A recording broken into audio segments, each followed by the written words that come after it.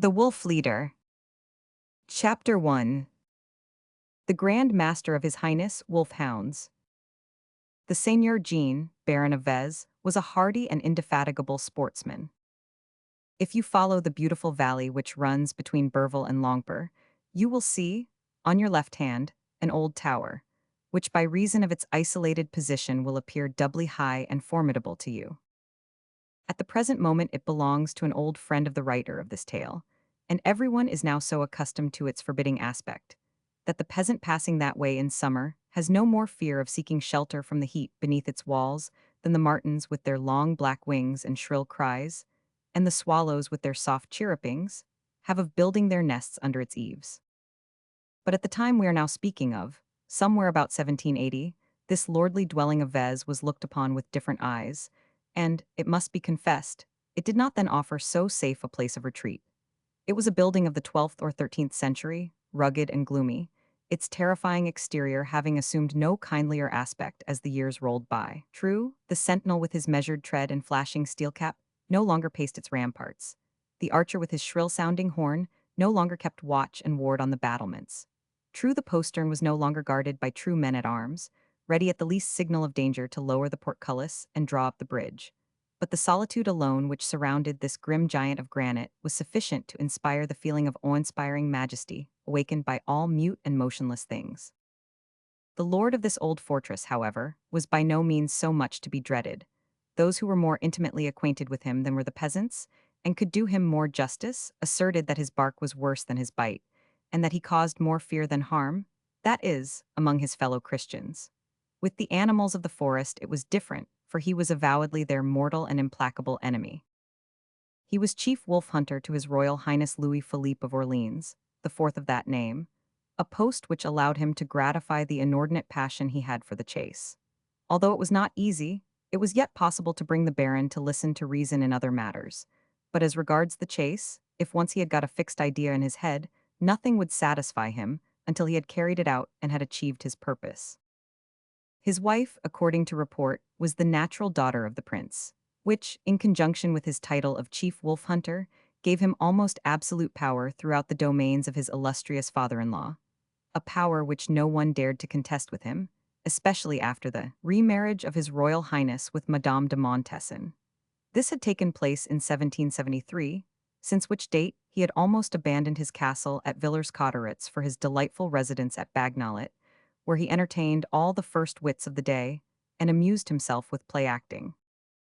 And so, whether the sun was shining to rejoice the earth, or the rain was saddening it, whether the winter fields lay hidden beneath a shroud of snow, or the spring had spread her fresh green carpet over the meadows, it was rare, on any day of the year, not to see the great gates of the castle thrown wide open between 8 and 9 o'clock in the morning, and first the Baron come forth, and immediately after him his chief pricker, Marcotte, followed by the other prickers. Then appeared the dogs, coupled and held in leash by the keepers of the hounds, under the superintendence of Engoulevent, who aspired to become a pricker. Even as the German executioner walks alone, behind the nobles and in front of the citizens, to show that he is the least of the former and the first of the latter, so he walked immediately after the prickers and ahead of the keepers of the hounds, as being the chief of the whippers-in and least of the prickers. The whole procession filed out of the castle court in full hunting array, with the English horses and the French hounds, 12 horses and 40 dogs. Before we go any farther, let me say that with these 12 horses and 40 dogs, the Baron hunted every sort of quarry, but more especially the wolf, in order no doubt to do honor to his title. No further proof will be needed by the genuine sportsman of the fine faith he had in the general quality of his hounds, and in their keenness of scent, than the fact that next to the wolf he gave preference to the boar, then to the red deer, then to the fallow deer, and lastly to the roebuck. Finally, if the keepers of the pack failed to sight the animal they had tracked, he uncoupled at random, and went after the first hare that crossed his path. For, as we have already stated, the worthy Baron went out hunting every day, and he would sooner have gone for 24 hours without food or drink, although he was often thirsty, than have spent that time without seeing his hounds run. But, as everybody knows, however swift the horses, and however keen the dogs, hunting has its bad times as well as its good. One day, Marcotte came up to where the Baron was awaiting him, with a crestfallen expression of countenance. "How now, Marcotte?" asked the Baron, frowning. What is the matter this time? I see by your face we are to expect bad sport today. Marcotte shook his head. Speak up, man, continued the Baron with a gesture of impatience. The matter is, my lord, that the Black Wolf is about. Ah, ah, exclaimed the Baron, his eyes sparkling. For you must know that this made the fifth or sixth time that the worthy Baron had started the animal in question, but never once had he been able to get within gunshot of him, or to run him down. Yes, Marcotte went on, but the damned beast has employed himself so well all night crossing his track and doubling, that after having traced him over half the forest, I found myself at the place from which I started. You think then, Marcotte, that there is no chance of getting near him? I am afraid not. By all the devils in hell, exclaimed the Lord of Vez, who had not had his equal in swearing since the mighty Nimrod. However, I am not feeling well today, and I must have a burst of some kind to get rid of these bad humors. What do you think we can hunt, Marcotte, in place of this damned black wolf? Well, having been so taken up with the wolf, answered Marcotte, I have not traced any other animal. Will my lord uncouple at random and hunt the first animal that we come across? The Baron was about to express his willingness to agree to this proposal, when he caught sight of little Engoulevent coming towards them cap in hand. Wait a moment, he said. Here comes Engoulevent, who, I fancy, has some advice to give us. I have no advice to give to a noble lord like yourself, replied Engoulevent, assuming an expression of humility on his sly and crafty face. It is, however, my duty to inform you that there is a splendid buck in the neighborhood.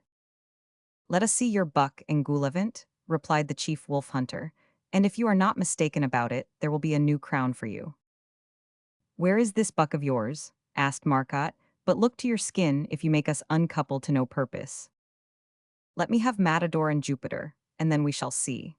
Matador and Jupiter were the finest among the hounds belonging to the Lord of Vez, and indeed, Engoulevent had not gone 100 paces with them through the thicket, before, by the lashing of their tails and their repeated yelping, he knew that they were on the right scent.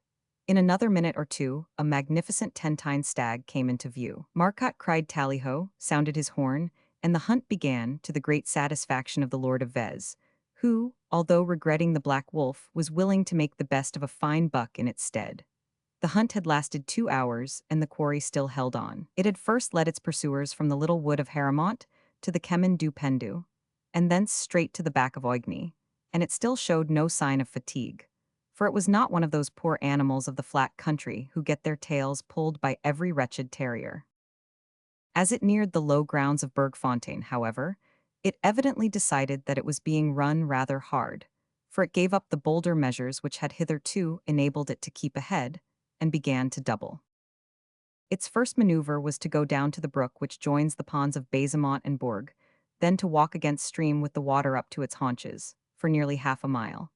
It then sprang onto the right bank, back again into the bed of the stream, made another leap to the left, and with a succession of bounds, as vigorous as its failing strength allowed, continued to outdistance its pursuers. But the dogs of my lord Baron were not animals to be put out by such trifles as these. Being both sagacious and well-bred, they of their own accord divided the task between themselves, half going upstream and half down, these hunting on the right, those on the left, and so effectually that they ere long put the animal off its changes.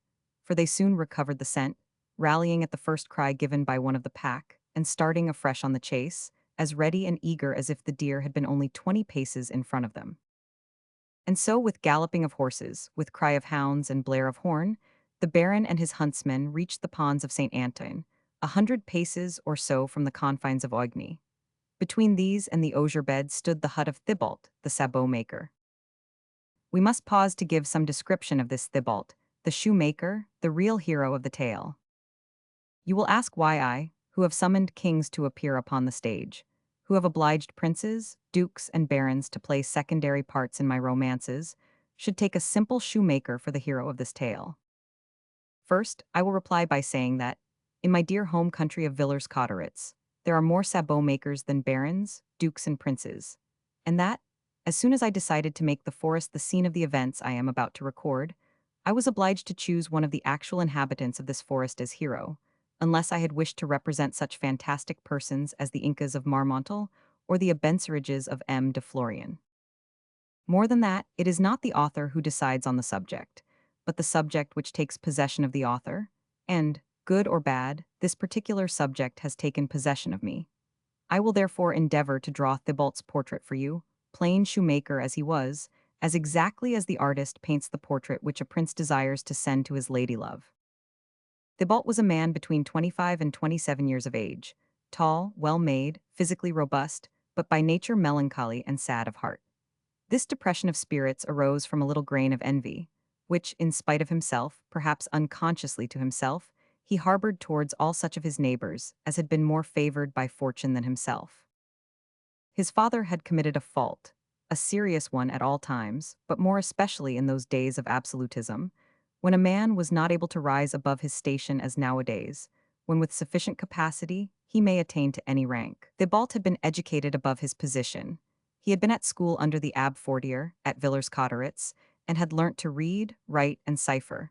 Moreover, he knew a little Latin, which made him inordinately proud of himself. Thibault had spent a great part of his time in reading, and his books had been chiefly those which were in vogue at the close of the preceding century. But he had not been a sufficiently clever analyst to know how to separate the good from the bad, or rather he had separated what was bad, and swallowed it in large doses, leaving the good to precipitate itself at the bottom of the glass. At 20 years of age, Thibault had certainly had dreams of being something other than a sabot maker. He had, for instance, for a very little while, cast his eyes towards the army. But his comrades who had worn the double livery of king and country had left the service as they entered it, mere soldiers of the ranks, having failed during 5 or 6 years of slavery to obtain promotion, even to the not very exalted grade of corporal. Thibault had also thought of becoming a sailor, but a career in the navy was as much forbidden to the plebeian as one in the army. Possibly after enduring danger and storm and battle for 15 or 20 years, he might be made a boatswain's mate, that was all and then. Besides, it was by no means Thibault's ambition to wear a short vest and sailcloth trousers, but the blue uniform of the king with red vest and gold epaulets. He had moreover known of no single case in which the son of a mere shoemaker had become master of a frigate, or even lieutenant, so he was forced to give up all idea of joining the king's navy. Thibault would not have minded being a notary, and at one time thought of apprenticing himself to the royal scrivener, Mater Nicae, as a stepping stone, and of making his way up on the strength of his own legs and with the help of his pen. But supposing him to have risen to the position of head clerk with a salary of 100 crowns, where was he to find the 30,000 francs which would be required for the purchase of the smallest village practice? There was, therefore, no better chance of his becoming a scrivener than of becoming an officer on sea or land. Meanwhile, Thibault's father died, leaving very little ready money. There was about enough to bury him, so he was buried, and this done, there remained some 30 or 40 francs over for Thibault. Thibault knew his trade well. Indeed, he was a first-rate workman, but he had no inclination to handle either auger or parer. It ended, therefore, by his leaving all his father's tools in the care of a friend, a remnant of prudence still remaining to him, and selling every vestige of furniture. Having thus realized a sum of 540 livres, he determined to make what was then called the Tour of France. Thibault spent 3 years in traveling. He did not make his fortune during that time, but he learned a great many things in the course of his journey of which he was previously ignorant, and acquired certain accomplishments which he had previously been without. He learned, amongst other things, that, although it was as well to keep one's word on matters of business with a man, it was no use whatever keeping love vows made to a woman. So much for his character and habits of mind. As to his external accomplishments, he could dance a jig beautifully, could hold his own at quarterstaff against 4 men, and could handle the boar spear as cleverly as the best huntsman going. All these things had not a little served to increase Thibault's natural self-esteem, and seeing himself handsomer, stronger, and cleverer than many of the nobles, he would exclaim against Providence, crying, "Why was I not nobly born? Why was not that nobleman yonder born a peasant?" But as Providence took care not to make any answer to these apostrophes, and as Thibault found that dancing, playing at quarterstaff, and throwing the boar spear only fatigued the body, without procuring him any material advantage, he began to turn his thoughts towards his ancient trade, humble though it was, saying to himself if it enabled the father to live, it would also enable the son. So Thibault went and fetched away his tools. And then, tools in hand, he went to ask permission of the steward of His Royal Highness Louis Philippe of Orleans, to build a hut in the forest, in which to carry on his trade. He had no difficulty in obtaining this, for the steward knew by experience that his master was a very kind-hearted man, expending as much as 240,000 francs a year on the poor. He felt sure, therefore, that one who gave away a sum like this would be willing to let an honest workman who wished to ply his trade have 30 or 40 feet of ground. As he had leave to establish himself in whatever part of the forest he liked best, Thibault chose the spot near the osier beds, where the roads crossed, one of the most beautiful parts of the woods, less than a mile from Oigny and about 3 times that distance from Villers-Cotterets. The shoemaker put up his workshop, built partly of old planks given him by M. Panases, who had been having a sale in the neighborhood, and partly of the branches which the steward gave him leave to cut in the forest. When the building of the hut, which consisted of a bedroom, cozily shut in, where he could work during the winter, and of a lean-to, open to the air, where he could work in the summer, was completed, Thibault began to think of making himself a bed. At first, a layer of fern had to serve for this purpose, but after he had made 100 pairs of wooden shoes and had sold these to Bidault, who kept a general shop at Villers-Cotterets, he was able to pay a sufficient deposit to get a mattress, to be paid for in full by the end of 3 months. The framework of the bed was not difficult to make. Thibault was not the shoemaker he was without being a bit of a carpenter into the bargain, and when this was finished, he plaited osiers to take the place of sacking, laid the mattress upon them, and found himself at last with a bed to lie upon. Little by little came the sheets, and then in their turn the coverlids. The next purchase was a chafing dish, and earthenware pots to cook in, and finally some plates and dishes. Before the year was out, Thibault had also made additions to his furniture of a fine oak chest and a fine walnut wood cupboard, both, like the bed, his own handiwork. All the while he was driving a brisk trade, for none could beat Thibault in turning a block of beech into a pair of shoes, and in converting the odd chips into spoons, salt cellars, and natty little bowls. He had now been settled in his workshop for 3 years, that is, ever since his return after the completion of his tour round France, and there was nothing for which anyone could have reproached him during this interval except the failing we have already mentioned, that he was rather more envious of the good fortune of his neighbor than was altogether conducive to the welfare of his soul. But this feeling was as yet so inoffensive that his confessor had no need to do more than awaken in him a sense of shame for harboring thoughts which had, so far, not resulted in any active crime. Chapter 2. The Seigneur Jean and the Sabot Maker. As already said, the buck began to dodge and double on reaching Oigny, turning and twisting round Thibault's hut, and the weather being fine although the autumn was well advanced, the shoemaker was sitting at his work in his open lean-to. Looking up, he suddenly espied the trembling animal, quivering in every limb, standing a few paces in front of him, gazing at him with intelligent and terrified eyes. Thibault had been for a long time aware that the hunt was circling around Oigny, at one time drawing near to the village, and then receding, only to draw near again. There was nothing therefore very surprising to him in the sight of the buck, yet he stayed his hand, although he was busy at work, and contemplated the animal. "Saint Sabot," he exclaimed, "I should explain that the festival of Saint Sabot is the wooden shoe fete. Saint Sabot, but that is a dainty morsel and would taste as fine, I warrant, as the chamois I ate at Vienne once at the grand banquet of the jolly shoemakers of Dauphine. Lucky folk who can dine on the like every day. I tasted such once, it is now nearly 4 years ago, and my mouth waters now when I think of it. Oh, these lords, with their fresh meats and their old wines at every meal, while I have to be satisfied with potatoes to eat and water to drink from one week's end to the other. And it is a chance if even on Sunday, I can feast myself with a lump of rusty bacon and an old cabbage, and a glass of pignolet fit to make my old goat stand on her head." It need scarcely be said that as soon as Thibault began this monologue, the buck had turned and disappeared. Thibault had finished rounding his periods, and had just declaimed his peroration, when he heard himself roughly accosted in forcible terms. "Ho, there, you scoundrel, answer me." It was the Baron, who, seeing his dogs wavering, was anxious to make sure that they were not on the wrong scent. "Ho, there, you scoundrel," repeated the wolf hunter, "have you seen the beast?" There was evidently something in the manner of the Baron's questioning which did not please our philosophical shoemaker, for although he was perfectly aware what was the matter, he answered, "What beast?" "Curse you, why the buck we are hunting. He must have passed close by here, and standing gaping as you do, you must have seen him. It was a fine stag of 10, was it not?" Which way did he go? Speak up, you blackguard, or you shall have a taste of my stirrup leather. The black plague take him, cub of a wolf, muttered the shoemaker to himself.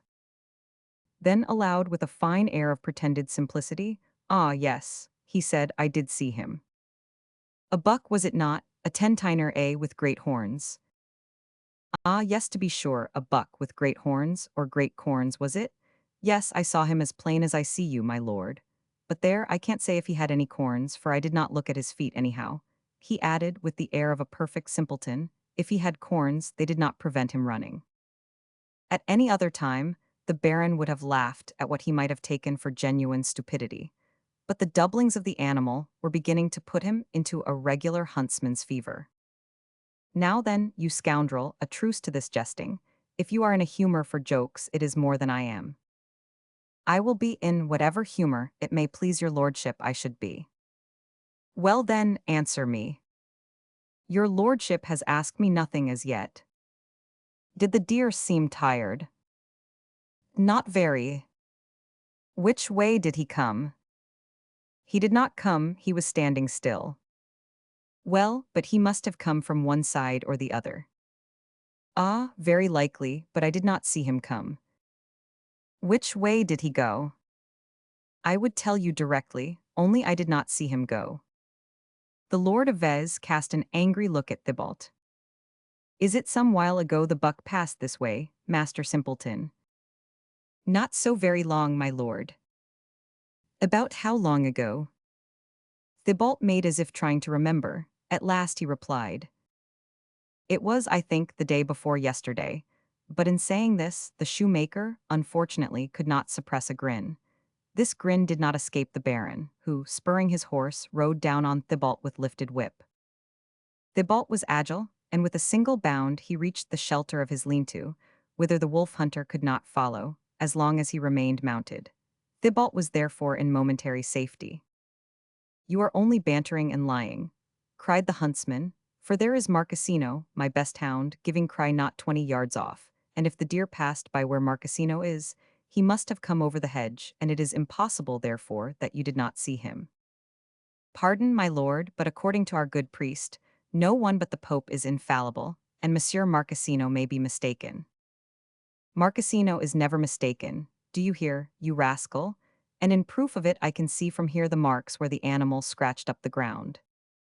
Nevertheless, my lord, I assure you, I swear, said Thibault, who saw the Baron's eyebrows contracting in a way that made him feel uneasy. Silence and come here, blackguard, cried my lord. Thibault hesitated a moment, but the black look on the sportsman's face became more and more threatening, and fearing to increase his exasperation by disobeying his command, he thought he had better go forward, hoping that the Baron merely wished to ask a service of him. But it was an unlucky move on his part, for scarcely had he emerged from the protection of the shed, before the horse of the Lord of Vez, urged by bit and spur, gave a leap, which brought his rider swooping down upon Thibault, while at the same moment a furious blow from the butt end of the Baron's whip fell upon his head. The shoemaker, stunned by the blow, tottered a moment, lost his balance and was about to fall face downwards, when the Baron, drawing his foot out of the stirrup with a violent kick in the chest, not only straightened him again, but sent the poor wretch flying in an opposite direction, where he fell with his back against the door of his hut. Take that, said the Baron, as he first felled Thibault with his whip and then kicked him, take that for your lie and that for your banter.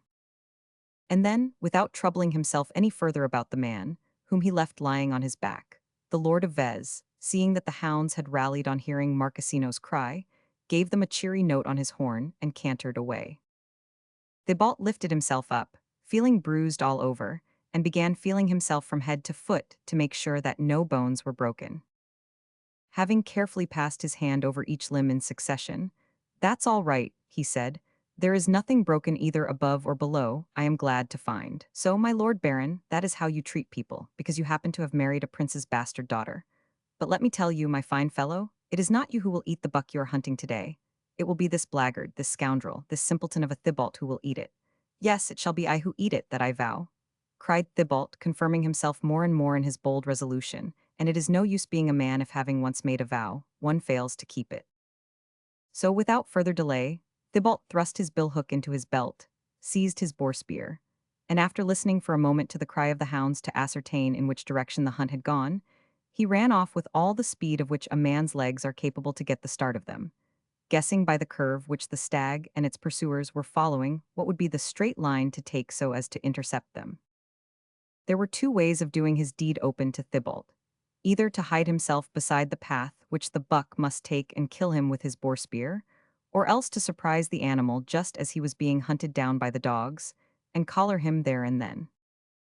And as he ran, the desire to revenge himself on the Baron for the latter's brutality was not so uppermost in Thibault's mind as the thoughts of the sumptuous manner in which he would fare for the next month, on the shoulders, the back, and the haunches of the deer, either salted to a turn, roasted on the spit, or cut in slices and done in the pan. And these two ideas, moreover, of vengeance and gluttony, were so jumbled up in his brain that while still running at the top of his speed he laughed in his sleeve, as he pictured the dejected mien of the Baron and his men returning to the castle after their fruitless day's hunt, and at the same time saw himself seated at table, the door securely fastened, and a pint of wine beside him, tete-a-tete with a haunch of the deer, the rich and delicious gravy escaping as the knife returned for a third or fourth cut.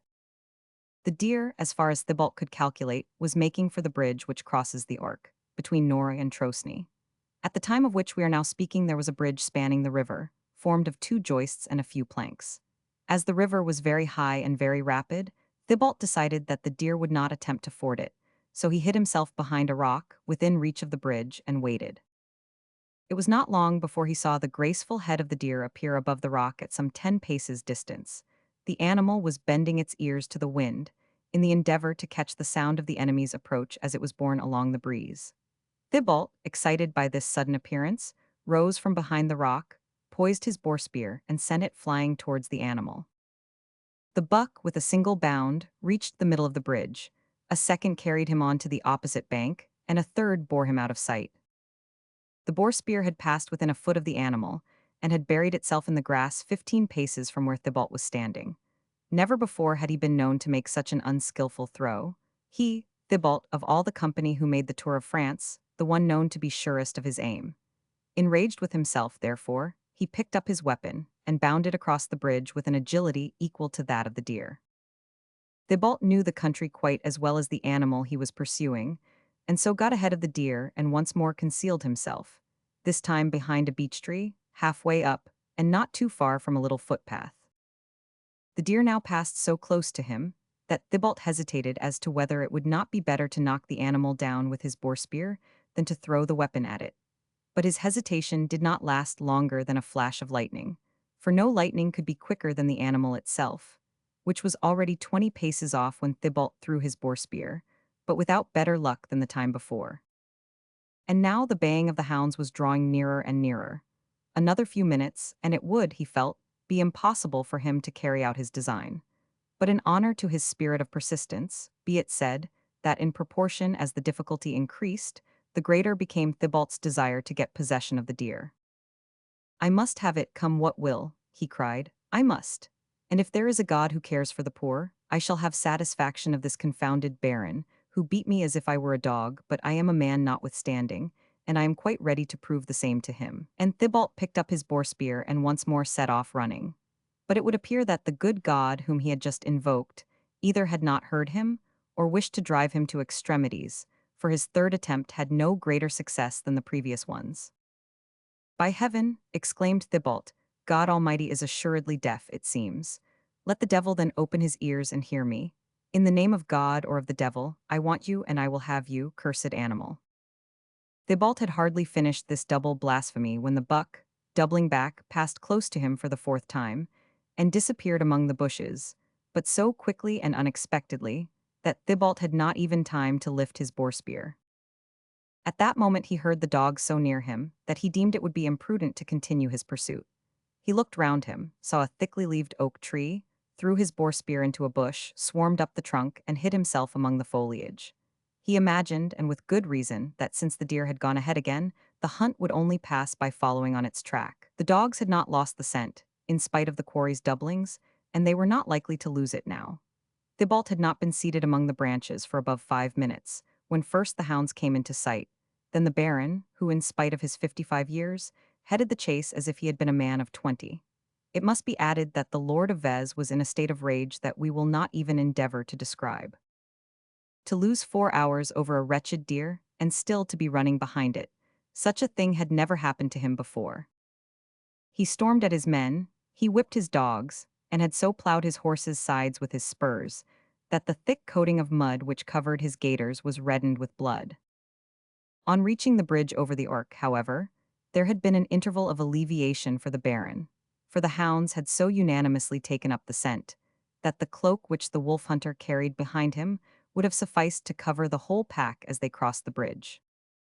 Indeed, the Baron was so pleased that he was not satisfied with humming a turla, but, unslinging his hunting horn, he sounded it with his full lung power, a thing which he only did on great occasions. But unfortunately, the joy of my Lord of Vez was destined to be short-lived.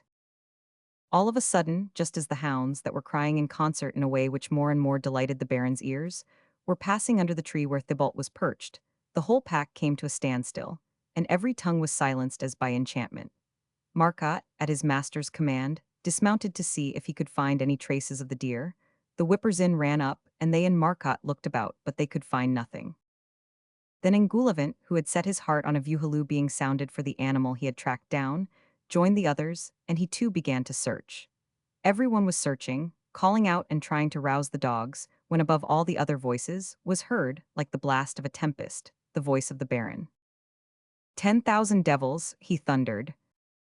Have the dogs fallen into a pit-hole, Marcotte? No, my lord, they are here, but they are come to a check. How come to a standstill? Exclaimed the Baron. What is to be done, my lord? I cannot understand what has happened, but such is the fact. Come to a check, again exclaimed the Baron.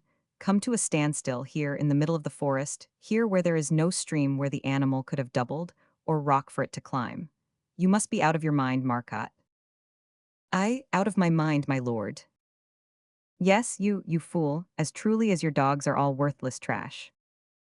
As a rule, Marcotte bore with admirable patience the insults which the Baron was in the habit of lavishing upon everybody about him at critical moments of the chase. But this word trash, applied to his dogs, was more than his habitual long-suffering could bear, and drawing himself up to his full height, he answered vehemently, Trash, my lord?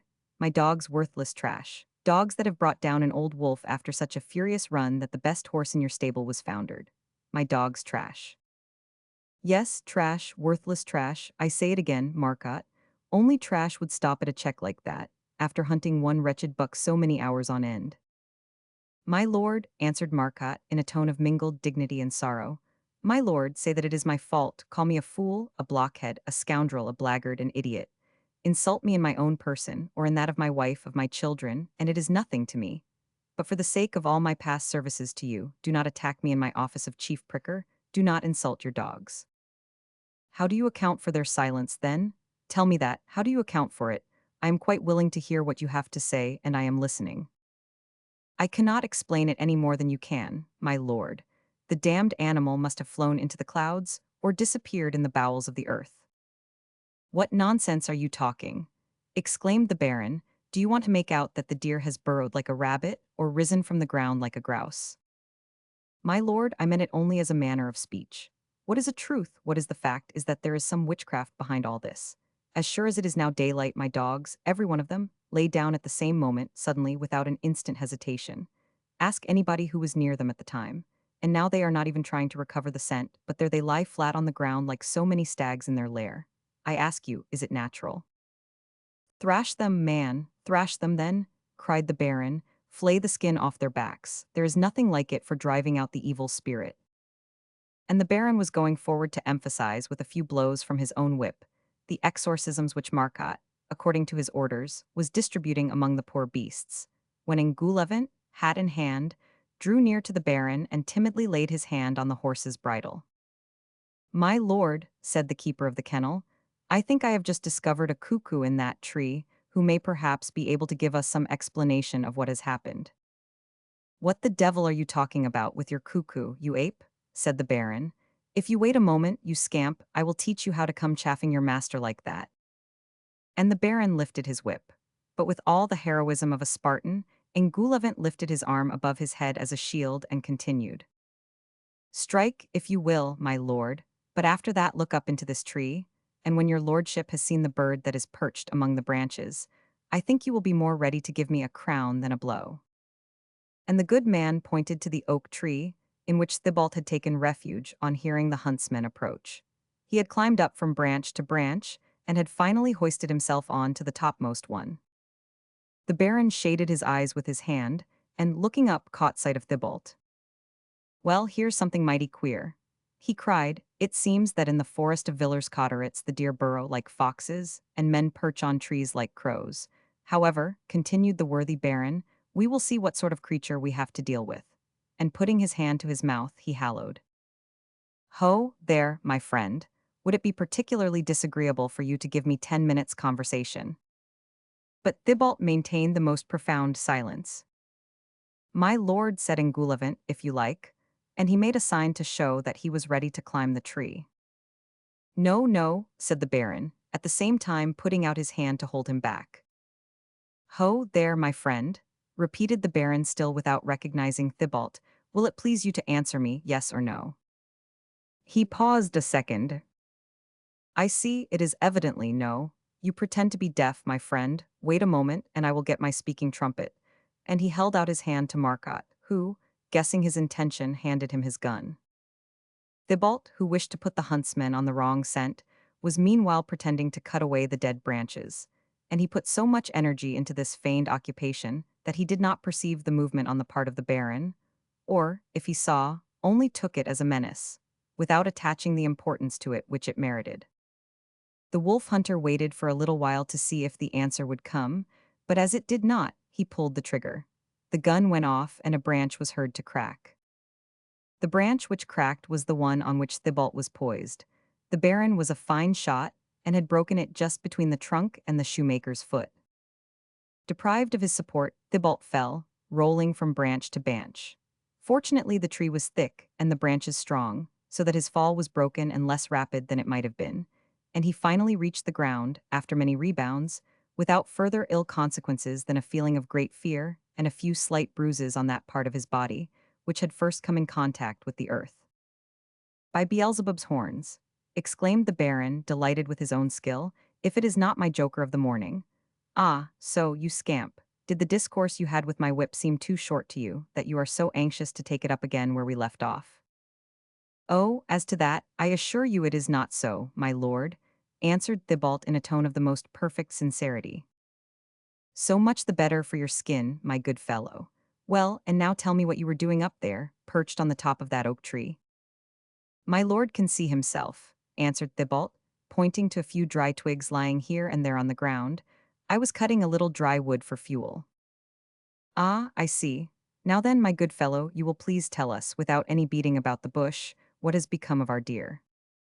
"By the devil, he ought to know, seeing that he has been perched up there so as not to lose any of its movements," put in Marcotte. "But I swear, my lord," said Thibault, "that I don't know what it is you mean about this wretched buck." "Ah, I thought so," cried Marcotte, delighted to divert his master's ill humor from himself. "He has not seen it, he has not seen the animal at all, he does not know what we mean by this wretched buck. But look here, my lord, see, the marks on these leaves where the animal has bitten. It was just here that the dogs came to a full stop, and now, although the ground is good to show every mark, we can find no trace of the animal for 10, 20, or 100 paces even." "You hear," said the Baron, joining his words on to those of the pricker. "You were up there, and the deer here at your feet. It did not go by like a mouse without making any sound, and you did not see or hear. You must needs have seen or heard it." "He has killed the deer," said Marcotte, "and hidden it away in a bush, that's as clear as the day." "Oh, my lord," cried Thibault, who knew better than anybody else how mistaken the pricker was in making this accusation.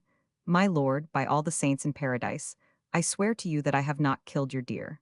I swear it to you on the salvation of my soul, and may I perish on the spot if I have given him even the slightest scratch. And besides, I could not have killed him without wounding him, and if I had wounded him, blood would have flowed. Look, I pray you, sir," continued Thibault, turning to the pricker, "and God be thanked, you will find no trace of blood. I kill a poor beast, and my God, with what? Where is my weapon? God knows I have no other weapon than this bill-hook. Look yourself, my lord." But unfortunately for Thibault, he had hardly uttered these words before Mater Engulavant, who had been prowling about for some minutes past, reappeared, carrying the boar spear which Thibault had thrown into one of the bushes before climbing up the tree. He handed the weapon to the Baron. There was no doubt about it, Engoulevent was Thibault's evil genius. Chapter 3. Amulet. The Baron took the weapon which Engoulevent handed him, and carefully and deliberately examined the boar spear from point to handle, without saying a word. On the handle had been carved a little wooden shoe, which had served as Thibault's device while making the tour of France, as thereby he was able to recognize his own weapon. The Baron now pointed to this, saying to Thibault as he did so, Master Simpleton, there is something which witnesses terribly against you. I must confess this boar spear smells to me uncommonly of venison, by the devil it does. However, all I have now to say to you is this. You have been poaching, which is a serious crime. You have perjured yourself, which is a great sin. I am going to enforce expiation from you for the one and for the other, to help towards the salvation of that soul by which you have sworn. Whereupon, turning to the pricker, he continued, Marcotte, strip off that rascal's vest and shirt, and tie him up to a tree with a couple of the dog leashes, and then give him 36 strokes across the back with your shoulder belt, a dozen for his perjury, and 2 dozen for his poaching. No, I make a mistake, a dozen for poaching and 2 dozen for perjuring himself. God's portion must be the largest. This order caused great rejoicing among the menials, who thought it good luck to have a culprit on whom they could avenge themselves for the mishaps of the day. In spite of Thibault's protestations, who swore by all the saints in the calendar that he had killed neither buck, nor doe, neither goat nor kidling, he was divested of his garments and firmly strapped to the trunk of a tree. Then the execution commenced. The pricker's strokes were so heavy that Thibault, who had sworn not to utter a sound, and bit his lips to enable himself to keep his resolution, was forced at the third blow to open his mouth and cry out. The Baron, as we have already seen, was about the roughest man of his class for a good 30 miles round, but he was not hard-hearted, and it was a distress to him to listen to the cries of the culprit as they became more and more frequent. As, however, the poachers on his highness's estate had of late grown bolder and more troublesome, he decided that he had better let the sentence be carried out to the full, but he turned his horse with the intention of riding away, determined no longer to remain as a spectator. Image not available. A young girl suddenly emerged from the underwood. A young girl suddenly emerged from the underwood. As he was on the point of doing this, a young girl suddenly emerged from the underwood, threw herself on her knees beside the horse, and lifting her large, beautiful eyes, all wet with tears, to the Baron, cried, In the name of the God of mercy, my lord, have pity on that man. The Lord of Vez looked down at the young girl. She was indeed a lovely child, hardly 16 years of age, of a slender and exquisite figure, with a pink and white complexion, large blue eyes, soft and tender in expression, and a crown of fair hair, which fell in luxuriant waves over neck and shoulders, escaping from underneath the shabby little gray linen cap, which endeavored in vain to imprison them. All this the Baron took in with a glance, in spite of the humble clothing of the beautiful suppliant, and as he had no dislike to a pretty face, he smiled down on the charming young peasant girl, in response to the pleading of her eloquent eyes. But as he looked without speaking, and all the while the blows were still falling, she cried again, with a voice and gesture of even more earnest supplication. Have pity in the name of heaven, my lord. Tell your servants to let the poor man go, his cries pierce my heart. 10,000 fiends, cried the Grand Master, you take a great interest in that rascal over there, my pretty child. Is he your brother? No, my lord. Your cousin. No, my lord. Yours lover. My lover, my lord is laughing at me. Why not? If it were so, my sweet girl, I must confess I should envy him his lot. The girl lowered her eyes. I do not know him, my lord, and have never seen him before today. Without counting that now she only sees him wrong side before, Engoulevent ventured to put in, thinking that it was a suitable moment for a little pleasantry. Silence, Sirrah, said the Baron sternly, then, once more turning to the girl with a smile. Really? He said. Well, if he is neither a relation nor a lover, I should like to see how far your love for your neighbor will let you go. Come, a bargain, pretty girl. How, my lord? Grace for that scoundrel in return for a kiss. Oh, with all my heart, cried the young girl, Save the life of a man with a kiss. I am sure that our good cure himself would say there was no sin in that. And without waiting for the Baron to stoop and take himself what he had asked for, she threw off her wooden shoe, placed her dainty little foot on the tip of the wolf hunter's boot, and taking hold of the horse's mane, lifted herself up with a spring to the level of the face of the hardy huntsman, and there of her own accord offered him her round cheek, fresh and velvety as the down of an August peach. The Lord of Vez had bargained for one kiss, but he took two. Then, true to his sworn word, he made a sign to Marcotte to stay the execution. Marcotte was religiously counting his strokes. The 12th was about to descend when he received the order to stop, and he did not think it expedient to stay it from falling. It is possible that he also thought it would be as well to give it the weight of two ordinary blows, so as to make up good measure and give a 13th in. However that may be, it is certain that it furrowed Thibault's shoulders more cruelly than those that went before. It must be added, however, that he was unbound immediately after. Meanwhile, the Baron was conversing with the young girl. "What is your name, my pretty one?" "Georgian Agnelet, my lord, my mother's name, but the country people are content to call me simply Agnelet." "Ah, that's an unlucky name, my child," said the Baron. "In what way, my lord?" asked the girl. "Because it makes you a prey for the wolf, my beauty. And from what part of the country do you come, Agnelet?" "From Preciamont, my lord." "And you come alone like this into the forest, my child? That's brave for a lambkin." "I am obliged to do it, my lord, for my mother, and I have 3 goats to feed." "So you come here to get grass for them?" "Yes, my lord." "And you are not afraid, young and pretty as you are?" "Sometimes, my lord, I cannot help trembling." "And why do you tremble?" "Well, my lord, I hear so many tales during the winter evenings about werewolves that when I find myself all alone among the trees, and can hear no sound but the west wind, and the branches creaking as it blows through them, I feel a kind of shiver run through me, and my hair seems to stand on end. But when I hear your hunting horn and the dogs crying, then I feel at once quite safe again." The Baron was pleased beyond measure with this reply of the girl, and stroking his beard complacently, he said, "Well, we give Master Wolf a pretty rough time of it, but there is a way, my pretty one, whereby you may spare yourself all these fears and tremblings." "And how, my lord?" "Come in future to the castle of Vez. No werewolf or any other kind of wolf has ever crossed the moat there, except when slung by a cordon to a hazel pole." Agnelet shook her head. "You would not like to come, and why not?" "Because I should find something worse there than the wolf."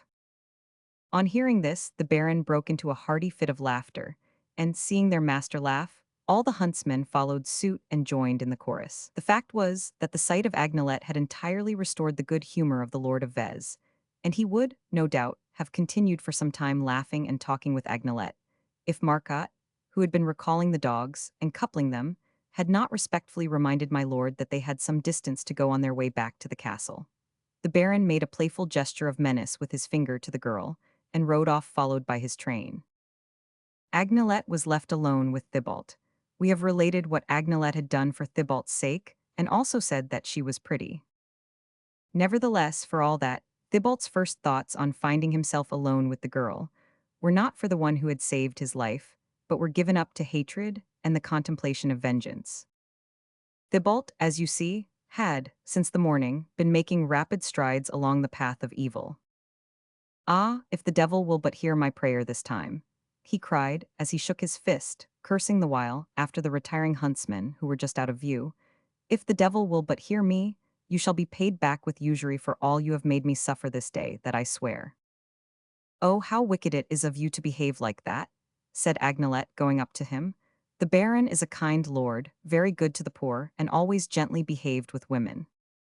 "Quite so, and you shall see with what gratitude I will repay him for the blows he has given me." "Come now, frankly, friend, confess that you deserved those blows," said the girl, laughing. So, answered Thibault, "the Baron's kiss has turned your head, has it, my pretty Agnelet? You, I should have thought, would have been the last person to reproach me with that kiss, Monsieur Thibault. But what I have said, I say again, my Lord Baron was within his rights." "What, in belaboring me with blows?" "Well, why do you go hunting on the estates of these great lords?" Does not the game belong to everybody, to the peasant just as much as to the great lords? No, certainly not. The game is in their woods, it is fed on their grass, and you have no right to throw your boar spear at a buck which belongs to my lord the Duke of Orleans. And who told you that I threw a boar spear at his buck? Replied Thibault, advancing towards Agnelet in an almost threatening manner. Who told me? Why, my own eyes, which, let me tell you, do not lie. Yes, I saw you throw your boar spear when you were hidden there behind the beech tree. Thibault's anger subsided at once before the straightforward attitude of the girl, whose truthfulness was in such contrast to his falsehood. Well, after all, he said, supposing a poor devil does once in a way help himself to a good dinner from the superabundance of some great lord, are you of the same mind, Mademoiselle Agnelet, as the judges who say that a man ought to be hanged just for a wretched rabbit?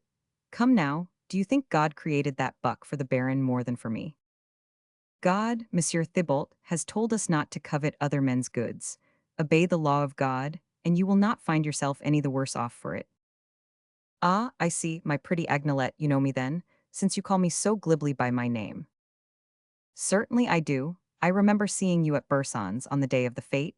They called you the beautiful dancer, and stood round in a circle to watch you. Thibault, pleased with this compliment, was now quite disarmed. Yes, yes, of course, he answered.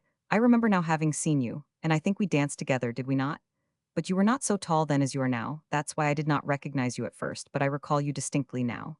And I remember too that you wore a pink frock with a pretty little white bodice and that we danced in the dairy. I wanted to kiss you, but you would not let me, for you said that it was only proper to kiss one's vis-a-vis and not one's partner.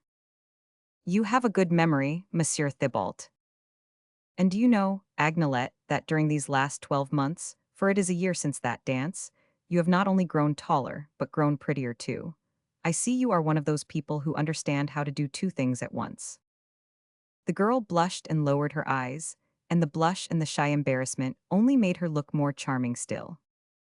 Thibault's eyes were now turned towards her with more marked attention than before, and, in a voice, not wholly free from a slight agitation, he asked, have you a lover, Agnelet? No, Monsieur Thibault, she answered. I have never had one and do not wish to have one. And why is that? Is Cupid such a bad lad that you are afraid of him? No, not that, but a lover is not at all what I want. And what do you want? A husband. Thibault made a movement, which Agnelet either did not or pretended not to see. Yes, she repeated, a husband. Grandmother is old and infirm, and a lover would distract my attention too much from the care which I now give her. Whereas, a husband, if I found a nice fellow who would like to marry me, a husband would help me to look after her in her old age, and would share with me the task which God has laid upon me, of making her happy and comfortable in her last years. But do you think your husband, said Thibault, would be willing that you should love your grandmother more than you loved him? And do you not think he might be jealous at seeing you lavish so much tenderness upon her? Oh, replied Agnelet with an adorable smile, there is no fear of that, for I will manage so as to let him have such a large share of my love and attention that he will have no cause to complain. The kinder and the more patient he is for the dear old thing, the more I shall devote myself to him. The harder shall I work that there may be nothing wanting to our little household. You see me looking small and delicate, and you doubt that I should have strength for this, but I have plenty of spirit and energy for work, and then, when the heart gives consent, one can work day and night without fatigue. Oh, how I should love the man who loved my grandmother. I promise you that she and my husband and I, we should be three happy folks together. You mean that you would be three very poor folks together, Agnelet? And do you think the loves and friendships of the rich are worth a farthing more than those of the poor? At times, when I have been loving and caressing my grandmother, Monsieur Thibault, and she takes me on her lap and clasps me in her poor, weak, trembling arms, and puts her dear old wrinkled face against mine, and I feel my cheek wet with the loving tears she sheds, I begin to cry myself, and I tell you, Monsieur Thibault, so soft and sweet are my tears that there is no woman or girl, be she queen or princess, who has ever, I am sure, even in her happiest days, known such a real joy as mine. And yet, there is no one in all the country round who is so destitute as we two are. Thibault listened to what Agnelet was saying without answering. His mind was occupied with many thoughts, such thoughts as are indulged in by the ambitious. But his dreams of ambition were disturbed at moments by a passing sensation of depression and disillusionment.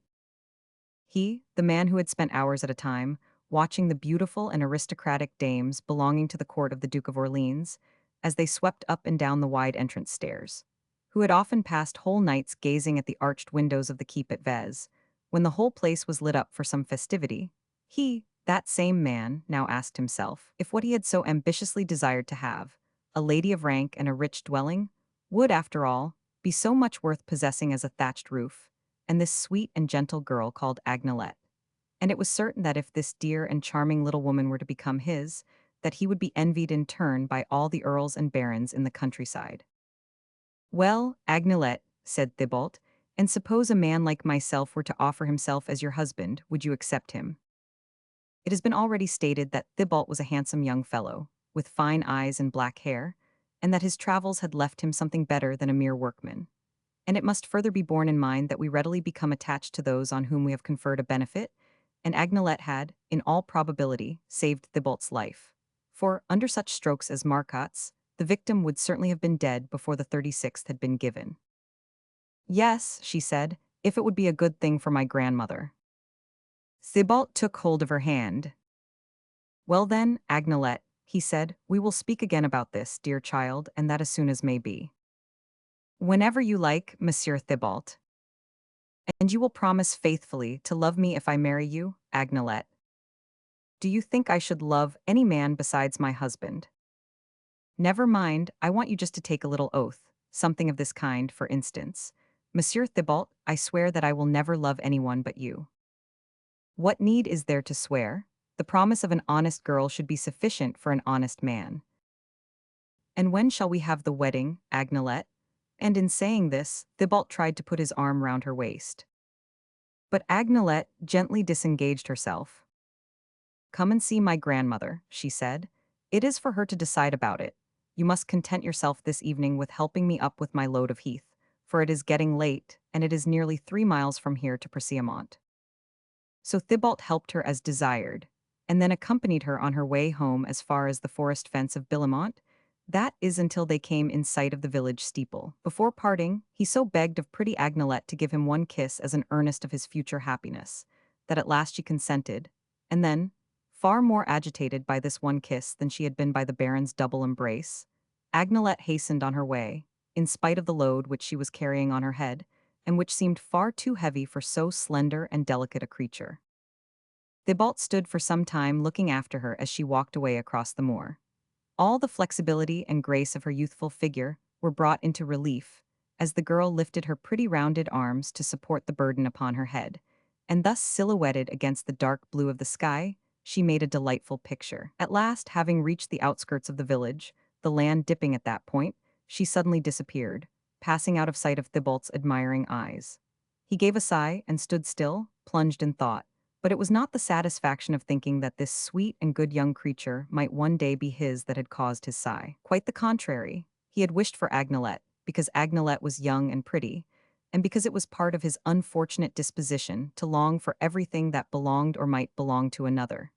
His desire to possess Agnelet had been quickened by the innocent frankness with which she had talked to him, but it had been a matter of fancy rather than of any deeper feeling, of the mind, and not of the heart. For Thibault was incapable of loving as a man ought to love, who, being poor himself, loves a poor girl.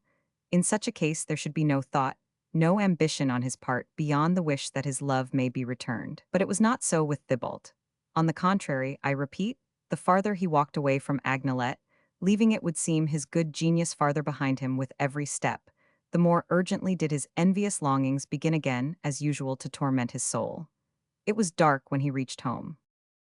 Chapter 4. The Black Wolf. Thibault's first thought was to get himself some supper, for he was terribly tired. The past day had been an eventful one for him, and certain things which had happened to him had evidently been calculated to produce a craving for food. The supper, it must be said, was not quite such a savory one as he had promised himself, when starting to kill the buck. But the animal, as we know, had not been killed by Thibault, and the ferocious hunger which now consumed him made his black bread taste almost as delicious as venison. He had hardly, however, begun his frugal repast, when he became conscious that his goat, of which I think we have already spoken, was uttering the most plaintive bleatings.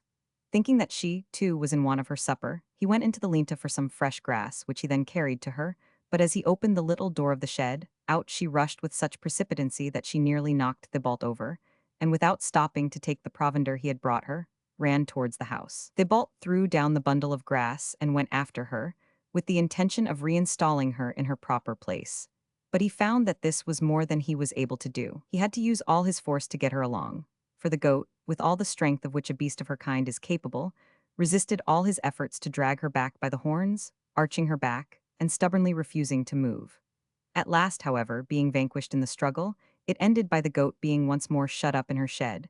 But in spite of the plentiful supper which Thibault left her with, she continued to utter the most lamentable cries. Perplexed and cross at the same time, the shoemaker again rose from his supper and went to the shed, this time opening the door so cautiously that the goat could not escape. Once inside, he began feeling about with his hands in all the nooks and corners to try and discover the cause of her alarm. Suddenly his fingers came in contact with the warm, thick coat of some other animal. Thibault was not a coward, far from it. Nonetheless, he drew back hastily. He returned to the house and got a light, but it almost fell from his hand, when, on re-entering the shed, he recognized in the animal that had so frightened the goat, the buck of the Lord of Vez. The same buck that he had followed had failed to kill, that he had prayed for in the devil's name, if he could not have it in God. The same that had thrown the hounds out, the very same in short which had cost him such hard blows. Thibault, after assuring himself that the door was fastened, went gently up to the animal. The poor thing was either so tired or so tame that it did not make the slightest attempt to move, but merely gazed out at Thibault with its large, dark, velvety eyes, rendered more appealing than ever by the fear which agitated it. "I must have left the door open," muttered the shoemaker to himself, "and the creature, not knowing where to hide itself, must have taken refuge here." But on thinking further over the matter, it came back to him that when he had gone to open the door, only 10 minutes before, for the first time, he had found the wooden bolt pushed so firmly into the staple that he had had to get a stone to hammer it back. And then, besides, the goat, which, as we have seen, did not at all relish the society of the newcomer, would certainly have run out of the shed before, if the door had been open. What was, however, still more surprising was that Thibault, looking more closely at the buck, saw that it had been fastened up to the rack by a cord. Thibault, as we have said, was no coward, but now a cold sweat began to break out in large drops on his brow. A curious kind of a shiver ran through his body, and his teeth chattered violently. He went out of the shed, shutting the door after him, and began looking for his goat, which had taken advantage of the moment when the shoemaker had gone to fetch a light, and ran again into the house, where she was now lying beside the hearth, having evidently quite made up her mind this time not to forsake a resting place, which, for that night at least, she found preferable to her usual abode. Thibault had a perfect remembrance of the unholy invocation he had addressed to Satan, and although his prayer had been miraculously answered, he still could not bring himself to believe that there was any diabolic intervention in the matter. As the idea, however, of being under the protection of the spirit of darkness filled him with an instinctive fear, he tried to pray. But when he wished to raise his hand to make the sign of the cross on his forehead, his arm refused to bend. And although up to that time he had never missed a day saying his Ave Maria, he could not remember a single word of it. These fruitless efforts were accompanied by a terrible turmoil in poor Thibault's brain. Evil thoughts came rushing in upon him, and he seemed to hear them whispering all around him, as one hears the murmur of the rising tide, or the laughing of the winter wind through the leafless branches of the trees. "After all," he muttered to himself as he sat pale and staring before him, "the buck is a fine windfall, whether it comes from God or the devil, and I should be a fool not to profit by it. If I am afraid of it as being food sent from the nether regions, I am in no way forced to eat it, and what is more, I could not eat it alone, and if I asked anyone to partake of it with me, I should be betrayed. The best thing I can do is to take the live beast over to the nunnery of Saint Tremai, where it will serve as a pet for the nuns, and where the abbess will give me a good round sum for it. The atmosphere of that holy place will drive the evil out of it, and I shall run no risk to my soul in taking a handful of consecrated crown pieces. What days of sweating over my work and turning my auger it would take to earn even the quarter of what I shall get by just leading the beast to its new fold. The devil who helps one is certainly better worth than the angel who forsakes one. If my lord Satan wants to go too far with me, it will then be time enough to free myself from his claws. Bless me, I am not a child, nor a young lamb like Georgian, and I am able to walk straight in front of me and go where I like. He had forgotten, unhappy man, as he boasted of being able to go where and how he liked, that only 5 minutes before he had tried in vain to lift his hand to his head. Thibault had such convincing and excellent reasons ready to hand that he quite made up his mind to keep the buck, come whence it might, and even went so far as to decide that the money he received for it should be devoted to buying a wedding dress for his betrothed. For strange to say, by some freak of memory, his thoughts would keep returning towards Agnelette, and he seemed to see her clad in a long white dress with a crown of white lilies on her head and a long veil. If, he said to himself, he could have such a charming guardian angel in his house, no devil, however strong and cunning he might be, would ever dare to cross the threshold. So, he went on, there is always that remedy at hand, and if my lord Satan begins to be too troublesome, I shall be off to the grandmother to ask for Agnelette. I shall marry her, and if I cannot remember my prayers or am unable to make the sign of the cross, there will be a dear pretty little woman who has had no traffic with Satan, who will do all that sort of thing for me. Having more or less reassured himself with the idea of this compromise, Thibault, in order that the buck should not run down in value, and might be as fine an animal as possible to offer to the holy ladies, to whom he calculated to sell it, went and filled the rack with fodder and looked to see that the litter was soft and thick enough for the buck to rest fully at its ease. The remainder of the night passed without further incident, and without even a bad dream. The next morning, my lord Baron again went hunting, but this time it was not a timid deer that headed the hounds, but the wolf which Marcotte had tracked the day before and had again that morning traced to his lair. And this wolf was a genuine wolf, and no mistake. It must have seen many and many a year, although those who had that morning caught sight of it while on its track had noted with astonishment that it was black all over. Black or gray, however, it was a bold and enterprising beast, and promised some rough work to the Baron and his huntsmen. First started near Vertifuel, in the Dargent Covert, it had made over the plain of Mudard, leaving Fleury and Damplu to the left, crossed the road to Furtmilu, and finally begun to run cunning in the Ivers coppices. Then, instead of continuing in the same direction, it doubled, returning along the same track it had come, and so exactly retracing its own steps that the Baron, as he galloped along, could actually distinguish the prints left by his horse's hoofs that same morning. Back again in the district of Bergfontein, he ranged the country, leading the hunt right to the very spot where the misadventures of the previous day had had their start, the vicinity of the shoemaker's hut. Thibault, we know, had made up his mind what to do in regard to certain matters, and as he intended going over to see Agnelette in the evening, he had started work early. You will naturally ask why, instead of sitting down to a work which brought in so little, as he himself acknowledged, Thibault did not start off at once to take his buck to the ladies of Saint-Tremy. Thibault took very good care to do nothing of the sort. The day was not the time to be leading a buck through the forest of Villers-Cotterets. The first keeper he met would have stopped him, and what explanation could he have given? No, Thibault had arranged in his own mind to leave home one evening about dusk, to follow the road to the right, then go down the sandpit lane which led into the Chemin du Pendu, and he would then be on the common of Saint-Tremy, only 100 paces or so from the convent. Thibault no sooner caught the first sound of the horn and the dogs, than he immediately gathered together a huge bundle of dried heather, which he hastily piled up in front of the shed, where his prisoner was confined, so as to hide the door, in case the huntsmen and their master should halt in front of his hut, as they had the day before. He then sat down again to his work, applying to it an energy unknown even to himself before, bending over the shoe he was making with an intentness which prevented him from even lifting his eyes. All at once he thought he detected a sound like something scratching at the door. He was just going through from his lintel to open it when the door fell back, and to Thibault's great astonishment, an immense black wolf entered the room, walking on its hind legs. On reaching the middle of the floor, it sat down after the fashion of wolves, and looked hard and fixedly at the sabot maker. Thibault seized a hatchet which was within reach, and in order to give a fit reception to his strange visitor, and to terrify him, he flourished the weapon above his head. A curious mocking expression passed over the face of the wolf, and then it began to laugh. It was the first time that Thibault had ever heard a wolf laugh. He had often heard tell that wolves barked like dogs, but never that they laughed like human beings. And what a laugh it was!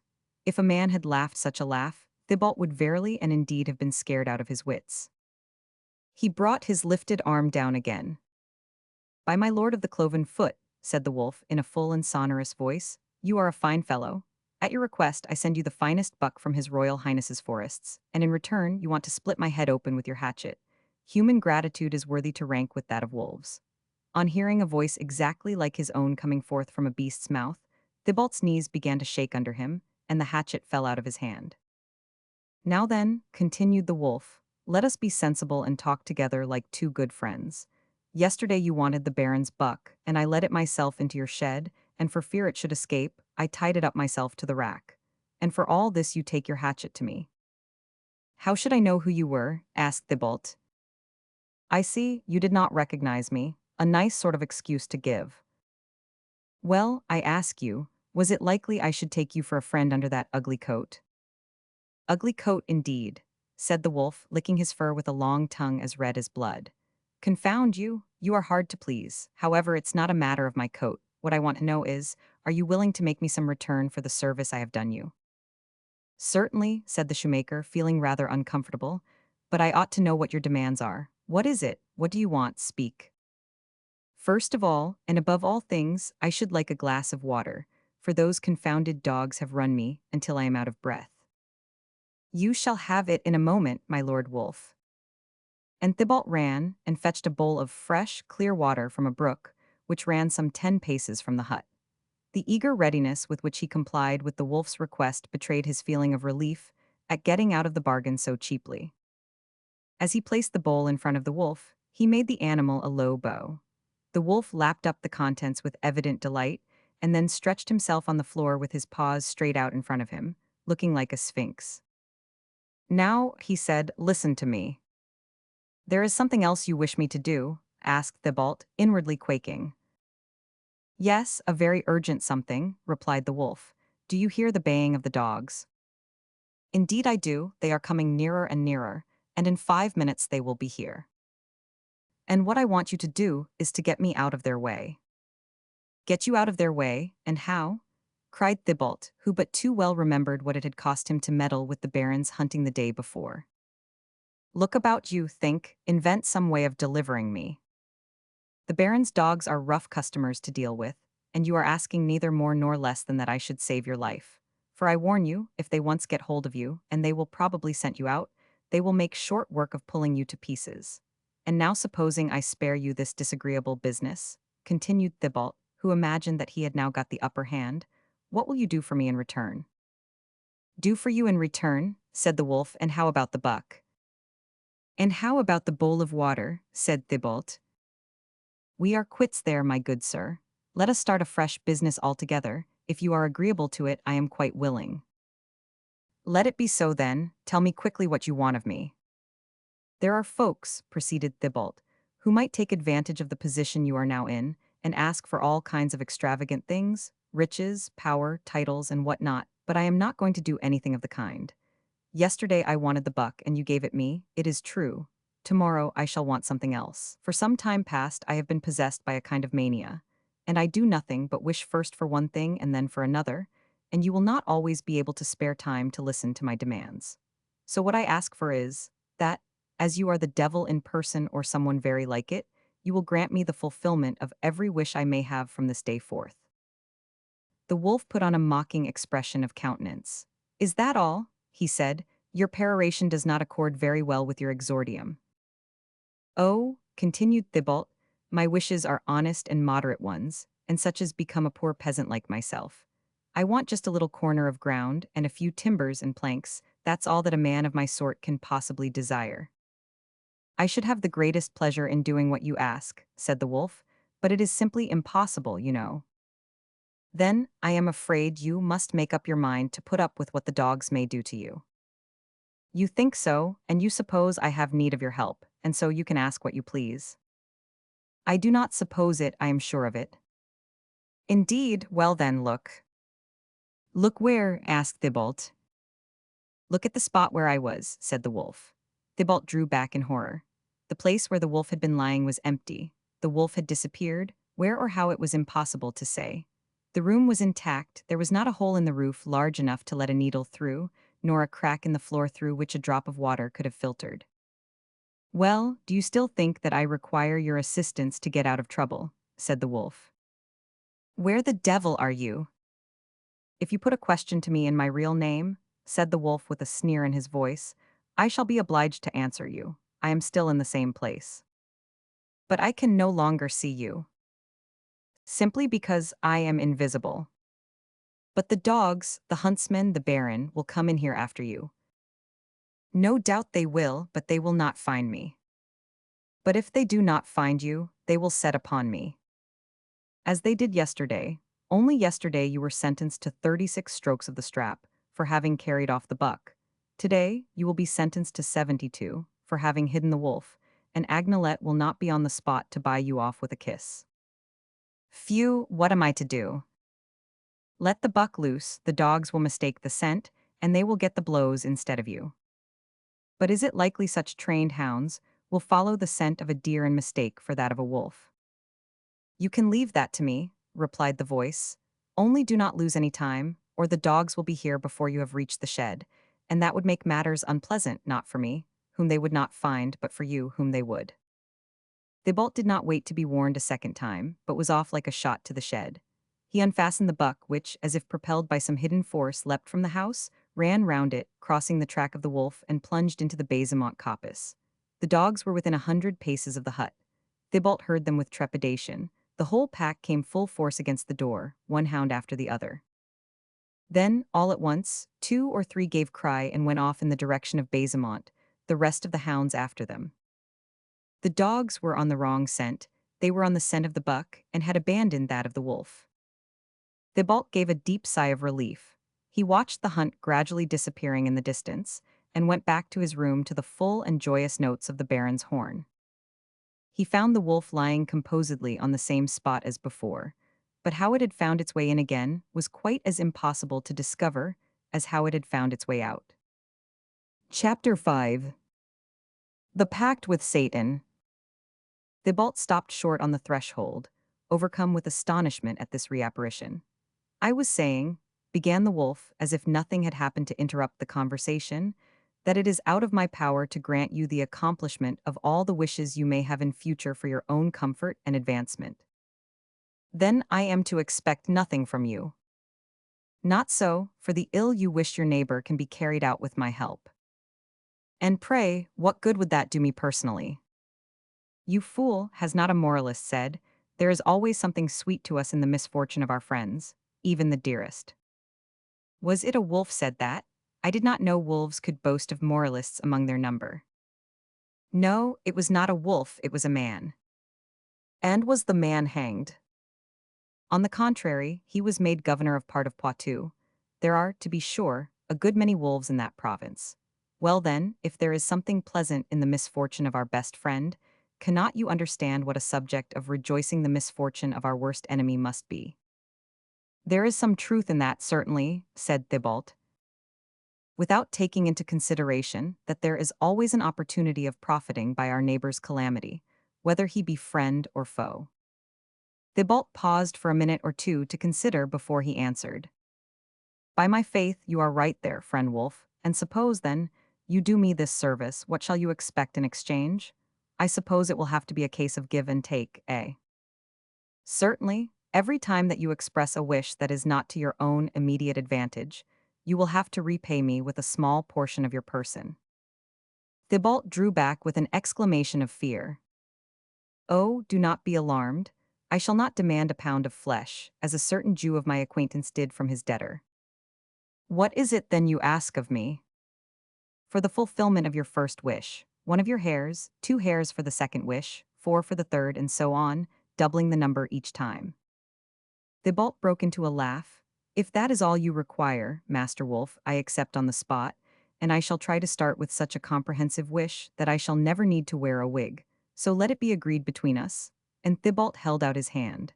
The black wolf lifted his paw, but he kept it raised. Well, said Thibault. I was only thinking, replied the wolf, that I have rather sharp claws, and without wishing to do so, I might hurt you badly. But I see a way whereby to clinch the bargain without any damage done to you. You have a silver ring, I have a gold one. Let us exchange. The barter will be to your advantage, as you see. And the wolf held out its paw. Thibault saw a ring of the purest gold shining under the fur of what corresponded to the ring finger, and accepted the bargain without hesitation. The respective rings then changed ownership. Good, said the wolf, now we two are married. You mean betrothed, Master Wolf, put in Thibault. Plague upon you, you go too fast. We shall see about that, Master Thibault, and now you go back to your work and I'll go back to mine. Goodbye, my Lord Wolf. Till we meet again, Master Thibault. The wolf had hardly uttered these last words, on which it had laid an unmistakable emphasis, ere it disappeared like a pinch of lighted gunpowder, and like the gunpowder, left behind a strong smell of sulphur. Thibault again stood for a moment dumbfounded. He had not yet grown accustomed to this manner of making one's exit, to use a theatrical expression. He looked round him on every side, but the wolf was not there. At first he thought the whole thing must have been a dream, but, looking down, he saw the devil's ring on the third finger of his right hand. He drew it off and examined it. He saw a monogram engraved on the inner side, and looking more closely, perceived that it was formed of two letters, T and S. Ah, he exclaimed in a cold sweat, Thibault and Satan, the family names of the two contracting parties. So much the worse for me. But when one gives oneself to the devil, one has to do it without reserve. And Thibault began humming a song, trying to drown his thoughts, but his voice filled him with fear, for there was a new and curious sound in it, even to his own ears. So he fell silent and went back to his work as a distraction. He had only just begun, however, to shape his wooden shoe, when, some distance off from the direction of Basamont, he again heard the baying of the hounds and the notes of the baron's horn. Thibault left off working to listen to these various sounds. Ah, my fine lord, you may chase your wolf as long as you like, but I can tell you, you won't get this one's paw to nail up over the door of your castle. What a lucky beggar I am. Here am I, almost as good as a magician, and while you ride on, suspecting nothing, my brave dispenser of blows, I have but to say the word, and a spell will be cast over you whereby I shall be amply avenged. And in thinking thus, Thibault suddenly paused. And after all, he went on, why shouldn't I revenge myself on this damned baron and Master Marcotte? Pshaw, with only a hair at stake I may well gratify myself on this score. And so saying, Thibault passed his hand through the thick, silky hair which covered his head like a lion's mane. I shall have plenty of hairs left to lose, he continued. Why bother about one? And besides, it will be an opportunity for seeing whether my friend the devil has been playing false with me or not. Very well then, I wish a serious accident to befall the baron, and as for that good-for-nothing of a Marcotte, who laid on to me so roughly yesterday, it is only fair that something as bad again should happen to him. While expressing this double wish, Thibault felt anxious and agitated to the last degree, for in spite of what he had already seen of the wolf's power, he still feared the devil might only have been playing on his credulity. After uttering his wish, he tried in vain to return to his work. He took hold of his parer, wrong side up, and took the skin off his fingers, and still going on with his paring, he spoilt a pair of shoes worth a good 12 sous. As he was lamenting over this misfortune, and wiping the blood off his hand, he heard a great commotion in the direction of the valley. He ran into the Creschenel road, and saw a number of men walking slowly two and two in his direction. These men were the prickers and kennelmen of the Lord of Vez. The road they were traversing was about 2 miles long, so that it was some time before Thibault could distinguish what the men were doing, who were walking as slowly and solemnly as if forming part of a funeral procession. When, however, they got to within 500 paces of him, he saw that they were carrying two rough litters, on which were stretched two lifeless bodies, those of the Baron and of Marcotte. A cold sweat broke out over Thibault's forehead. Ah, he exclaimed, what do I see here? What had happened was this. Thibault's expedient for putting the dogs on the wrong scent had succeeded, and all had gone well as long as the buck remained in covert. But it doubled, when near Merrill, and while crossing the heath passed within 10 paces of the Baron. The latter thought at first that the animal had been startled by hearing the hounds, and was trying to hide itself. But at that moment, not more than 100 paces behind him, the whole pack of hounds appeared, 40 dogs, running, yelping, yelling, crying, some in a deep bass like great cathedral bells, others with the full sound of a gong, and again others in a falsetto key, like clarionets out of tune, all giving cry at the top of their voices, as eagerly and merrily as if they had never followed the scent of any other beast. Then the Baron gave way to one of his wild fits of rage, fits only worthy of Polichinello tearing a passion to tatters in a puppet show. He did not shout, he yelled. He did not swear, he cursed. Not satisfied with lashing his dogs, he rode them down, trampling them beneath his horse's hoofs, flinging himself about in his saddle like a devil in a stoup of holy water.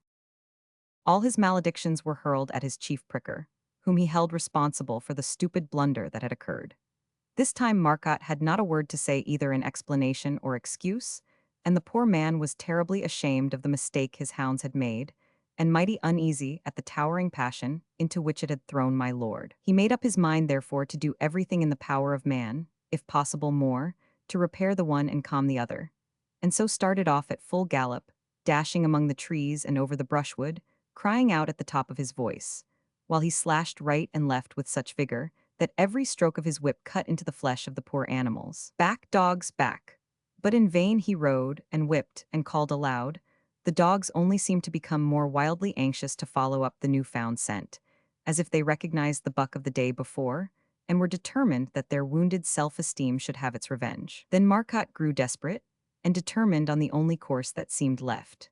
The river Orc was close by, the dogs were already on the point of crossing the water, and the one chance of breaking up the pack was to get across himself and whip back the dogs as they began to climb the opposite bank. He spurred his horse in the direction of the river, and leaped with it into the very middle of the stream, both horse and rider arriving safely in the water. But, unfortunately, as we have already mentioned, the river just at this time was terribly swollen with the rains. The horse was unable to stand against the violence of the current, and after being swept round 2 or 3 times finally disappeared. Seeing that it was useless trying to save his horse, Marcotte endeavored to disengage himself, but his feet were so firmly fixed in the stirrups that he could not draw them out, and 3 seconds after his horse had disappeared, Marcotte himself was no longer to be seen. Meanwhile, the Baron, with the remainder of the huntsmen, had ridden up to the water's edge, and his anger was in an instant converted into grief and alarm as soon as he became aware of the perilous situation of his pricker. For the Lord of Vez had a sincere love towards those who ministered to his pleasure, whether man or beast. In a loud voice he shouted to his followers, "By all the powers of hell, save Marcotte, 25 louis, 50 louis, 100 louis to anyone who will save him." And men and horses, like so many startled frogs, leaped into the water, vying with each other who should be first. The Baron was for riding into the river himself, but his henchmen held him back, and so anxious were they to prevent the worthy Baron from carrying out his heroic intention, that their affection for their master was fatal to the poor pricker. For one moment he was forgotten, but that last moment meant his death. He appeared once more above the surface, just where the river makes a bend. He was seen to battle against the water, and his face for an instant rose into view, as with one last cry he called to his hounds, "Back, dogs, back." But the water again closed over him, stifling the last syllable of the last word, and it was not till a quarter of an hour later that his body was found lying on a little beach of sand on to which the current had washed him. Marcotte was dead, there was no doubt about it. This accident was disastrous in its effect on the Lord of Vez. Being the noble lord he was, he had somewhat of a liking for good wine, and this predisposed him ever so little to apoplexy. And now, as he came face to face with the corpse of his good servitor, the emotion was so great that the blood rushed to his head and brought on a fit. Thibault felt appalled as he realized with what scrupulous exactness the Black Wolf had fulfilled his part of the contract.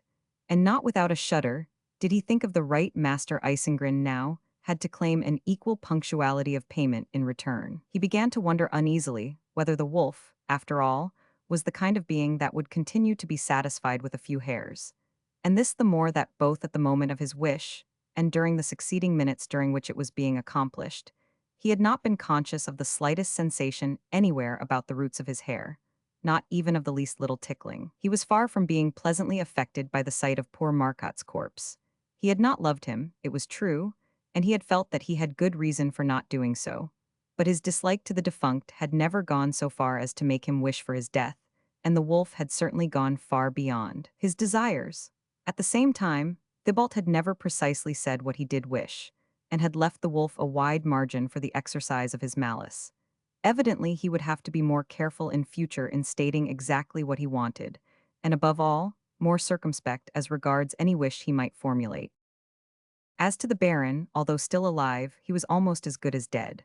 From the moment when, as the result of Thibault's wish, he had been struck down as it were by lightning, he had remained unconscious. His men had laid him on the heap of heather, which the shoemaker had piled up to hide the door of the shed, and troubled and frightened, were ransacking the place to try and find some restorative which might bring their master back to life. One asked for vinegar to put on his temples, another for a key to put down his back, this one for a bit of board to slap his hands with, that for some sulphur to burn under his nose. In the midst of all this confusion was heard the voice of little Ingulevent calling out, "In the name of all that's good, we don't want all this truck, we want a goat. Ah, if only we had a goat." "A goat," cried Thibault, who would have rejoiced to see the Baron recover, for it would lift at least part of the burden now weighing on his conscience, and would also rid his dwelling of these marauders. "A goat? I have a goat." "Really, you have a goat?" cried Ingulevent. "Oh, my friends, now our dear master is saved." And so overcome with joy was he, that he flung his arms round Thibault's neck, saying, "Bring out your goat, my friend, bring out your goat." Thibault went to the shed and led out the goat, which ran after him bleating. "Hold it firmly by the horns," said the huntsman, "and lift up one of its front feet." And as he gave the word, the second huntsman drew from its sheath a little knife which he carried in his belt, and began carefully sharpening it on the grindstone which Thibault used for his tools. "What are you going to do?" asked the shoemaker, feeling somewhat uneasy about these preparations. "What, don't you know," said Ingulevent, "that there is a little bone in the shape of a cross inside a goat's heart, which, if crushed into powder, is a sovereign remedy for apoplexy." "You intend to kill my goat?" exclaimed Thibault, at the same time leaving hold of the goat's horns and dropping its foot, "but I will not have it killed." "Fie, fie," said Ingulevent, "that is not at all a becoming speech, Monsieur Thibault. Would you value the life of our good master as of no more worth than that of your wretched goat? I am truly ashamed for you." "It's easy for you to talk. This goat is all I have to depend upon, the only thing I possess. She gives me milk and I am fond of her." "Ah, Monsieur Thibault, you cannot be thinking of what you are saying. It is fortunate that the Baron does not hear you, for he would be broken-hearted to know that his precious life was being bargained for in that miserly way. And besides," said one of the prickers with a sneering laugh, "if Master Thibault values his goat at a price which he thinks only my lord can pay, there is nothing to prevent him coming to the castle of Vez to claim this payment. The account can be settled with what was left over as due to him yesterday." Thibault knew that he could not get the better of these men, unless he again called the devil to his aid, but he had just received such a lesson from Satan that there was no fear of his exposing himself, at all events for a second time the same day, to similar good offices. His one desire for the time being was not to wish any sort of ill to any one of those present. One man dead, another nearly so, Thibault found this lesson enough.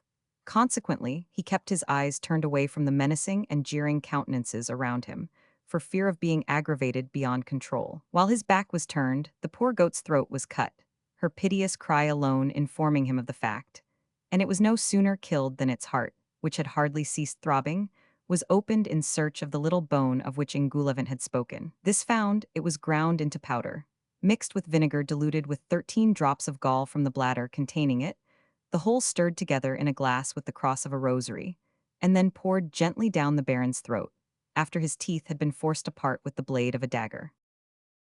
The effect of the draught was immediate and truly miraculous. The Lord of Vez sneezed, sat up, and said in a voice, intelligible though still a little husky, "Give me something to drink."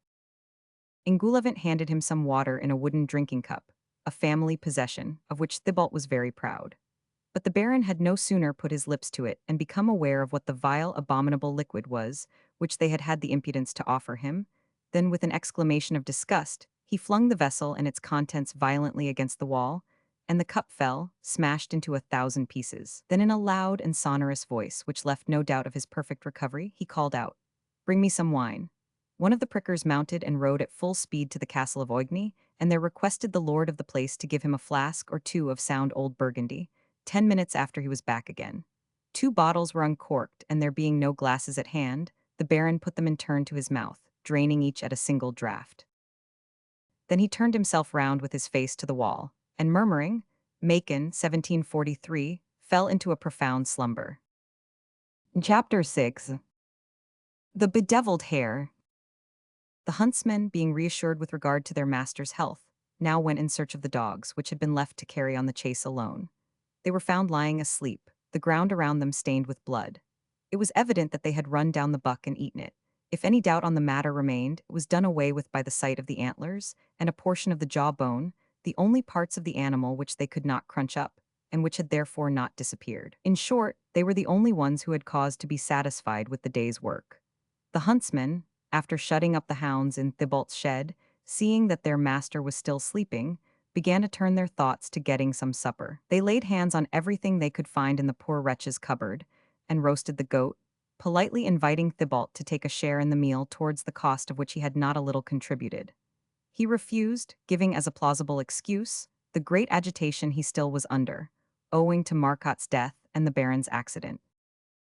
He gathered up the fragments of his beloved drinking cup, and seeing that it was useless to think of ever being able to put it together again, he began turning over in his mind what it might be possible for him to do, so as to free himself from the miserable existence which the events of the last 2 days had rendered more insupportable than ever. The first image that appeared to him was that of Agnelet.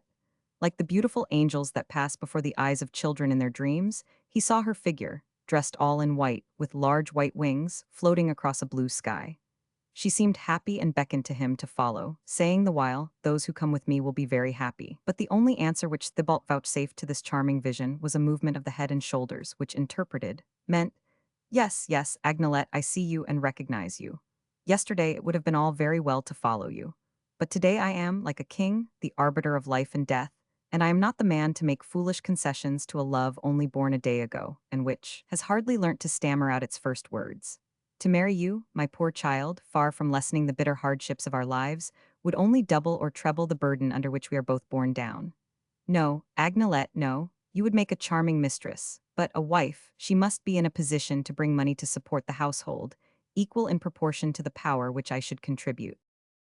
His conscience told him plainly that he was engaged to marry Agnelet, but he quieted it with the assurance that if he broke the engagement, it would be for the good of that gentle creature.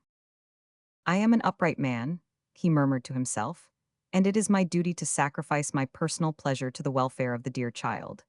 And more than that, she is sufficiently young and pretty and good to find a better fate than what would await her as the wife of a plain sabot maker." And the end of all these fine reflections was that Thibault felt himself bound to allow his foolish promises of the day before to melt away into air, and to forget the betrothal, of which the only witnesses had been the quivering leaves of the birch trees and the pink blossom of the heather. It should be added that there was another mental vision, not wholly irresponsible for the resolution at which Thibault had arrived.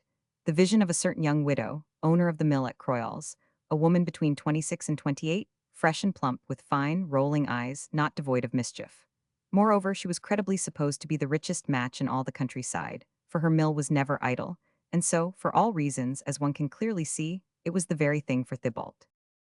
Formerly, it would never have occurred to Thibault to aspire to anyone in the position of the rich and beautiful Madame Paulet, for such was the name of the owner of the mill, and this will explain why her name is introduced here for the first time.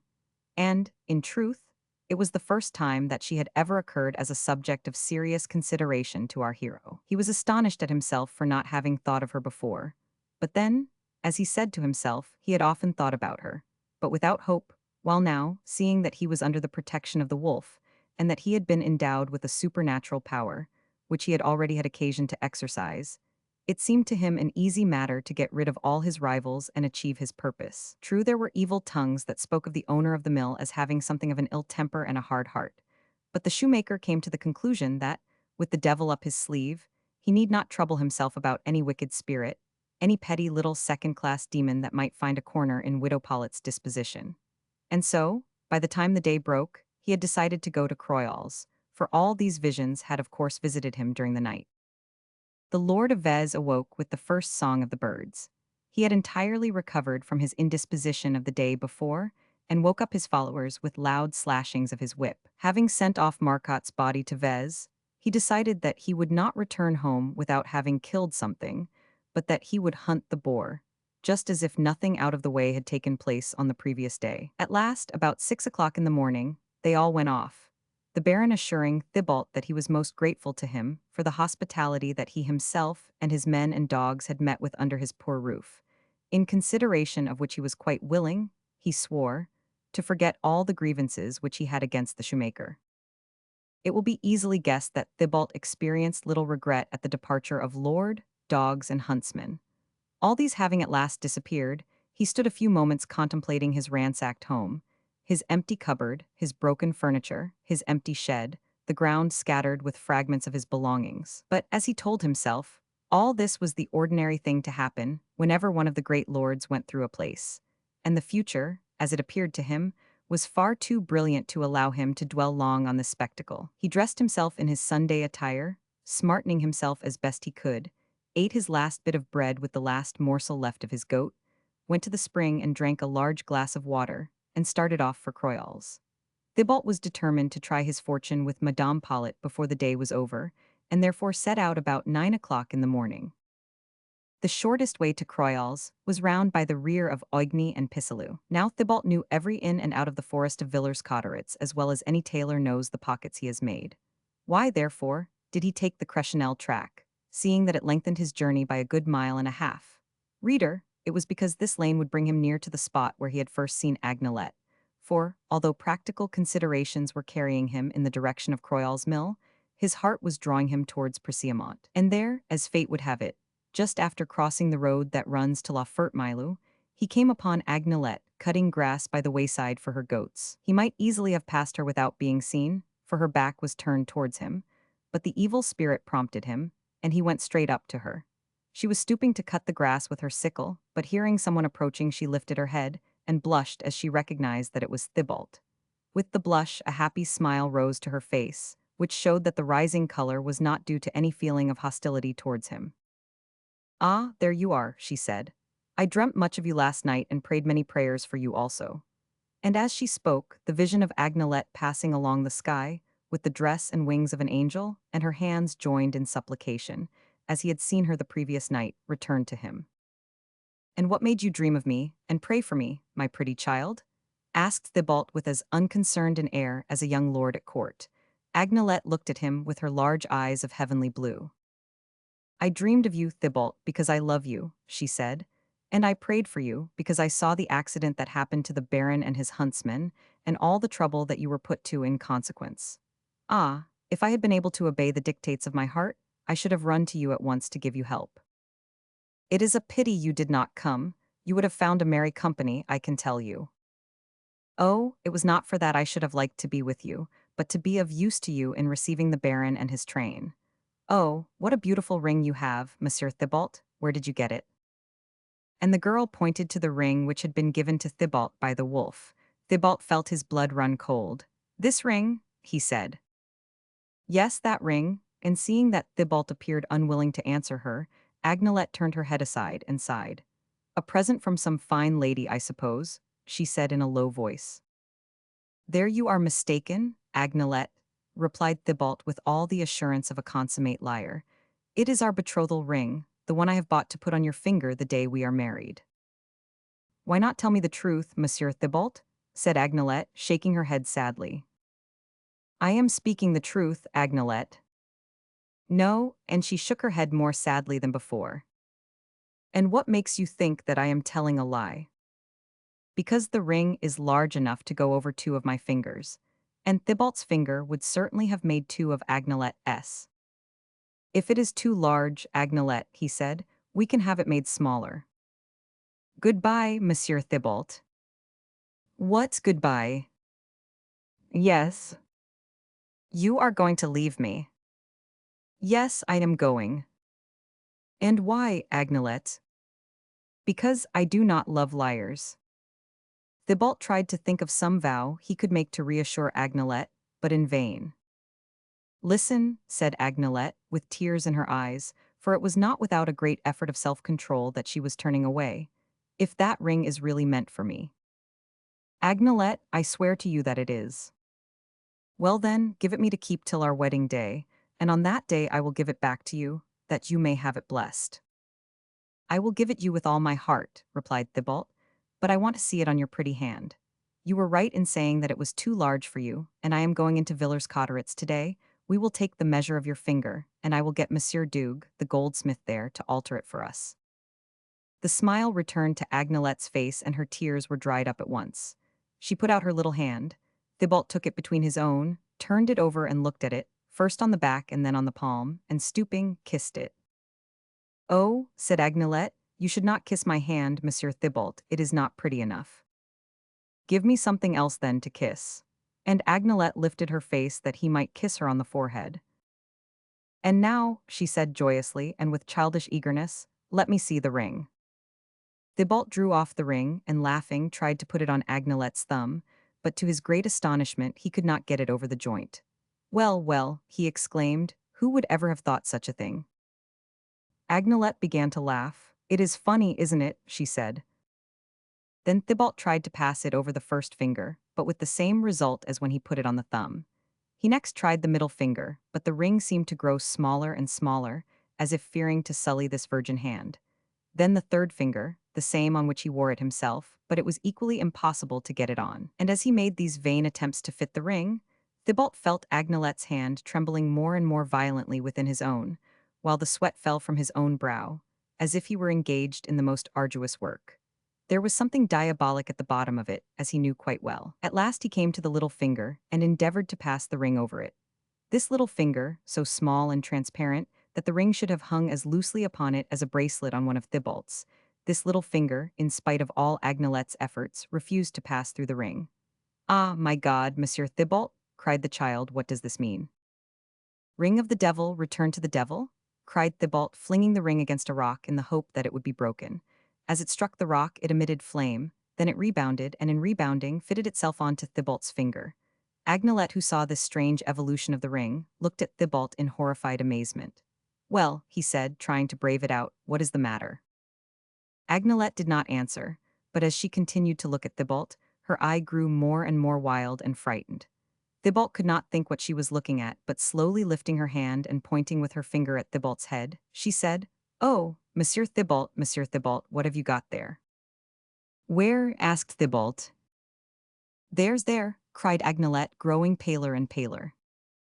Well, but where? Cried the shoemaker, stamping with his foot. Tell me what you see.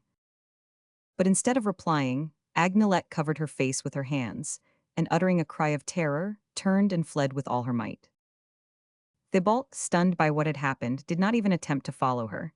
He stood rooted to the spot, unable to move or speak, as if thunderstruck. What had Agnelette seen that had alarmed her so? What was it that she pointed to with her finger? Had God branded him as he branded the first murderer? And why not? Had not he, like Cain, killed a man? And in the last sermon he had heard at Oigny, had not the preacher said that all men were brothers?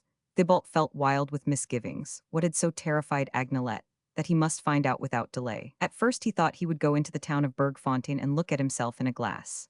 But then, supposing the fatal mark was upon him, and others, besides Agnelette, were to see it, no, he must think of some other way of finding out. He could, of course, pull his hat over his brow and run back to Oigny, where he had a fragment of mirror in which he could see himself. But Oigny was a long way off. Then he remembered that only a few paces from where he stood, there was a spring as transparent as crystal, which fed the pond near Bazemont and those at Bourg. He would be able to see himself in that as clearly as in the finest mirror from St. Gobain. So Thibault went to the side of the stream and, kneeling down, looked at himself. He saw the same eyes, the same nose, and the same mouth, and not even the slightest little mark upon the forehead. He drew a breath of relief. But still, there must have been something. Agnelette had certainly not taken fright as she had, for nothing. Thibault bent over closer to the crystal water, and now he saw there was something bright that shone amid the dark curls on his head and fell over his forehead. He leaned closer still. It was a red hair. A red hair, but of a most peculiar red, not sandy-colored or carroty, neither of a light shade nor a dark, but a red of the color of blood, with a brightness of the most vivid flame. Without stopping to consider how a hair of such a phenomenal color could possibly have grown there, he began trying to pull it out. He drew forward the curl where gleamed the terrible red hair, that it might hang over the water, and then taking hold of it carefully between his finger and thumb, gave it a violent pull. But the hair refused to come away. Thinking that he had not got sufficient hold of it, he tried another way, winding the hair round his finger, and again giving it a vigorous jerk. The hair cut into his fingers but remained as firmly rooted as ever. Thibault then turned it round two of his fingers and pulled again. The hair lifted a little bit of his scalp. But as to moving, Thibault might as well have tried to move the oak that threw its shady branches across the stream. Thibault began to think that he would do better to continue his walk to Croyolles. After all, as he remarked to himself, the questionable color of a single hair would not hardly upset his plans of marriage. Nevertheless, the wretched hair caused him a great deal of worry. He could not get it out of his mind. It seemed to dance before his eyes, dazzling him like flames of running fire, until at last, out of all patience, he stamped his foot, exclaiming, "By all the devils in hell! I am not far from home yet, and I'll get the better of this confounded hair somehow. Whereupon he set off running back towards his hut, went in and found his fragment of mirror, got hold of his hair again, seized a carpenter's chisel, placed it so as to cut off the hair as close to the head as possible, and keeping hair and tool in this position, leant over his bench and dug the chisel down with as much force as possible. The tool cut deeply into the wood of the bench, but the hair remained intact. He tried the same plan again, only this time he armed himself with a mallet, which he swung over his head and brought down with redoubled blows on the handle of the chisel, but he was as far as ever from carrying out his purpose. He noticed, however, that there was a little notch in the sharp edge of the chisel, just the width of a hair. Thibault sighed. He understood now that this hair, the price he had paid in return for his wish, belonged to the Black Wolf, and he gave up all further attempts to get rid of it. Chapter 7. The Boy at the Mill. Finding it impossible either to cut off or pull out the accursed hair, the only thing left for Thibault to do was to hide it as well as he could, by bringing the other hair over it. Everybody would not, he hoped, have such eyes as Agnelet. As we have already said, Thibault had a fine head of black hair, and by parting it down the side, and giving a certain turn to the front lock, he trusted that the one hair would pass unobserved. He recalled with envy the young lords whom he had seen at the court of Madame de Maintenon, for, with their powdered wigs to cover it, the color of their hair, whatever it might be, was of no moment. He, unfortunately, could not make use of powder to hide his, being prohibited from doing so by the sumptuary laws of the period. However, having successfully managed, by an adroit turn of the comb, to hide his one red hair artistically under the others, Thibault decided to start again on his premeditated visit to the fair owner of the mill. He was careful this time, instead of inclining to the left, to verge towards the right, fearing to meet Agnelet if he followed the same path as he had taken that morning. Emerging, therefore, onto the road leading to La Ferte-Milou, he then took the footpath which runs direct to Pisseleu across the fields. Arriving at Pisseleu, he continued along the valley in the direction of Croyolles, but had scarcely pursued this lower road for more than a few minutes, when, walking just ahead of him, he saw two donkeys being driven by a tall youth, whom he recognized as a cousin of his, named Landry. Cousin Landry was head boy at the mill, in the service of the owner whom Thibault was on his way to visit, and as the latter had but an indirect acquaintance with the widow Paulet, he had counted on Landry to introduce him. It was a lucky chance, therefore, to come across his cousin like this, and Thibault hastened to overtake him. Hearing footsteps behind him echoing his own, Landry turned and recognized Thibault. Thibault had always found Landry a pleasant and cheerful companion, and he was therefore very much astonished to see him looking sad and troubled. Landry waited for Thibault to come up to him, letting his donkeys go on alone. Thibault was the first to speak. "Why, Cousin Landry," he asked, "what's the meaning of this? Here am I, putting myself out and leaving my work to come and shake hands with a friend and relation that I have not seen for more than 6 weeks, and you greet me with a face like that." "Ah, my dear Thibault," replied Landry, "what would you have of me?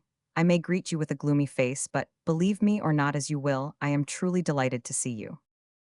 "That may be as you say, but you do not appear so." "What do you mean?"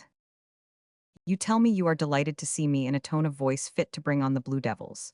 Why, my dear Landry, you are generally as bright and lively as the click-clack of your mill, and singing songs to accompany it, and today you are as melancholy as the crosses in the cemetery. How now then? Has the mill stopped for want of water?"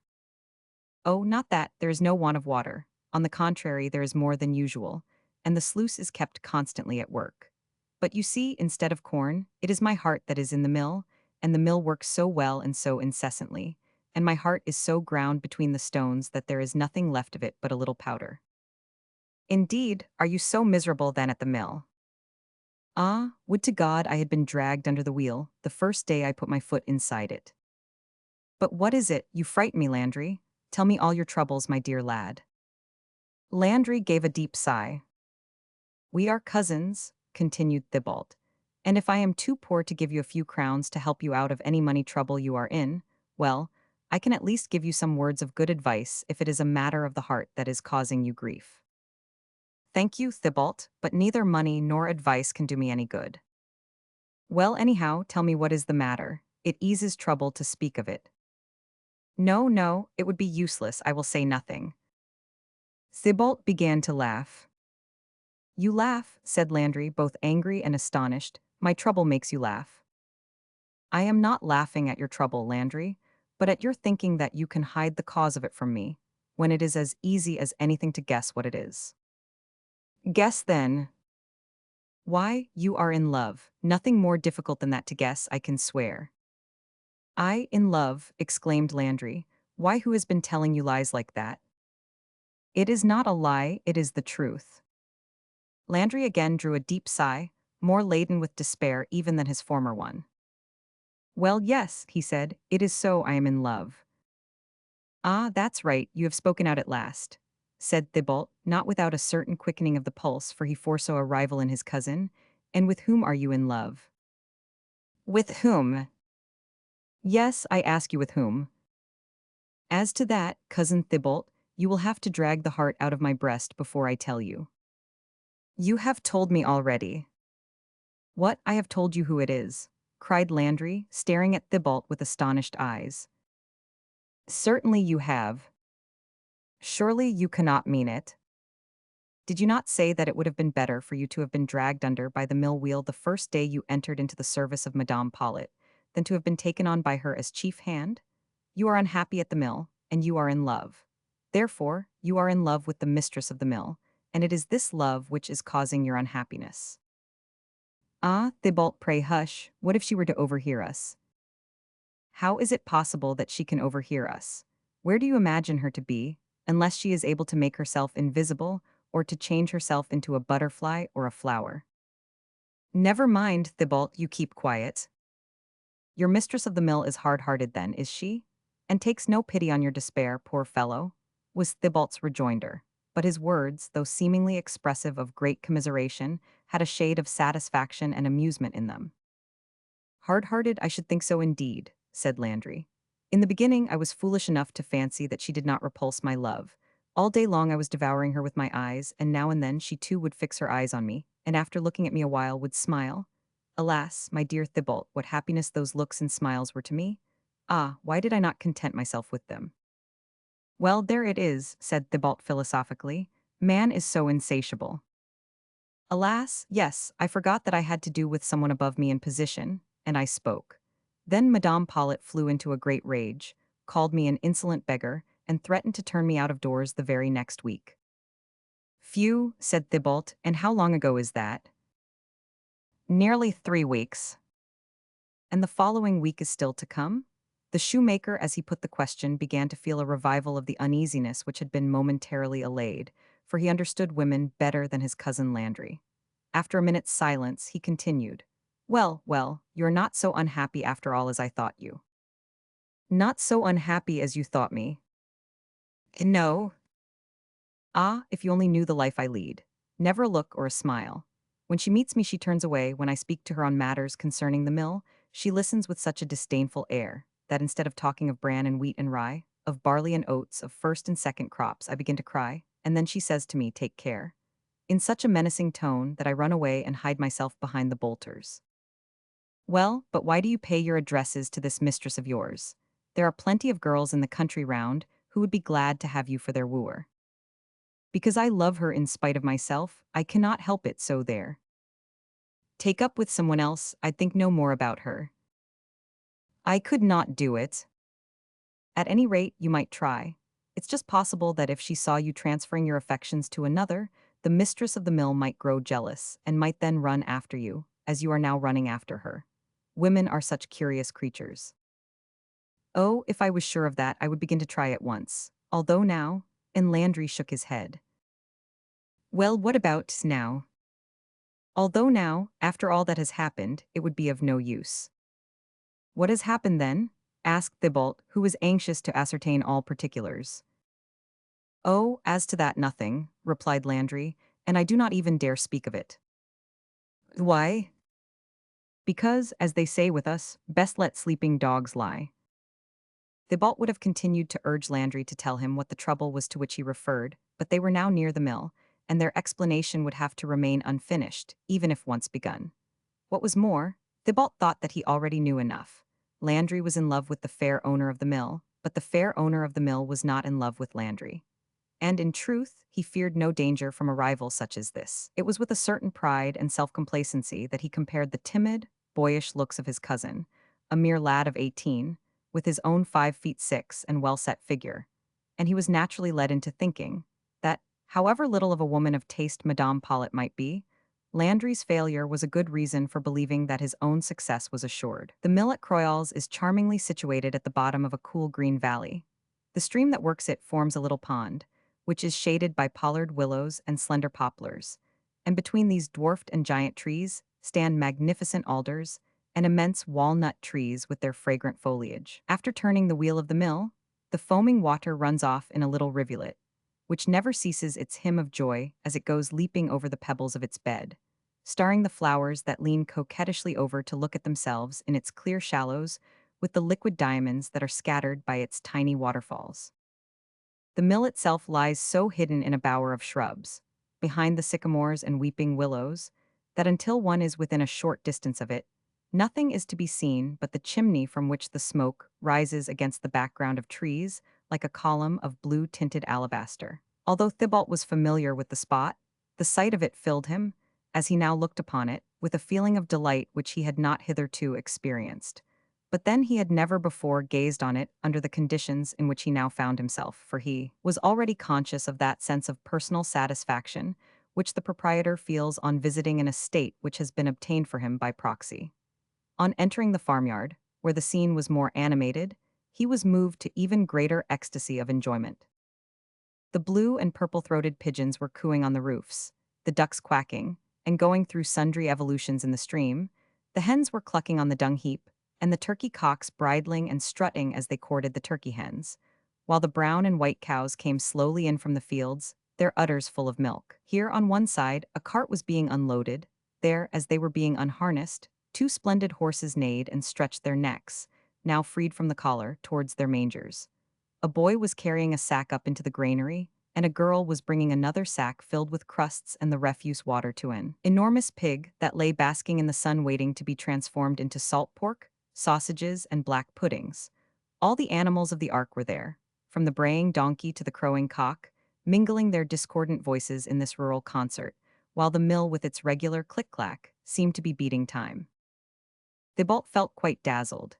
He saw himself the owner of all that he now looked upon, and he rubbed his hands together with such evident pleasure that Landry, if he had not been so absorbed in his own trouble, which grew ever greater as they drew nearer to the house, would certainly have noticed this apparently causeless emotion of joy on his cousin's part. As they entered the farmyard, the widow, who was in the dining room, became aware of their presence and seemed very inquisitive to know who the stranger was who had returned with her head boy.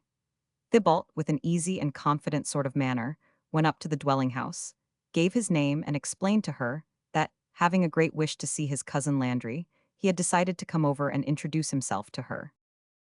The mistress of the mill was extremely gracious, and invited the newcomer to spend the day at the mill, accompanying her invitation with a smile that Thibault took as a most favorable augury. Thibault had not come unprovided with a present. He had unhooked some thrushes which he had found caught in a snare set with rowan berries as he came through the forest, and the widow sent them at once to be plucked, saying as she did so that she hoped Thibault would stay to eat his share of them. But he could not help noticing that all the while she was speaking to him, she kept on looking over his shoulder at something which seemed to attract her attention, and turning quickly, he saw that the preoccupation of the fair owner of the mill had evidently been caused by watching Landry, who was unloading his asses. Becoming conscious that Thibault had noticed the wandering of her looks and attention, Madame Paulet turned as red as a cherry, but immediately recovering herself, she said to her new acquaintance, "Monsieur Thibault, it would be kind of you, who appear so robust, to go and help your cousin. You can see that the job is too heavy a one for him alone." And so saying, she went back into the house. "Now, the devil," muttered Thibault, as he looked first after Madame Paulet and then at Landry, "is the fellow after all more fortunate than he suspects himself, and shall I be forced to call the black wolf to my assistance to get rid of him?" However, he went as the owner of the mill had asked him, and gave the required assistance. Feeling quite sure that the pretty widow was looking at him through some chink or other of the curtain, he put forth all his strength, and displayed to the full his athletic grace, in the accomplishment of the task in which he was sharing. The unloading finished, they all assembled in the dining room, where a waiting maid was busy setting the table. As soon as dinner was served, Madame Paulet took her place at the head of the table, with Thibault to her right. She was all attention and politeness to the latter, so much so indeed that Thibault, who had been temporarily crestfallen, took heart again, filled with hope. In order to do honor to Thibault's present, she had herself dressed the birds with juniper berries, and so prepared, no more delicate or appetizing dish could well have been provided. While laughing at Thibault's sallies, however, she cast stealthy glances now and again at Landry, who she saw had not touched what she herself had placed on the poor boy's plate, and also that great tears were rolling down his cheeks and falling into the untasted juniper sauce. This mute sorrow touched her heart. A look almost of tenderness came into her face, as she made a sign to him with her head, which seemed to say, so expressive was it, "Eat, Landry, I beg of you." There was a whole world of loving promises in this little pantomime. Landry understood the gesture, for he nearly choked himself trying to swallow the bird at one mouthful, so eager was he to obey the orders of his fair mistress.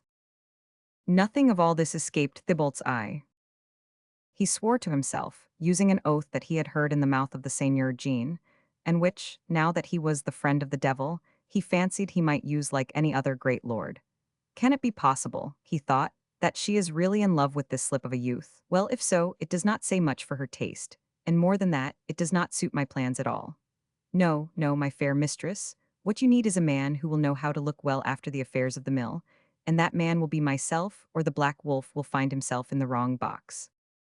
Noticing a minute later that Madame Paulet had finally gone back to the earlier stage of sidelong glances and smiles which Landry had described to him, he continued, "I see I shall have to resort to stronger measures. For lose her I will not, there is not another match in all the countryside that would suit me equally well. But then, what am I to do with Cousin Landry? His love, it is true, upsets my arrangements, but I really cannot for so small a thing send him to join the wretched Marcotte in the other world. But what a fool I am to bother my brains about finding a way to help myself. It's the wolf's business, not mine."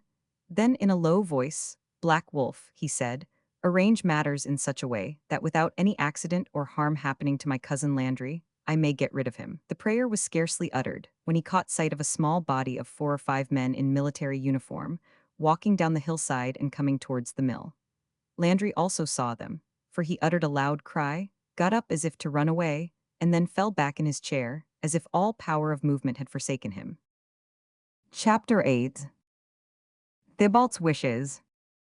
The widow, on perceiving the effect which the sight of the soldiers advancing towards the mill had upon Landry, was almost as frightened as the lad himself. "Ah, dear God," she cried, "what is the matter, my poor Landry?" "Say, what is the matter?" asked Thibault in his turn. "Alas, replied Landry, "last Thursday, in a moment of despair, meeting the recruiting sergeant at the Dauphin Inn, I enlisted."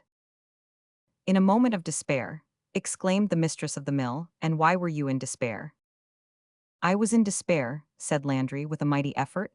"I was in despair because I love you." "And it is because you loved me, unhappy boy, that you enlisted. Did you not say that you would turn me away from the mill?" "And have I turned you away?" asked Madame Paulet with an expression which it was impossible to misinterpret. "Ah, God, then you would not really have sent me away?" asked Landry. "Poor boy," said the mistress of the mill, with a smile and a pitying movement of the shoulders, which, at any other time, would have made Landry almost die of joy, but, as it was, only doubled his distress. "Perhaps even now I might have time to hide," he said. "Hide," said Thibault, "that will be of no use, I can tell you." "And why not?" said Madame Paulet. "I am going to try anyhow. Come, dear Landry." And she led the young man away, with every mark of the most loving sympathy. Thibault followed them with his eyes. "It's going badly for you, Thibault, my friend," he said. "Fortunately, let her hide him as cleverly as she may, they have a good scent and will find him out." In saying this, Thibault was unconscious that he was giving utterance to a fresh wish. The widow had evidently not hidden Landry very far away, for she returned after a few seconds of absence. The hiding place was probably all the safer for being near. She had scarcely had time to take breath when the recruiting sergeant and his companions appeared at the door. 2 remained outside, no doubt to catch Landry if he should attempt to escape. The sergeant and the other soldier walked in with the confidence of men who are conscious of acting under authority. The sergeant cast a searching glance round the room, brought back his right foot into the 3rd position, and lifted his hand to the peak of his cap. The mistress of the mill did not wait for the sergeant to address her, but with one of her most fascinating smiles, asked him if he would like some refreshment, an offer which no recruiting sergeant is ever known to refuse. Then, thinking it a favorable moment to put the question, she asked them while they were drinking their wine what had brought them to Croyol's mill. The sergeant replied that he had come in search of a lad, belonging to the mill, who, after drinking with him to his Majesty's health and signed his engagement, had not reappeared.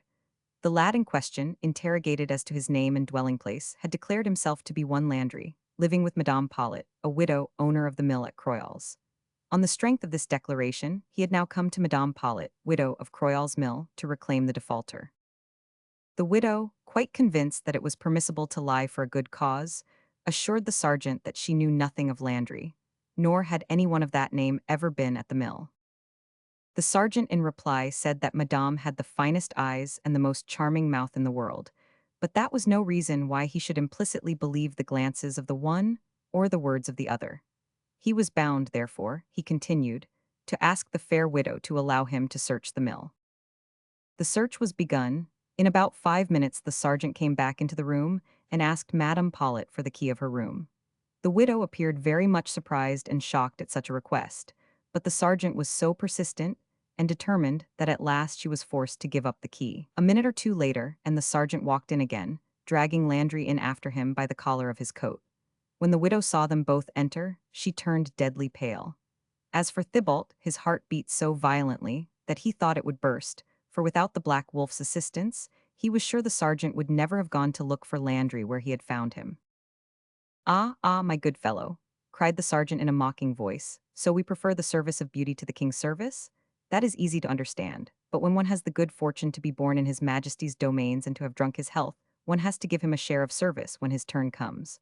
So you must come along with us, my fine fellow, and after a few years in the king's uniform, you can come back and serve under your old flag. So now then, march."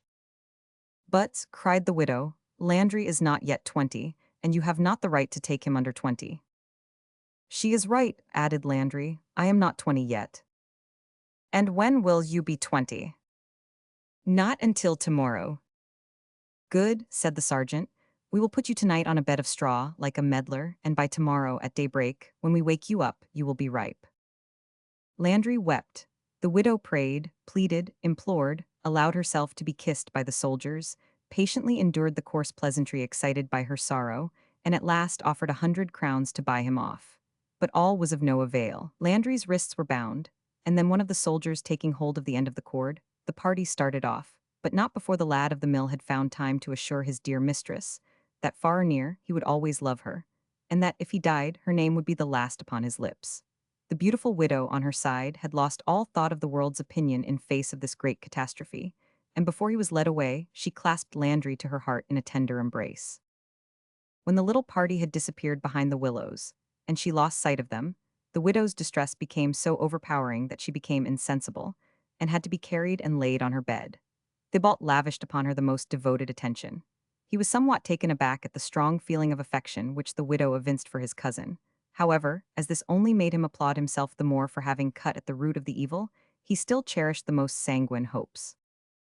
On coming to herself, the first name the widow uttered was that of Landry, to which Thibault replied with a hypocritical gesture of commiseration. Then the mistress of the mill began to sob. "Poor lad," she cried, while the hot tears flowed down her cheeks. "What will become of him, so weak and delicate as he is? The mere weight of his gun and knapsack will kill him." Then turning to her guest, she continued, Monsieur Thibault, this is a terrible trouble to me, for you no doubt have perceived that I love him. He was gentle, he was kind, he had no faults. He was not a gambler, nor a drinker. He would never have opposed my wishes, would never have tyrannized over his wife, and that would have seemed very sweet to me after the 2 cruel years that I lived with the late M. Pollet. Ah, Monsieur Thibault, it is a sad grief indeed for a poor miserable woman to see all her anticipations of future happiness and peace thus suddenly swallowed up. Thibault thought this would be a good moment to declare himself. Whenever he saw a woman crying, he immediately thought, most erroneously, that she only cried because she wished to be consoled. He decided, however, that he would not be able to attain his object without a certain circumlocution. "Indeed," he answered, "I quite understand your sorrow, nay, more than that, I share it with you, for you cannot doubt the affection I bear my cousin. But we must resign ourselves, and without wishing to deny Landry's good qualities, I would still ask you, madame, to find someone else who is his equal." "His equal," exclaimed the widow, "there is no such person. Where shall I find so nice and so good a youth?" It was a pleasure to me to look at his smooth young face, and with it all, he was so self-composed, so steady in his habits. He was working night and day, and yet I could with a glance make him shrink away and hide. No, no, Monsieur Thibault, I tell you frankly, the remembrance of him will prevent me ever wishing to look at another man, and I know that I must resign myself to remaining a widow for the rest of my life. "Phew," said Thibault, but Landry was very young. "There is no disadvantage in that," replied the widow. "But who knows if he would always have retained his good qualities. Take my advice, madame, do not grieve any more. But, as I say, look out for someone who will make you forget him. What you really need is not a baby face like that, but a grown man, possessing all the qualities that you admire and regret in Landry, but at the same time sufficiently mature to prevent the chance of finding one fine day that all your illusions are dispersed, and that you are left face to face with a libertine and a bully." The mistress of the mill shook her head, but Thibault went on. "In short, what you need is a man who, while earning your respect, will, at the same time, make the mill work profitably. You have but to say the word, and you would not have to wait long before you found yourself well provided for, my fair madame, a good bit better than you were just now." "And where am I to find this miracle of a man?" asked the widow, as she rose to her feet, looking defiantly at the shoemaker, as if throwing down a challenge.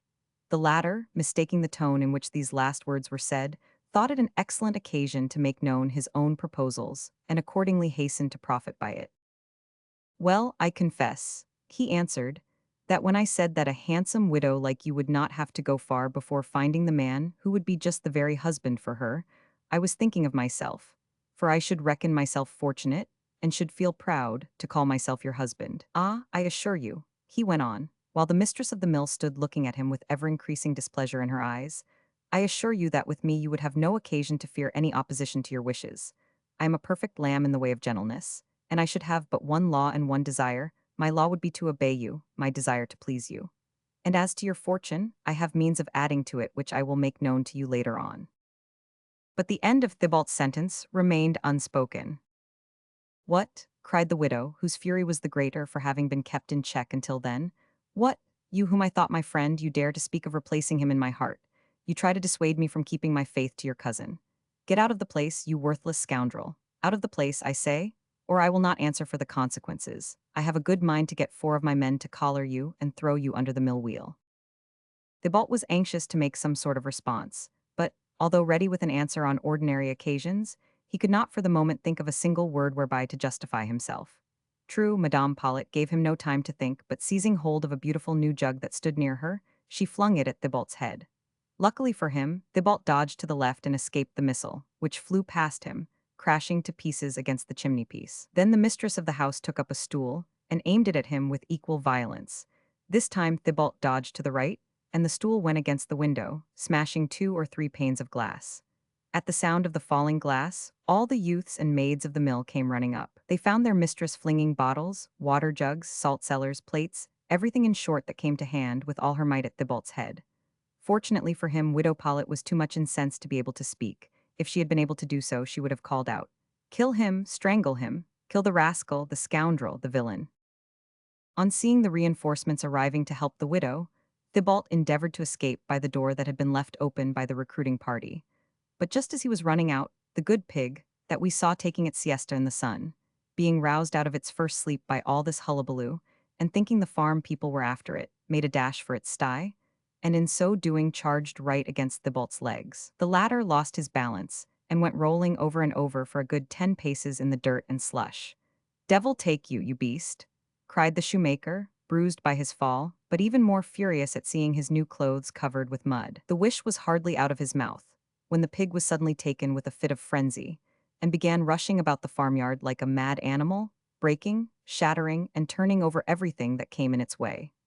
The farm hands, who had run to their mistress on hearing her cries, thought the pig's behavior was the cause of them, and started off in pursuit of the animal. But it eluded all their attempts to seize hold of it, knocking over boys and girls, as it had knocked Thibault over, until at last, coming to where the mill was separated from the sluice by a wooden partition, it crashed through the latter as easily as if it were made of paper, through itself, under the mill wheel, and disappeared as if sucked down by a whirlpool. The mistress of the mill had by this time recovered her speech. "Lay hold of Thibault," she cried, for she had heard Thibault's curse, and had been amazed and horrified at the instantaneous way in which it had worked. "Lay hold of him, knock him down. He is a wizard, a sorcerer, a werewolf." Applying to Thibault with this last word, one of the most terrible epithets that can be given to a man in our forest lands. Thibault, who scarcely knew where he was, seeing the momentary stupefaction which took possession of the farm people on hearing their mistress's final invective, made use of the opportunity to dash past them. And while one went to get a pitchfork and another a spade, he darted through the farmyard gate and began running up an almost perpendicular hillside at full speed, with an ease which only confirmed Madame Pollett's suspicions. For the hill had always hitherto been looked upon as absolutely inaccessible, at any rate by the way Thibault had chosen to climb it. "What?" she cried. "What, you give in like that? You should make after him and seize hold of him and knock him down." But the farm servants shook their heads. "Ah, madame," they said, "what is the use? What can we do against a wolf?" Chapter 9. The Wolf Leader. Thibault, fleeing from before Madame Pollett's threats and her farm servants' weapons, turned instinctively towards the forest, thinking to take shelter within it, should he chance to come across one of the enemy. For he knew that no one would venture to follow him there, for fear of any lurking dangers. Not that Thibault had much to fear, whatever kind of enemy he met, now that he was armed with the diabolical power which he had received from the wolf. He had only to send them where he had sent the widow's pig, and he was sure of being rid of them. Nevertheless, conscious of a certain tightening of the heart, when from time to time the thought of Marcotte came back to him, he acknowledged to himself that, however anxious to be rid of them, one could not send men to the devil quite as readily as one sent pigs. While thus reflecting on the terrible power he possessed, and looking back at intervals to see if there were any immediate need to put it into use, Thibault, by the time night fell, had reached the rear of Pisseleu.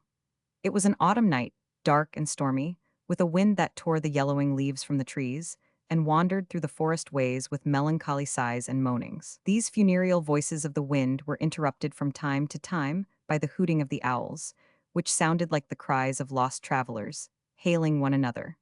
But all these sounds were familiar to Thibault, and made very little impression upon him. Moreover, he had taken the precaution, on first entering the forest, of cutting a stick 4 feet long from a chestnut tree, and adept as he was with the quarterstaff, he was ready, armed thus, to withstand the attack of any 4 men. So he entered the forest with all boldness of heart, at the spot which is known to this day as the Wolf's Heath. He had been walking for some minutes along a dark and narrow glade, cursing as he went the foolish whims of women, who, for no reason whatever, preferred a weak and timid child to a brave, strong, full-grown man, when all of a sudden, at some few paces behind him, he heard a crackling among the leaves. He turned, and the first thing he could distinguish in the darkness was the glowing light in a pair of eyes which shone like live coals. Then, looking more closely, and forcing his eyes, so to speak, to penetrate the gloom, he saw that a great wolf was following him, step by step. But it was not the wolf that he had entertained in his hut. That was black, while this was a reddish-brown. There was no mistaking one for the other, either as to color or size. As Thibault had no reason to suppose that all the wolves he came across would be animated with such benevolent feelings towards him as the first with which he had had dealings, he grasped his quarterstaff in both hands and began twirling it about to make sure he had not forgotten the knack of using it. But to his great surprise, the wolf went on trotting quietly behind him, without evincing any hostile intention, pausing when he paused, and going on again when he did, only now and then giving a howl as if to summon reinforcements. Thibault was not altogether without uneasiness as regards these occasional howls, and presently he became aware of 2 other bright spots of light in front of him, shining at intervals through the darkness which was growing thicker and thicker. Holding his stick up in readiness to hit, he went forward towards these 2 lights which remained stationary, and as he did so, his foot seemed to stumble against something lying across the path. It was another wolf. Not pausing to reflect whether it might not be unwise now to attack the first wolf, Thibault brought down his staff, giving the fellow a violent blow on the head. The animal uttered a howl of pain, then shaking his ears like a dog that has been beaten by its master, began walking on in front of the shoemaker. Thibault then turned to see what had become of the first wolf. It was still following him, still keeping step with him. Bringing his eyes back again to the front, he now perceived that a 3rd wolf was walking alongside to the right, and turning instinctively to the left, saw a 4th flanking him on that side too. Before he had gone a mile, a dozen of the animals had formed a circle round him. The situation was critical, and Thibault was fully conscious of its gravity. At first he tried to sing, hoping that the sound of the human voice might frighten away the animals, but the expedient was vain. Not a single animal swerved from its place in the circle, which was as exactly formed as if drawn with compasses. Then he thought he would climb up into the first thick-leaved tree he came to, and there wait for daylight. But on further deliberation, he decided that the wisest course was to try to get home, as the wolves, in spite of their number, still appeared as well-intentioned as when there was only one. It would be time enough to climb up into a tree when they began to show signs of any change of behavior towards him. At the same time, we are bound to add that Thibault was so disquieted in mind, and that he had reached his own door before he knew where he was. He did not at first recognize his own house. But a still greater surprise awaited him, for the wolves who were in front now respectfully drew back into two lines, sitting up on their hind legs and making a lane for him to pass along. Thibault did not waste time in stopping to thank them for this act of courtesy, but dashed into the house, banging the door to after him. Having firmly shut and bolted the door, he pushed the great chest against it, that it might be better able to resist any assault that might be made upon it. Then he flung himself into a chair, and began at length to find himself able to breathe more freely. As soon as he was somewhat recovered, he went and peeped through the little window that looked out on the forest. A row of gleaming eyes assured him that far from having retired, the wolves had arranged themselves symmetrically in file in front of his dwelling. To anyone else the mere proximity of the animals would have been most alarming, but Thibault, who shortly before had been obliged to walk escorted by this terrible troop, found comfort in the thought that a wall, however thin, now separated him from his formidable companions. Thibault lit his little iron lamp and put it on the table, drew the scattered wood ashes of his hearth together, and threw on them a bundle of chips, and then made a good fire, hoping that the reflection of the blaze would frighten away the wolves. But Thibault's wolves were evidently wolves of a special sort, accustomed to fire, for they did not budge an inch from the post they had taken up. The state of uneasiness he was in prevented Thibault from sleeping, and directly dawn broke, he was able to look out and count them. They seemed, just as on the night before, to be waiting, some seated, some lying down, others sleeping or walking up and down like sentinels. But at length, as the last star melted away, drowned in the waves of purple light ebbing up from the east, all the wolves with one accord rose, and uttering the mournful howl with which animals of darkness are wont to salute the day, they dispersed in various directions and disappeared. Thibault was now able to sit down and think over the misadventure of the previous day, and he began by asking himself how it was that the mistress of the mill had not preferred him to his cousin Landry. Was he no longer the handsome Thibault, or had some disadvantageous change come over his personal appearance? There was only one way of ascertaining whether this was so or not, namely, by consulting his mirror. So he took down the fragment of looking-glass hanging over the chimney-piece and carried it towards the light, smiling to himself the while like a vain woman. But he had hardly given the first glance at himself in the mirror, before he uttered a cry, half of astonishment, half of horror. True, he was still the handsome Thibault, but the one red hair, thanks to the hasty wishes which had so imprudently escaped him, had now grown to a regular lock of hair, of a color and brilliancy that vied with the brightest flames upon his hearth. His forehead grew cold with sweat. Knowing, however, that all attempts to pluck it out or cut it off would be futile, he made up his mind to make the best of the matter as it stood, and in future to forbear as far as possible from framing any wishes. The best thing was to put out of his mind all the ambitious desires that had worked so fatally for him, and go back to his humble trade. So Thibault sat down and tried to work, but he had no heart for the job. In vain, he tried to remember the carols he had been in the habit of singing in the happier days, when the beech and the birch shaped themselves so quickly beneath his fingers. His tools lay untouched for hours together. He pondered over matters, asking himself whether it was not a miserable thing to be sweating one's heart out merely for the privilege of leading a painful and wretched existence, when, by judiciously directing one's wishes, one might so easily attain to happiness. Formerly, even the preparation of his frugal meal had been an agreeable distraction, but it was so no longer. When hunger seized him and he was forced to eat his piece of black bread, he did it with a feeling of repugnance, and the envy, which had hitherto been nothing more than a vague aspiration after ease and comfort, was now developed into a blind and violent hatred towards his fellow creatures. Still the day, long as it seemed to Thibault, passed away like all its fellows. When twilight fell, he went outside and sat down on the bench which he had made himself and placed in front of the door, and there he remained, lost in gloomy reflections. Scarcely had the shadows begun to darken before a wolf emerged from the underwood, and, as on the previous evening, went and lay down at a short distance from the house. As on the evening before, this wolf was followed by a second, by a third, in short by the whole pack, and once more they all took up their respective posts preparatory to the night's watch. As soon as Thibault saw the third wolf appear, he went indoors and barricaded himself in as carefully as the evening before. But this evening, he was even more unhappy and low-spirited, and felt that he had not the strength to keep awake all night. So he lighted his fire, and piled it up in such a way that it would last till the morning, and throwing himself on his bed, fell fast asleep. When he awoke, it was broad daylight, the sun having risen some hours before. Its rays fell in many colors on the quivering autumn leaves, dyeing them with 1,000 shades of gold and purple. Thibault ran to the window. The wolves had disappeared, leaving behind only the mark of where their bodies had lain on the dew-covered grass. Next evening they again congregated before his dwelling, but he was now growing gradually accustomed to their presence, and had come to the conclusion that his relations with the large black wolf had somehow awakened sympathetic feelings towards him in all other individuals of the same species, and he determined to find out, once for all, what their designs towards him really were. Accordingly, thrusting a freshly sharpened billhook into his belt, and taking his boar spear in his hand, the shoemaker opened his door and walked resolutely out to face them. Having half expected that they would spring upon him, he was greatly surprised to see them begin to wag their tails like so many dogs on seeing their master approach.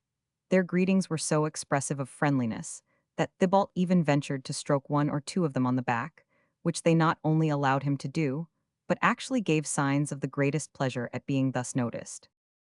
"Oh, ho," muttered Thibault, whose wandering imagination always went ahead at a gallop. "If these queer friends of mine are as obedient as they are gentle, why, here I am, the owner of a pack unequaled by any my lord baron has ever possessed, and I shall have no difficulty whatever now in dining on venison whenever the fancy so takes me." He had hardly said the words, when four of the strongest and most alert of the four-footed beasts separated themselves from the others and galloped off into the forest. A few minutes later a howl was heard, sounding from the depths of the underwood, and half an hour afterwards, one of the wolves reappeared dragging with it a fine kid which left behind it a long trail of blood on the grass. The wolf laid the animal at Thibault's feet, who, delighted beyond measure at seeing his wishes, not only accomplished but forestalled, broke up the kid, giving each of the wolves an equal share and keeping the back and haunches for himself. Then, with the gesture of an emperor, which showed that he now at last understood the position he held, he ordered the wolves away until the morrow.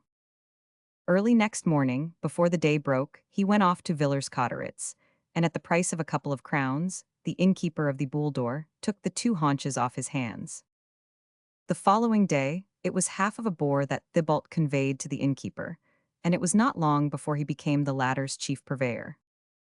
Thibault, taking a taste for this sort of business, now passed his whole day hanging about the taverns, and gave no more thought to the making of shoes. One or two of his acquaintances began to make fun of his red lock, for however assiduously he covered it with the rest of his hair, it always found a way of getting through the curls that hid it, and making itself visible. But Thibault soon gave it plainly to be understood that he would take no joking about the unfortunate disfigurement.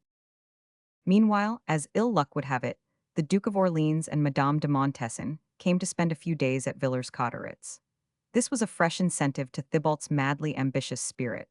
All the fine and beautiful ladies and all the gay young lords from the neighboring estates, the Montbretons, the Montesquious, the Curvils, hastened to Villers-Cotterets. The ladies brought their richest attire, the young lords their most elegant costumes. The baron's hunting horn resounded through the forest louder and gayer than ever. Graceful Amazons and dashing cavaliers, in red coats laced with gold, passed like radiant visions, as they were borne along on their magnificent English horses, illuminating the somber depths of the wood like brilliant flashes of light. In the evening it was different. Then all this aristocratic company assembled for feasting and dancing, or at other times drove out in beautiful gilt carriages, bedizened with coats of arms of every color. Thibault always took his stand in the front rank of the lookers-on, gazing with avidity on these clouds of satin and lace, which lifted now and then to disclose the delicate ankles encased in their fine silk stockings, and the little shoes with their red heels. Thus the whole cavalcade swept past in front of the astonished peasantry, leaving a faint exhalation of scent and powder and delicate perfumes. And then Thibault would ask himself why he was not one of those young lords in their embroidered coats, why he had not one of these beautiful women in their rustling satins for his mistress. Then his thoughts would turn to Agnelette and Madame Paulet, and he saw them just as they were, the one a poor little peasant girl, the other nothing more than the owner of a rustic mill. But it was when he was walking home at night through the forest, accompanied by his pack of wolves, which, from the moment the night fell, and he set foot inside the forest, no more thought of leaving him than the king's bodyguard would dream of leaving their royal master, that his broodings took their most disastrous turn. Surrounded by the temptations which now assailed him, it was only what was to be expected that Thibault, who had already gone so far in the direction of evil, should break away from what little good was still left in him, losing even the very remembrance of having once led an honest life. What were the few paltry crowns that the landlord of the Bouledour gave him in payment for the game which his good friends the wolves procured for him? Saved up for months, even for years, they would still be insufficient to satisfy a single, one of the humblest of the desires which kept tormenting his brain. It would be scarcely safe to say that Thibault, who had first wished for a haunch of the Baron's buck, then for Agnelette's heart, and then for the widow Paulet's mill, would now be satisfied even with the castle at Oigny or Longpont. To such extravagant issues had his ambition been excited by those dainty feet, those trim ankles, those exquisite scents exhaled from all those velvet and satin gowns.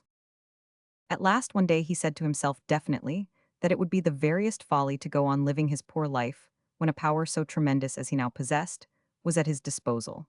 From that moment he made up his mind that, no matter if his hair should grow as red as the crown of fire, which is seen at night hanging over the great chimney at the glass works of St. Gobain, he would exercise this power of his to the accomplishing of the most high-flown of his ambitions. Chapter 10. Mater Magloire. In this reckless state of mind, Thibault, who had not as yet decided on any special course of action, spent the last days of the old year and the first of the new. Still, remembering the heavy expenses entailed on each and all by New Year's Day, he had exacted double rations from his usual purveyor. As the trying time drew nearer and nearer, simultaneously, drawing double profits from the landlord of the Bouledour. Thus it came about that, apart from the disquieting fact that his mesh of red hair was getting larger and larger almost every day, Thibault entered upon the new year in a better condition as to material matters than he had ever known before. Observe, I say, as to material matters, and material matters only, for albeit the body might seem in good plight, the soul was already alarmingly compromised. The body, at any rate, was well clothed, and 10 crowns or more made a merry jingling in his waistcoat pocket. And so dressed, and so accompanied by this silvery music, Thibault no longer appeared like a wooden shoemaker's apprentice, but like some well-to-do farmer, or even a comfortable citizen, carrying on a trade maybe, but simply for his own pleasure. Looking such as he now did, Thibault went to one of those village functions, which are fete days for the whole province. The magnificent ponds of Berville and Poudrin were to be drawn. Now the drawing of a pond is a grand affair for the owner, or for the one who farms it, not to mention the great pleasure it affords to the spectators. Such an event, therefore, is advertised a month in advance, and people come from 30 miles round to enjoy this fine entertainment. And to those of my readers who are not accustomed to the manners and customs of the provinces, let me explain that the fishing which takes place is not a fishing with the line, baited with worms, or scented wheat, or with the cast net or the sweep net, nothing of the kind. This fishing consists in emptying a pond, sometimes nearly a mile, or even 3 miles long, of every fish from the largest pike to the smallest minnow. This is how the thing is managed. In all probability, not a single one of my readers has ever seen the kind of pond to which I refer. I will describe it. To begin with, it always has 2 issues, that by which the water flows in, that by which the water flows out. That by which the water enters has no particular name, that by which it is let out is called the sluice. The water as it leaves the sluice falls into a large reservoir, whence it escapes through the meshes of a strong net. The water flows away, but the fish remain. Everyone knows that it takes several days to empty a pond. Therefore, those who wish to take a share in the fishing, and the onlookers, are not summoned to attend before the 2nd, 3rd, or 4th day, according to the volume of water which the pond has to disgorge before it is ready for the final act, and this takes place as soon as the fish appear at the sluice. At the hour announced for the fishing, a crowd assembles, varying in number according to the size and the celebrity of the pond, but comparatively as large and as fashionable as that to be seen at the Champ de Mars or Chantley on race days, when favorite horses are to run and favorite jockeys to ride. Only here the spectators do not look on from grand stands and carriages. On the contrary, they come as they can, or as they like, in gigs, pleasure vans, phaetons, carts, on horseback, on donkeyback. But once on the spot, everyone rushes to find a place, stationing him or herself either in order of arrival, or according to the amount of elbowing and pushing of which each is capable, always, however, with that due respect for authority which is observed even in the least civilized districts. A sort of stout trellis work, however, firmly sunk into the ground, prevents the onlookers from falling into the reservoir. The color and the smell of the water betoken the arrival of the fish. Every kind of show has its drawbacks. The larger and grander the audience at the opera house, the more carbonic acid is there to draw into the lungs. At the drawing of a pond, the nearer the supreme moment approaches, the more marsh gas is there to inhale. When the sluice is first opened, the water that pours through is beautifully clear and slightly green in color, like the water of a brook. This is the upper layer, which, carried along by its weight, is the first to appear. By degrees, the water becomes less transparent and takes on a grayish hue. This is the second layer, emptying itself in turn, and every now and then, more frequently as the water becomes muddier, a ray of silver is seen to dart through it. It is some fish, too small and weak to resist the current, which flashes past as if acting as scout for its stronger brethren. Nobody troubles to pick it up. It is allowed to lie gasping and trying to find some little stagnant puddle of water at the bottom of the pond, flapping, floundering, and capering like an acrobat going through his antics. Then the black water comes pouring through. This is the last act, the final catastrophe. Each fish, according to its power of resistance, struggles against the current which is bearing it along in this unusual manner. Instinctively they feel there is danger, and each strives its hardest to swim in an opposite direction. The pike struggles beside the carp which it was yesterday pursuing so hard. The perch is reconciled to the tench, and as they swim side by side, does not so much as think of taking a bite out of the flesh he finds so palatable at other times. So the Arabs at times find huddled together in the pits they dig to catch game, gazelles and jackals, antelopes and hyenas, the jackals and hyenas having grown as gentle and as timid as the gazelles and antelopes. But the strength of the struggling and dying fish begins at last to fail. The scouts that we noticed a few minutes ago become more numerous. The size of the fish becomes more respectable, which is proved to them by the attention they receive from the pickers-up. These pickers-up are men, clad in plain linen trousers and cotton shirts. The trousers are rolled up to above the knee, and the shirt sleeves turned up to the shoulders. The fish are gathered up in baskets. Those destined to be sold alive, or kept for restocking the pond, are poured off into tanks. Those condemned to death are simply spread out on the grass, and will be sold before the day is out. As the fish grow more and more abundant, the cries of delight from the spectators become louder and more frequent. For these onlookers are not like the audiences in our theaters. They have no idea of stifling their feelings or showing good taste by appearing indifferent. No, they come to amuse themselves, and every fine tench or fine carp or fine pike calls forth loud, undisguised and delighted applause. As in a well-ordered review, the troops file past in order, according to their weight, if we may use the expression, first the fight sharpshooters, then the somewhat heavier dragoons, and finally the ponderous cuirassiers and heavy artillery to bring up the rear. So the fish sweep by according to their several species. The smallest, that is the weakest, first, the heaviest, that is the strongest, last. At last the moment comes when the water ceases to flow. The passage is literally obstructed by the remainder of the fish, the bigwigs of the pond, and the pickers-up have veritable monsters to fight with. This is the supreme moment. Now comes the climax of applause, the last vociferous bravos.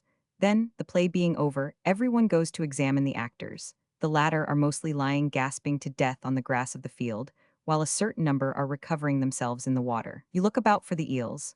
Where are the eels, you ask? Then 3 or 4 eels, about as big round as your thumb and half the length of your arm, are pointed out to you. For the eels, thanks to their peculiar organization, have momentarily at least escaped the general carnage. The eels have taken a header into the mud and disappeared. And this is the reason why you may see men with guns walking up and down at the edge of the pond, and hear a report from time to time.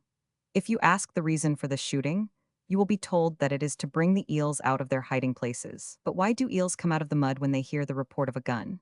Why do they make for the water which still runs in little rivulets at the bottom of the pond?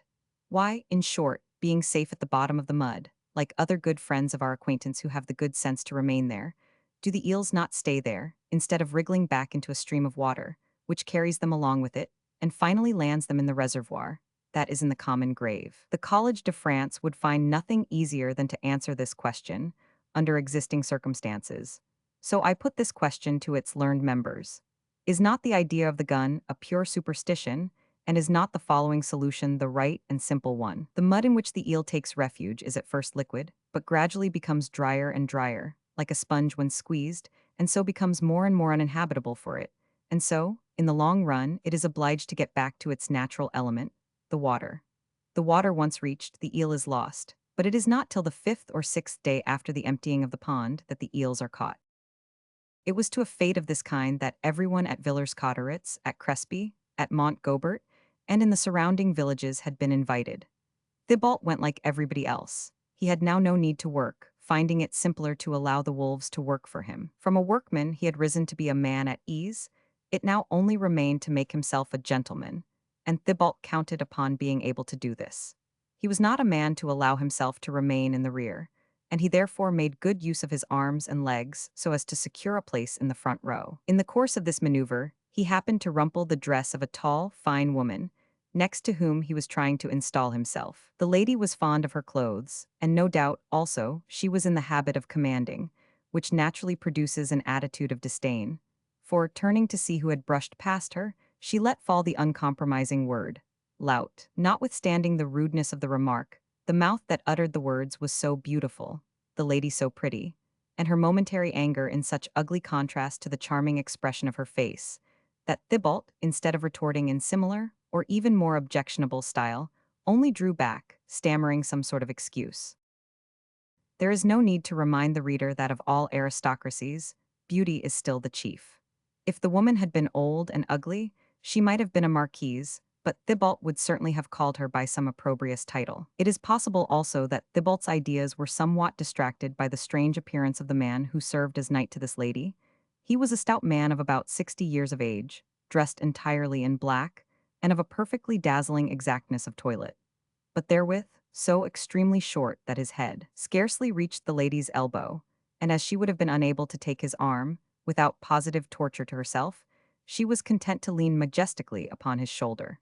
Seeing them thus together, one might have taken her for an ancient Sibylle leaning on one of those grotesque little modern figures of Chinese idols. And what a fascinating idol it was with those short legs, that bulgy stomach, those little fat podgy arms, those white hands under the lace ruffles, that plump, rubicund head and face, that well-combed, well-powdered, well-curled head of hair, and that tiny pigtail, which with every movement of its wearers, went bobbing up and down with its neat bow of ribbon against the coat collar. It reminded one of those black beetles, of which the legs seem so little in harmony with the body, that the insects seem rather to roll than to walk. And with it all, the face was so jovial, the little eyes level with the forehead, were so full of kindness, that one felt involuntarily drawn towards him. One could be sure that the pleasant little man was too intent on giving himself a good time, by every means in his power, to think of quarreling with that vague and indefinite person known as one's neighbor. Wherefore, on hearing his companion speak so cavalierly to Thibault, the good fat little man appeared to be in despair. "Gently, Madame Magloire, gently, Madame Bailiff," he said, contriving in these few words to let his neighbors know what and who he was. "Gently, those were ugly words to use to the poor fellow, who is more sorry than you are for the accident." "And may I ask, Monsieur Magloire," replied the lady, "if I am not at liberty to thank him for so nicely crumpling my beautiful blue damask dress, which is now entirely spoilt, not taking into consideration that he also trod on my little toe?" "I beg you, madame, to pardon my clumsiness," replied Thibault. "When you turned your face towards me, its wonderful beauty dazzled me like a ray of May sunshine, so that I could not see where I was treading." It was not a badly turned compliment for a man who for 3 months past had been in the daily society of a pack of wolves. Nevertheless, it did not produce any great effect upon the lady, who only responded with a haughty little pouting of the mouth. The truth was, that in spite of Thibault being so decently dressed, she had, with the curious insight which women of all ranks possess in these matters, detected at once to what class he belonged. Her stout little companion, however, was more indulgent, for he clapped loudly with his podgy hands, which the pose adopted by his wife left him free to use as he liked. "Ah, bravo, bravo," he said, "you have hit the mark, monsieur. You are a clever young fellow, and seem to have studied the style to address women in. My love, I hope you appreciated the compliment as I did, and to prove to this gentleman that we are good Christians and bear no ill will towards him, he will, I hope, if he is living in this neighborhood and it would not be too far out of his way, accompany us home, and we will drink a bottle of old wine together, if Perrine will get one out for us from the back of the woodshed. Ah, there I know you, Master Nepomucene. Any excuse serves you to be clinking glasses with somebody, and when no genuine occasion offers, you are very clever at ferreting out one, it does not matter where. But you know, Monsieur Magloire, that the doctor has expressly forbidden you to drink between meals. True, Madame Bailiff, true, replied her husband, but he did not forbid me to show politeness to an agreeable young fellow such as Monsieur appears to me to be. Be lenient, I pray, Susan. Give up this surly manner which suits you so ill. Why, madame, those who do not know you would think, to hear you, that we had nearly got to quarreling over a gown. However, to prove the contrary to monsieur, I promise that if you can get him to go back with us, I will, the very minute we get home, give you the money to buy that figured silk dress, which you have been wishing for so long. The effect of this promise was like magic. Madame Magloire was instantly mollified, and as the fishing was now drawing to a close, she accepted with less ungraciousness the arm which Thibault, somewhat awkwardly we must confess, now offered her. As to Thibault himself, struck with the beauty of the lady, and gathering from words which had fallen from her and her husband, that she was the wife of a magistrate, he parted the crowd before him with an air of command, holding his head high the while, and making his way with as much determination as if he were starting on the conquest of the Golden Fleece. And in truth, Thibault, the bridegroom-elect of Agnelet, the lover who had been so ignominiously expelled her house by the mistress of the mill, was thinking not only of all the pleasure he could enjoy, but of the proud position he would hold as the beloved of a bailiff's wife, and of all the advantages to be drawn from the good fortune which had so unexpectedly befallen him, and which he had so long desired. As on her side also, Madame Magloire was not only very much preoccupied with her own thoughts, but also paid very little attention to him, looking to right and left, first in front of her and then behind, as if in search of someone. The conversation would have lagged terribly as they walked along if their excellent little companion had not been at the expense of the best part of it, as he jogged along now beside Thibault and now beside Susan, waddling like a duck jogging home after a big feed. And so with Thibault engaged in his calculations, and the bailiff's wife with her dreams, the bailiff trotting beside them talking and wiping his forehead with a fine cambric pocket handkerchief, they arrived at the village of Urnville, which is situated about a mile and a half from the Powdrin Ponds. It was here, in this charming village, which lies halfway between Haramont and Bonwell, within a stone's throw or two of the castle of Vez, the dwelling of my lord the Baron, that Monsieur Magloire sat as magistrate. Chapter 11. David and Goliath.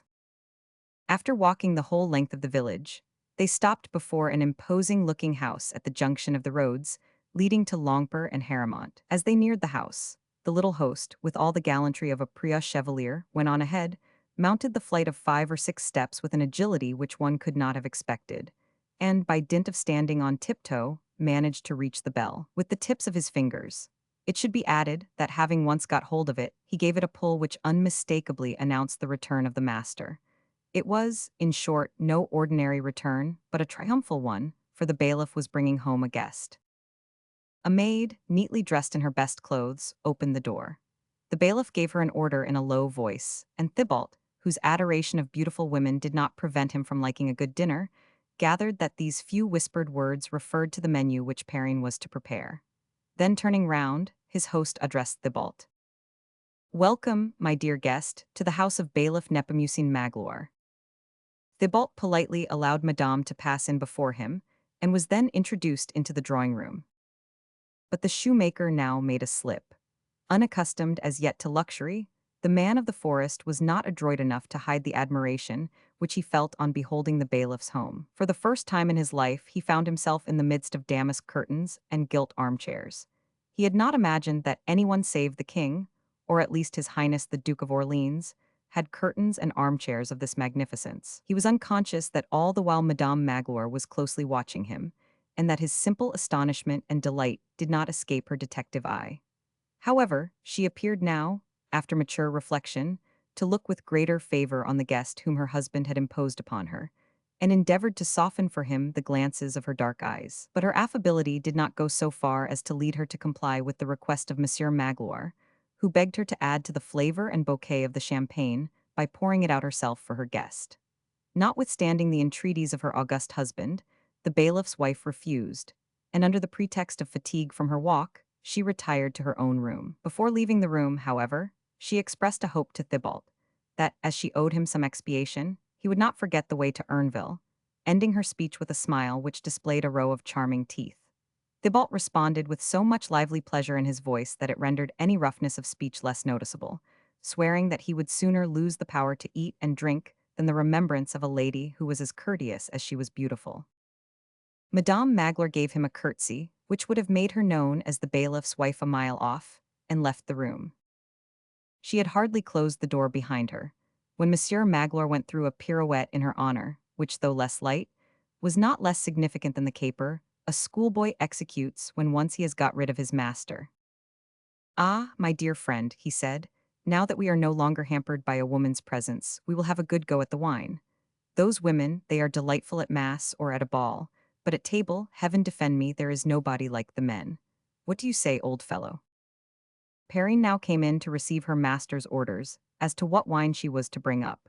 But the gay little man was far too fastidious a judge of wines to trust a woman with such a commission as this. Indeed, women never show that reverential respect for certain old bottles which is their due, nor that delicacy of touch with which they love to be handled. He drew Perrine down as if to whisper something in her ear, instead of which he gave a good sound kiss to the cheek, which was still young and fresh, and which did not blush sufficiently to lead to the belief that the kiss was a novelty to it. "Well, sir," said the girl, laughing, "what is it?" "This is it, Perrinette, my love," said the bailiff, "that I alone know the good brands, and as they are many in number, you might get lost among them, and so I am going to the cellar myself." And the good man disappeared trundling off on his little legs, cheerful, alert, and fantastic as those Nuremberg toys mounted on a stand, which you wind up with a key, and which, once set going, turn round and round, or go first one way and then the other, till the spring has run down. The only difference being that this dear little man seemed wound up by the hand of God himself, and gave no sign of ever coming to a standstill. Thibault was left alone. He rubbed his hands together, congratulating himself on having chanced upon such a well-to-do house, with such a beautiful wife, and such an amiable husband for host and hostess. 5 minutes later the door again opened, and in came the bailiff with a bottle in either hand, and one under each arm. The two under his arms were bottles of sparkling Sillery, of the first quality, which, not being injured by shaking, were safe to be carried in a horizontal position. The two which he carried in his hands, and which he held with a respectful care which was a pleasure to behold, were, one a bottle of very old Chambertin, the other a bottle of Hermitage.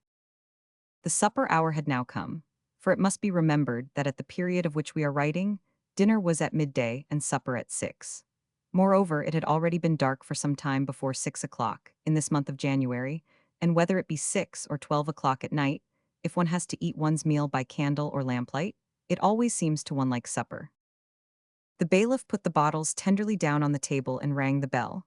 Perrinette came in. "When will the table be ready for us, my pretty?" asked Magloire. "Whenever monsieur pleases," replied Perrine. "I know monsieur does not like waiting, so I always have everything ready in good time." "Go and ask madame, then, if she is not coming. Tell her, Perrine, that we do not wish to sit down without her." Perrine left the room.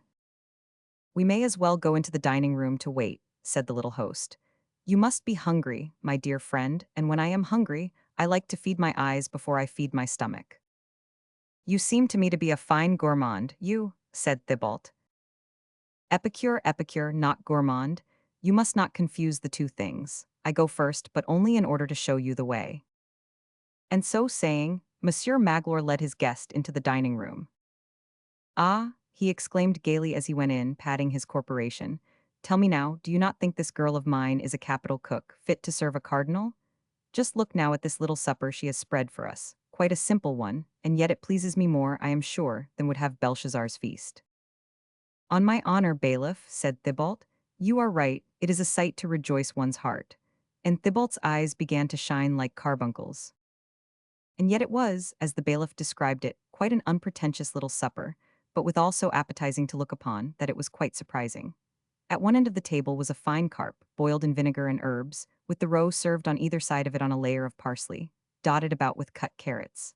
The opposite end was occupied by a boar ham, mellow flavored, and deliciously reposing on a dish of spinach, which lay like a green islet surrounded by an ocean of gravy. A delicate game pie, made of 2 partridges only, of which the heads appeared above the upper crust, as if ready to attack one another with their beaks, was placed in the middle of the table, while the intervening spaces were covered with side dishes holding slices of Arles sausage, pieces of tunny fish, swimming in beautiful green oil from Provence, anchovies sliced and arranged in all kinds of strange and fantastic patterns on a white and yellow bed of chopped eggs, and pats of butter that could only have been churned that very day. As accessories to these were 2 or 3 sorts of cheese, chosen from among those of which the chief quality is to provoke thirst, some Reims biscuits of delightful crispness, and pears just fit to eat, showing that the master himself had taken the trouble to preserve them, and to turn them about on the storeroom shelf. Thibault was so taken up in the contemplation of this little amateur supper, that he scarcely heard the message which Perrine brought back from her mistress, who sent word that she had a sick headache, and begged to make her excuses to her guest, with the hope that she might have the pleasure of entertaining him when he next came. The little man gave visible signs of rejoicing on hearing his wife's answer, breathed loudly and clapped his hands, exclaiming, "She has a headache, she has a headache. Come along then, sit down, sit down." And thereupon, besides the 2 bottles of old Macon, which had already been respectively placed within reach of the host and guest, as vin ordinaire between the hors d'oeuvres and the dessert plates, he introduced the 4 other bottles which he had just brought up from the cellar. Madame Magloire had, I think, acted not unwisely in refusing to sup with these stalwart champions of the table, for such was their hunger and thirst, that half the carp and the 2 bottles of wine disappeared without a word passing between them, except such exclamations as, "Good fish, isn't it?" "Capital." "Fine wine, isn't it?" "Excellent." The carp and the Macon being consumed, they passed on to the game pie and the chambertin, and now their tongues began to be unloosed, especially the bailiff's. By the time half the game pie and the first bottle of chambertin were finished, Thibault knew the history of Nepomucene Magloire, not a very complicated one, it must be confessed. Monsieur Magloire was son to a church ornament manufacturer, who had worked for the chapel belonging to His Highness the Duke of Orleans.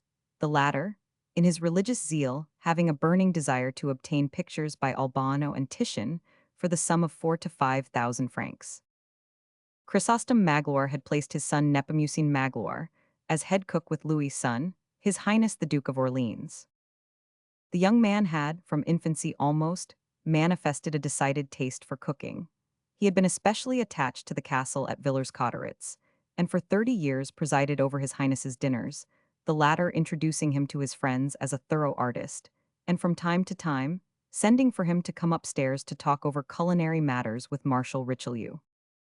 When 55 years of age, Magloire found himself so rounded in bulk that it was only with some difficulty he could get through the narrow doors of the passages and offices. Fearing to be caught some day like the weasel of the fable, he asked permission to resign his post.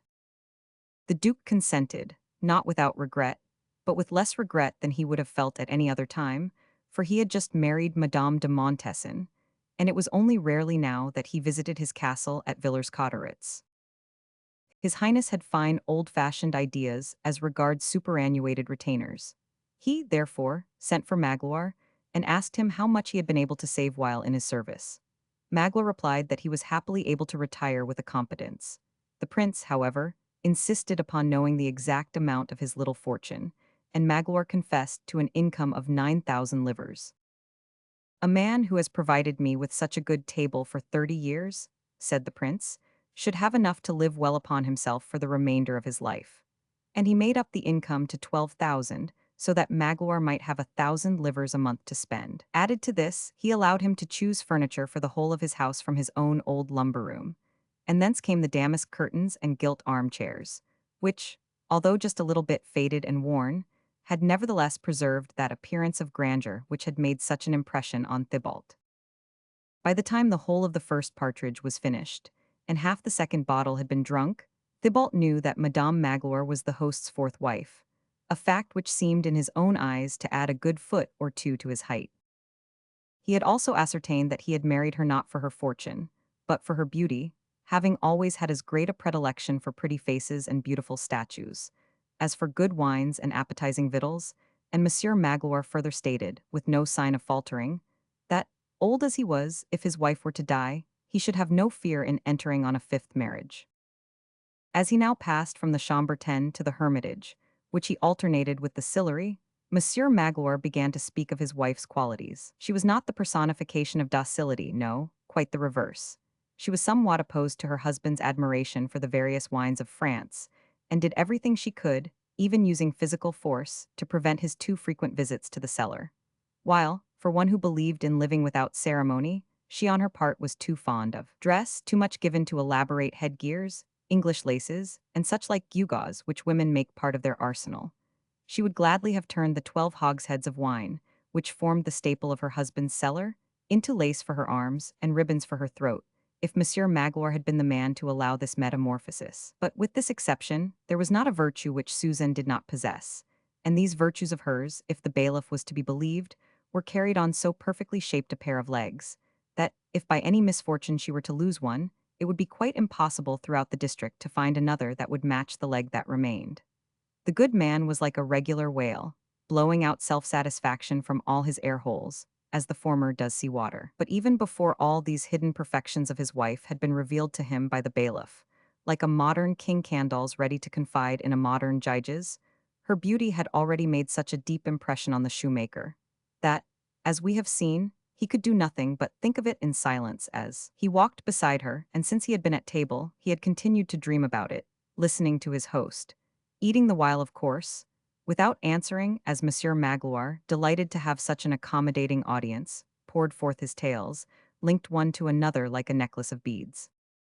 But the worthy bailiff, having made a second excursion to the cellar, and this second excursion having produced, as the saying is, a little knot at the tip of his tongue, he began to be rather less appreciative of the rare quality which was required in his disciples by Pythagons. He, therefore, gave Thibault to understand that he had now said all that he wished to tell him concerning himself and his wife, and that it was Thibault's turn to give him some information as regards his own circumstances. The amiable little man adding that wishing often to visit him, he wished to know more about him. Thibault felt that it was very necessary to disguise the truth, and accordingly gave himself out as a man living at ease in the country, on the revenues of 2 farms and of 100 acres of land, situated near Vertefuel.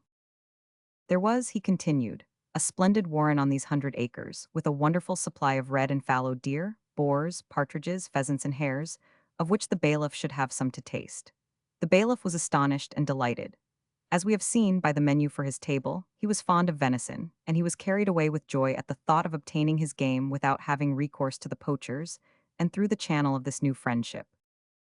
And now, the last drop of the 7th bottle having been scrupulously divided between the 2 glasses, they decided that it was time to stop. The rosy champagne, prime vintage of AI, and the last bottle emptied, had brought Nepomucene Magloire's habitual good nature to the level of tender affection. He was charmed with his new friend, who tossed off his bottle in almost as good style as he did himself. He addressed him as his bosom friend, he embraced him, he made him promise that there should be a morrow to their pleasant entertainment. He stood a second time on tiptoe to give him a parting hug as he accompanied him to the door, which Thibault on his part, bending down, received with the best grace in the world. The church clock of Urnville was striking midnight as the door closed behind the shoemaker. The fumes of the heady wine he had been drinking had begun to give him a feeling of oppression before leaving the house, but it was worse when he got into the open air. He staggered, overcome with giddiness, and went and leant with his back against a wall. What followed next was as vague and mysterious to him as the phantasmagoria of a dream. Above his head, about 6 or 8 feet from the ground, was a window which, as he moved to lean against the wall, had appeared to him to be lighted, although the light was shaded by double curtains. He had hardly taken up his position against the wall when he thought he heard it open. It was, he imagined, the worthy bailiff, unwilling to part with him without sending him a last farewell, and he tried to step forward so as to do honor to this gracious intention, but his attempt was unavailing. At first he thought he was stuck to the wall like a branch of ivy, but he was soon disabused of this idea. He felt a heavy weight planted first on the right shoulder, and then on the left, which made his knees give way so that he slid down the wall as if to seat himself. This maneuver on Thibault's part appeared to be just what the individual who was making use of him as a ladder wished him to do, for we can no longer hide the fact that the weight so felt was that of a man. As Thibault made his forced genuflection, the man was also lowered. That's right, Eleve, that's right. He said, so? And with this last word, he jumped to the ground, while overhead was heard the sound of a window being shut. Thibault had sense enough to understand two things. First, that he was mistaken for someone called Eleve, who was probably asleep somewhere about the premises. Secondly, that his shoulders had just served some lover as a climbing ladder, both of which things caused Thibault an undefined sense of humiliation. Accordingly, he seized hold mechanically of some floating piece of stuff which he took to be the lover's cloak, and, with the persistency of a drunken man, continued to hang on to it. "What are you doing that for, you scoundrel?" asked a voice which did not seem altogether unfamiliar to the shoemaker. "One would think you were afraid of losing me." "Most certainly I am afraid of losing you," replied Thibault, "because I wish to know who it is has the impertinence to use my shoulders for a ladder." "Phew," said the unknown, "it's not you then, Eleve." "No, it is not," replied Thibault. "Well, whether it is you or not you, I thank you." "How thank you? Ah, I dare say, thank you indeed. You think the matter is going to rest like that, do you?" "I had counted upon it being so, certainly." "Then you counted without your host." "Now, you blackguard, leave go of me, you are drunk." "Drunk, what do you mean? We only drank 7 bottles between us, and the bailiff had a good 4 to his share." "Leave go of me, you drunkard, do you hear?" "Drunkard, you call me a drunkard for having drunk 3 bottles of wine." "I don't call you a drunkard because you drank 3 bottles of wine, but because you let yourself get tipsy over those 3 unfortunate bottles." And, with a gesture of commiseration, and trying for the third time to release his cloak, the unknown continued. "Now then, are you going to let go my cloak or not, you idiot?" Thibault was at all times touchy as to the way people addressed him, but in his present state of mind, his susceptibility amounted to extreme irritation. "By the devil," he exclaimed, "let me tell you, my fine sir, that the only idiot here is the man who gives insults in return for the services of which he has made use, and seeing that is so, I do not know what prevents me planting my fist in the middle of your face." This menace was scarcely out of his mouth, when, as instantly as a cannon goes off once the flame of the match has touched the powder, the blow with which Thibault had threatened his unknown adversary came full against his own cheek. "Take that, you beast," said the voice, which brought back to Thibault certain recollections in connection with the blow he received. "I am a good Jew, you see, and pay you back your money before weighing your coin." Thibault's answer was a blow in the chest. It was well directed, and Thibault felt inwardly pleased with it himself. But it had no more effect on his antagonist than the fillip from a child's finger would have on an oak tree. It was returned by a second blow of the fist which so far exceeded the former in the force with which it was delivered, that Thibault felt certain if the giant's strength went on increasing in the same ratio, that a third of the kind would level him with the ground. But the very violence of his blow brought disaster on Thibault's unknown assailant. The former had fallen onto one knee, and so doing, his hand, touching the ground, came in contact with a stone. Rising in fury to his feet again with the stone in his hand, he flung it at his enemy's head. The colossal figure uttered a sound like the bellowing of an ox, turned round on himself, and then, like an oak tree cut off by the roots, fell his whole length on the ground and lay there insensible. Not knowing whether he had killed or only wounded his adversary, Thibault took to his heels and fled, not even turning to look behind him. Chapter 12. Wolves in the Sheepfold. The forest was not far from the bailiff's house, and in 2 bounds Thibault found himself on the further side of Les Fosses, and in the wooded path leading to the brickyard. He had no sooner entered the forest than his usual escort surrounded him, fawning and blinking with their eyes and wagging their tails to show their pleasure. Thibault, who had been so alarmed the first time he found himself in company with this strange bodyguard, took no more notice of them now than if they had been a pack of poodles.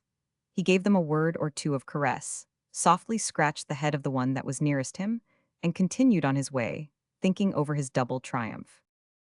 He had beaten his host at the bottle, he had vanquished his adversary at fisticuffs, and in this joyous frame of mind, he walked along, saying aloud to himself, "You must acknowledge, friend Thibault, that you are a lucky rascal.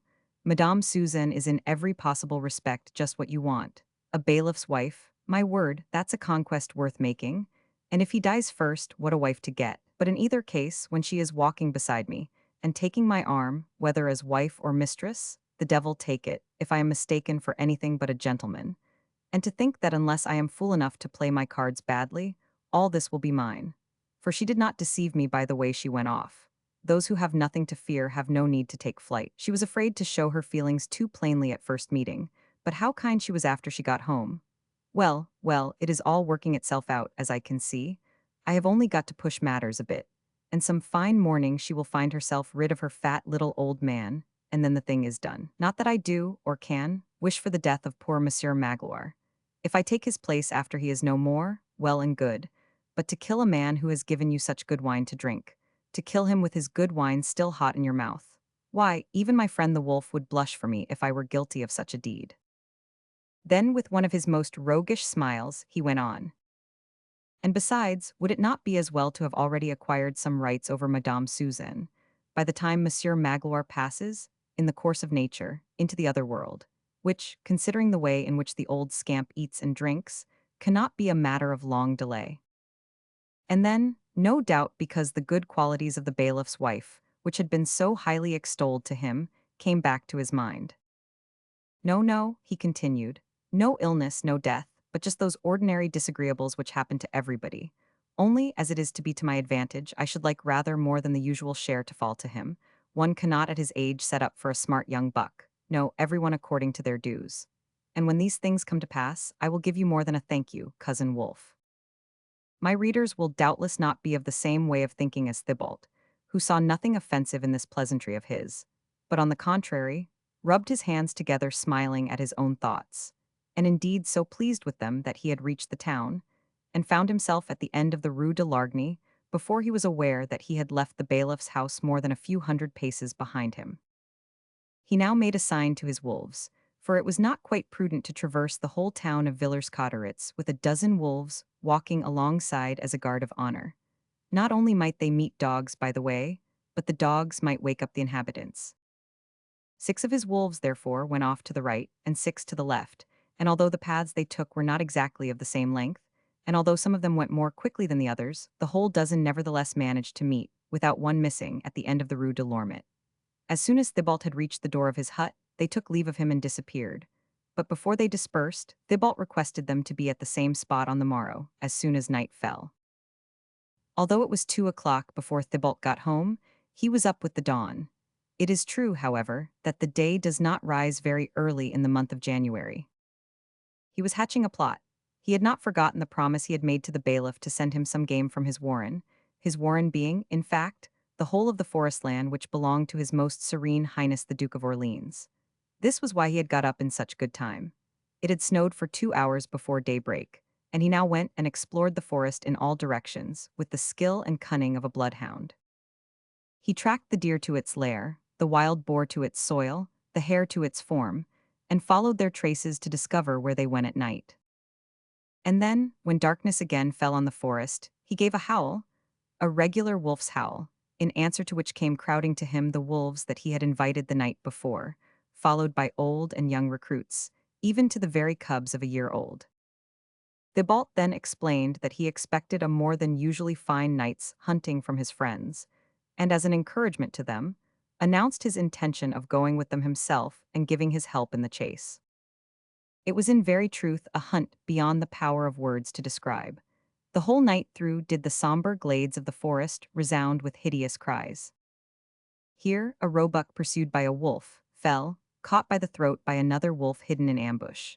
There, Thibault, knife in hand like a butcher, was running to the assistance of 3 or 4 of his ferocious companions, that had already fastened on a fine young boar of 4 years old, which he now finished off. An old she-wolf came along bringing with her half a dozen hares, which she had surprised in their love frolics, and she had great difficulty in preventing her cubs from swallowing a whole covey of young partridges, which the young marauders had come across with their heads under their wings, without first waiting for the wolf-master to levy his dues. Madame Suzanne Magloire little thought what was taking place at this moment in the forest of Villers-Cotterets, and on her account. In a couple of hours' time, the wolves had heaped up a perfect cartload of game in front of Thibault's hut. Thibault selected what he wanted for his own purposes, and leftover sufficient to provide them a sumptuous repast. Borrowing a mule from a charcoal burner, on the pretext that he wanted to convey his shoes to town, he loaded it up with the game and started for Villers Cotteret's. There he sold a part of this booty to the game dealer, reserving the best pieces and those which had been least mutilated by the wolves' claws to present to Madame Magloire. His first intention had been to go in person with his gift to the bailiff, but Thibault was beginning to have a smattering of the ways of the world, and thought it would, therefore, be more becoming to allow his offering of game to precede him. To this end he employed a peasant on payment of a few coppers to carry the game to the bailiff of Urnville, merely accompanying it with a slip of paper, on which he wrote, "From Monsieur Thibault." He, himself, was to follow closely on the message, and indeed, so closely did he do so, that he arrived just as Mater Magloire was having the game he had received spread out on a table. The bailiff, in the warmth of his gratitude, extended his arms towards his friend of the previous night and tried to embrace him, uttering loud cries of joy. I say tried, for two things prevented him from carrying out his wish. One, the shortness of his arms, the other, the rotundity of his person. But thinking that where his capacities were insufficient, Madame Magloire might be of assistance, he ran to the door, calling at the top of his voice, "Suzanne, Suzanne." There was so unusual a tone in the bailiff's voice that his wife felt sure something extraordinary had happened, but whether for good or ill she was unable to make sure. And downstairs she came, therefore, in great haste, to see for herself what was taking place. She found her husband, wild with delight, trotting round to look on all sides at the game spread on the table, and it must be confessed that no sight could have more greatly rejoiced a gourmand's eye. As soon as he caught sight of Suzanne, "Look, look, madame," he cried, clapping his hands together. "See what our friend Thibault has brought us, and thank him for it. Praise be to God, there is one person who knows how to keep his promises. He tells us he will send a hamper of game, and he sends us a cartload. Shake hands with him, embrace him at once, and just look here at this." Madame Magloire graciously followed out her husband's orders. She gave Thibault her hand, allowed him to kiss her, and cast her beautiful eyes over the supply of food which elicited such exclamations of admiration from the bailiff. And as a supply, which was to make such an acceptable addition to the ordinary daily fare, it was certainly worthy of all admiration. First, as prime pieces, came a boar's head and ham, firm and savory morsels. Then a fine 3-year-old kid, which should have been as tender as the dew that only the evening before beaded the grass at which it was nibbling. Next came hares, fine fleshy hares from the heath of Gonderville, full fed on wild thyme, and then such scented pheasants, and such delicious red-legged partridges, that once on the spit, the magnificence of their plumage was forgotten in the perfume of their flesh. And all these good things the fat little man enjoyed in advance in his imagination. He already saw the boar broiled on the coals, the kid dressed with sauce piquante, the hares made into a pasty, the pheasant stuffed with truffles, the partridges dressed with cabbage, and he put so much fervor and feeling into his orders and directions that merely to hear him was enough to set a gourmand's mouth watering. It was this enthusiasm on the part of the bailiff which no doubt made Madame Suzanne appear somewhat cold and unappreciative in comparison. Nevertheless, she took the initiative, and with much graciousness assured Thibault that she would on no account allow him to return to his farms until all the provisions, with which, thanks to him, the larder would now overflow, had been consumed. You may guess how delighted Thibault was at having his cherished wishes thus met by Madame herself. He promised himself no end of grand things from this stay at Urnville, and his spirits rose to the point of himself proposing to Mater Magloire that they should indulge in a preparatory whack of liquor, to prepare their digestions for the savory dishes that Mademoiselle Perrine was preparing for them. Mater Magloire was quite gratified to see that Thibault had forgotten nothing, not even the cook's name. He sent for some vermouth, a liqueur as yet but little known in France, having been imported from Holland by the Duke of Orleans, and of which a present had been made by His Highness's head cook to his predecessor. Thibault made a face over it. He did not think this foreign drink was equal to a nice little glass of native Chablis, but when assured by the bailiff that, thanks to the beverage, he would in an hour's time have a ferocious appetite, he made no further remark and affably assisted his host to finish the bottle. Madame Suzanne, meanwhile, had returned to her own room to smart herself up a bit, as women say, which generally means an entire change of raiment. It was not long before the dinner hour sounded, and Madame Suzanne came downstairs again. She was perfectly dazzling in a splendid dress of grey damask trimmed with pearl, and the transports of amorous admiration into which Thibault was thrown by the sight of her prevented the shoemaker from thinking of the awkwardness of the position in which he now unavoidably found himself, dining as he was for the first time with such handsome and distinguished company. To his credit, be it said, he did not make bad use of his opportunities. Not only did he cast frequent and unmistakable sheep's eyes at his fair hostess, but he gradually brought his knee nearer to hers, and finally went so far as to give it a gentle pressure. Suddenly, and while Thibault was engaged in this performance, Madame Suzanne, who was looking sweetly towards him, opened her eyes and stared fixedly a moment. Then she opened her mouth and went off into such a violent fit of laughter that she almost choked and nearly went into hysterics. Mater Magloire, taking no notice of the effect, turned straight to the cause, and he now looked at Thibault, and was much more concerned and alarmed with what he thought to see than with the nervous state of excitement into which his wife had been thrown by her hilarity. "Ah, my dear fellow," he cried, stretching two little agitated arms towards Thibault, "you are in flames, you are in flames." Thibault sprang up hastily. "Where, how?" he asked. "Your hair is on fire," answered the bailiff, in all sincerity, and so genuine was his terror that he seized the water bottle that was in front of his wife in order to put out the conflagration blazing among Thibault's locks.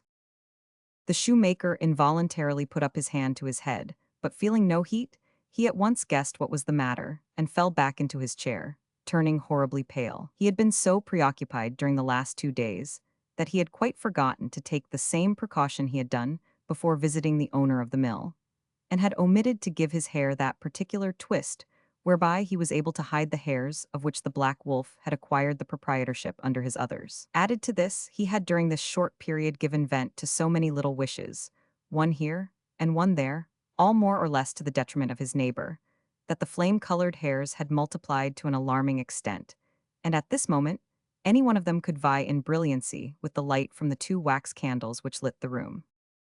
"Well, you did give me a dreadful fright, Monsieur Magloire," said Thibault, trying to conceal his agitation.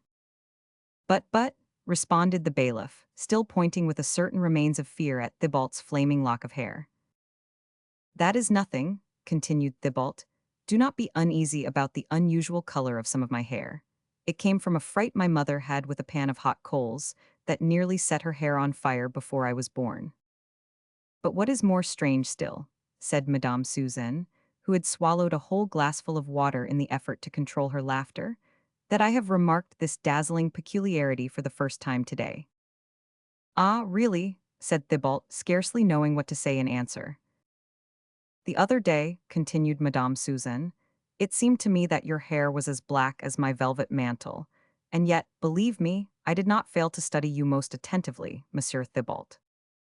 This last sentence, reviving Thibault's hopes, restored him once more to good humor. "Ah, madame," he replied, "you know the proverb, red hair, warm heart, and the other.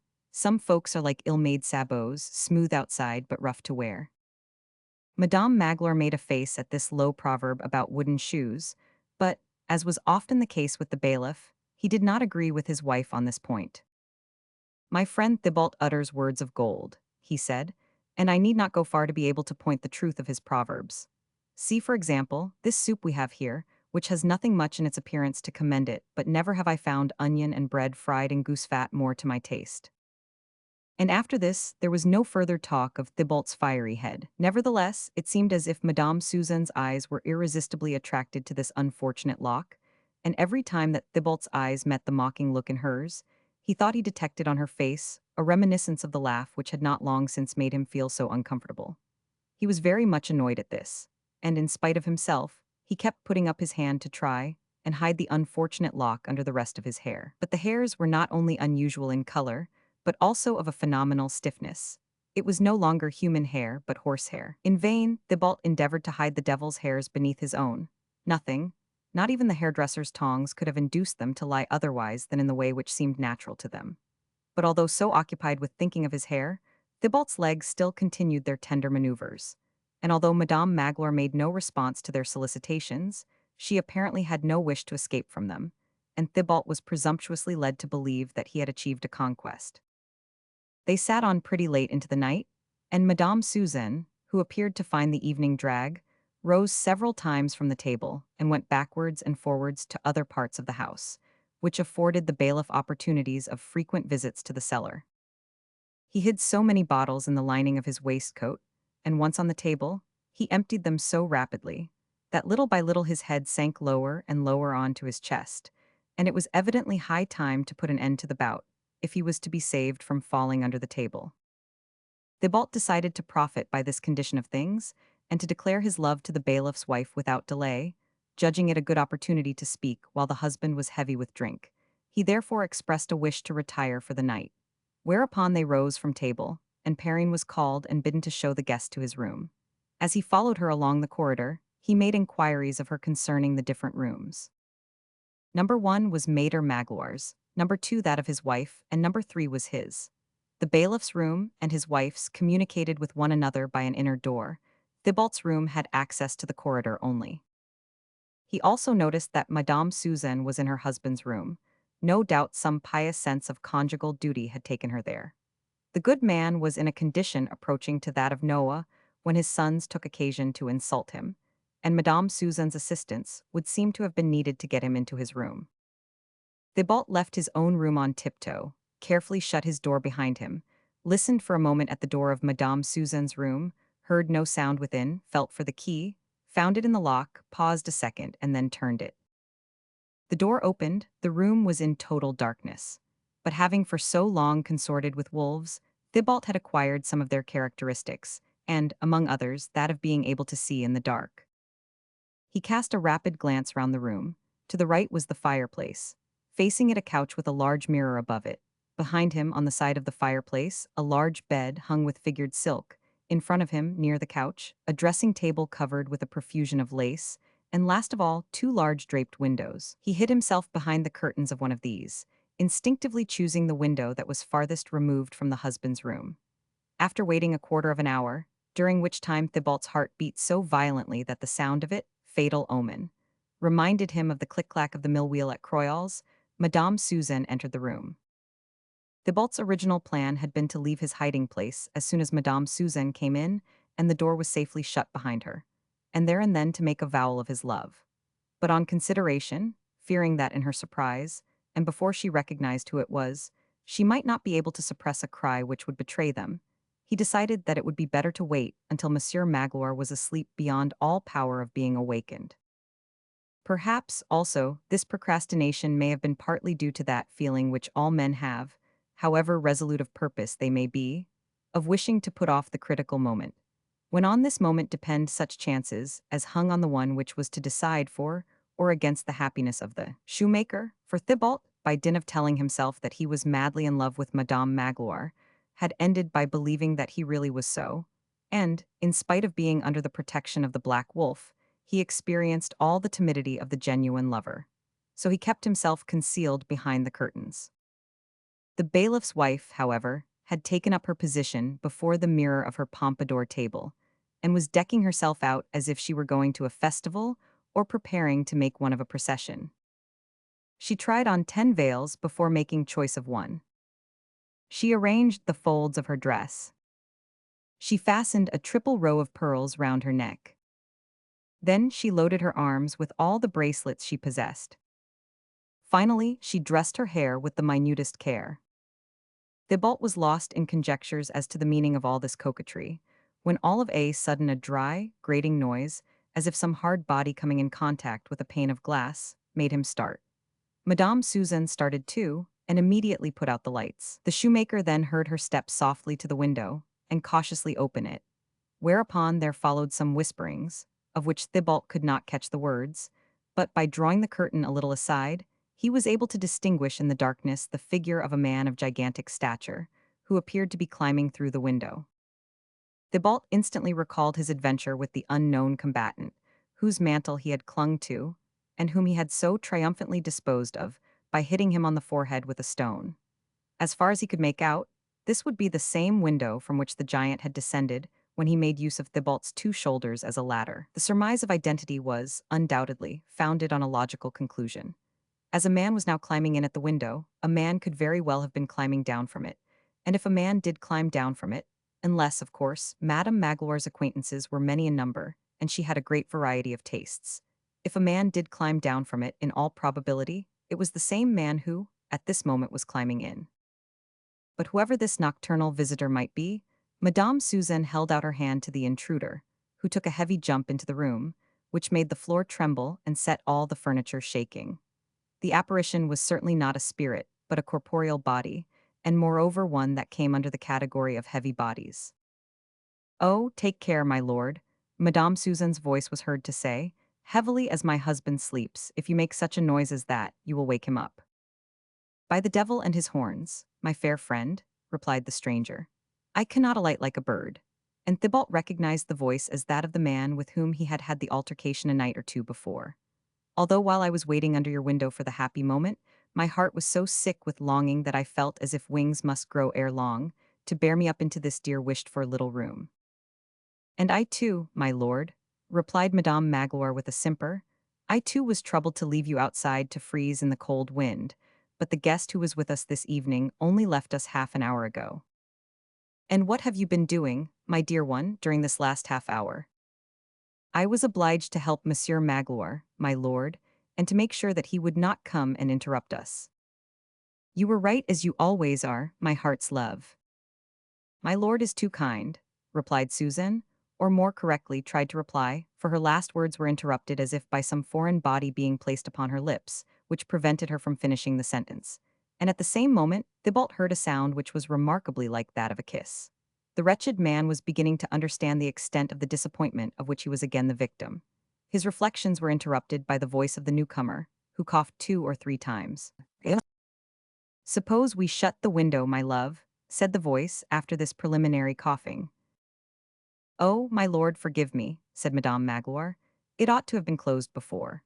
And so saying, she went to the window, which she first shut close, and then closed even more hermetically by drawing the curtains across it. The stranger, meanwhile, who made himself thoroughly at home, had drawn an easy chair up to the fire, and sat with his legs stretched out, warming his feet in the most luxurious fashion, reflecting, no doubt, that for a man half frozen, the most immediate necessity is to thaw himself. Madame Susan seemed to find no cause of offense in this behavior on the part of her aristocratic lover, but came up to his chair and leant her pretty arms over the back in the most fascinating posture. Thibault had a good view of the group from behind, well thrown up by the light of the fire, and he was overcome with inward rage. The stranger appeared for a while to have no thought beyond that of warming himself, but at last, the fire having performed its appointed task, he asked, "And this stranger, this guest of yours, who was he?" "Ah, my lord," answered Madame Magloire, "you already know him, I think, only too well." "What," said the favored lover, "do you mean to say it was that drunken lout of the other night again?" "The very same, my lord." "Well, all I can say is, if ever I get him into my grip again—" "My lord," responded Susan, in a voice as soft as music, "you must not harbor evil designs against your enemies. On the contrary, you must forgive them as we are taught to do by our holy religion. There is also another religion which teaches that, my dearest love, one of which you are the all-supreme goddess, and I but a humble neophyte. And I am wrong in wishing evil to the scoundrel, for it was owing to the treacherous and cowardly way in which he attacked and did for me, that I had the opportunity I had so long wished for, of being introduced into this house. The lucky blow on my forehead with his stone made me faint, and because you saw I had fainted, you called your husband. It was on account of your husband finding me without consciousness beneath your window, and believing I had been set upon by thieves, that he had me carried indoors. And lastly, because you were so moved by pity at the thought of what I had suffered for you, that you were willing to let me in here. And so, this good-for-nothing fellow, this contemptible scamp, is after all the source of all good, for all the good of life for me is in your love. Nevertheless, if ever he comes within reach of my whip, he will not have a very pleasant time of it." "It seems then," muttered Thibault, swearing to himself, "that my wish has again turned to the advantage of someone else. Ah, my friend Black Wolf, I have still something to learn, but confound it all, I will in future think so well over my wishes before expressing them that the pupil will become master. But to whom does that voice that I seem to know belong?" Thibault continued, trying to recall it, "for the voice is familiar to me, of that I am certain." "You would be even more incensed against him, poor wretch, if I were to tell you something." "And what is that, my love?" "Well, that good-for-nothing fellow, as you call him, is making love to me." "Phew!" "That is so, my lord," said Madame Susan, laughing. "What, that boor, that low rascal, where is he? Where does he hide himself?" by Beelzebub, I'll throw him to my dogs to eat. And then, all at once, Thibault recognized his man. Ah, my lord Baron, he muttered, it's you, is it? Pray do not trouble yourself about it, my lord, said Madame Susan, laying her two hands on her lover's shoulders and obliging him to sit down again. Your lordship is the only person whom I love, and even were it not so, a man with a lock of red hair right in the middle of his forehead is not the one to whom I should give away my heart.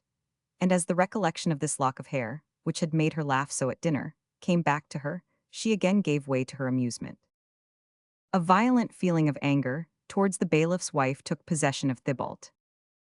Ah, traitress, he exclaimed to himself, what would I not give for your husband, your good, upright husband, to walk in at this moment and surprise you? Scarcely was the wish uttered, when the door of communication between Susan's room and that of Monsieur Magloire was thrown wide open, and in walked her husband with an enormous nightcap on his head, which made him look nearly 5 feet high, and holding a lighted candle in his hand. Ah, ah, muttered Thibault. Well done, it's my turn to laugh now, Madame Magloire. Chapter 13. Where it is demonstrated that a woman never speaks more eloquently than when she holds her tongue. As Thibault was talking to himself, he did not catch the few hurried words which Susan whispered to the Baron, and all he saw was that she appeared to totter, and then fell back into her lover's arms, as if in a dead faint. The bailiff stopped short as he caught sight of this curious group, lit up by his candle. He was facing Thibault, and the latter endeavored to read in Monsieur Magloire's face what was passing in his mind. But the bailiff's jovial physiognomy was not made by nature to express any strong emotion, and Thibault could detect nothing in it but a benevolent astonishment on the part of the amiable husband.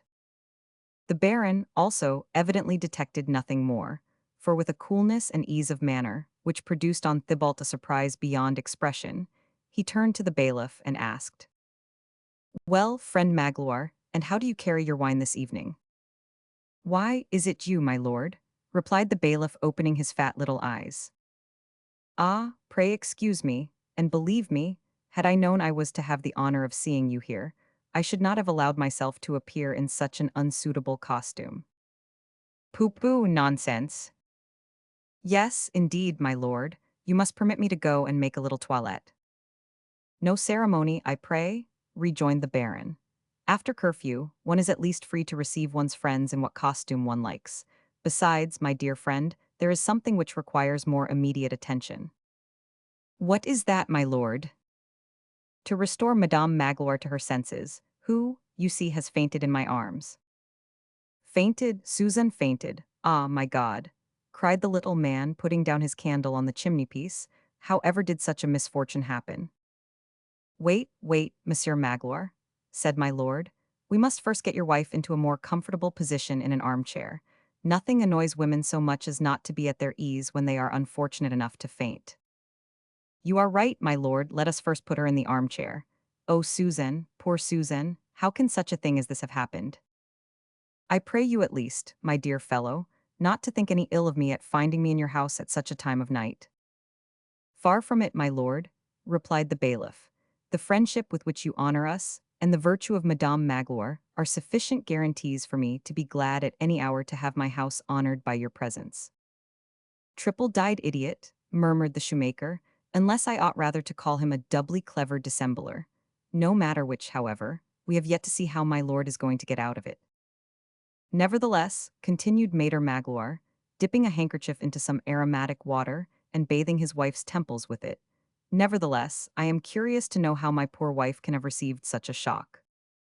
It's a simple affair enough, as I will explain, my dear fellow. I was returning from dining with my friend, de Vivieres, and passing through Erneville on my way to Vez, I caught sight of an open window and a woman inside making signals of distress. Ah, my God! That is what I exclaimed, when I realized that the window belonged to your house. And can it be my friend the bailiff's wife, I thought, who is in danger and in need of help? You are good indeed, my lord, said the bailiff, quite overcome. I trust it was nothing of the sort. On the contrary, my dear man. How on the contrary? Yes, as you will see. You make me shudder, my lord. And do you mean that my wife was in need of help and did not call me?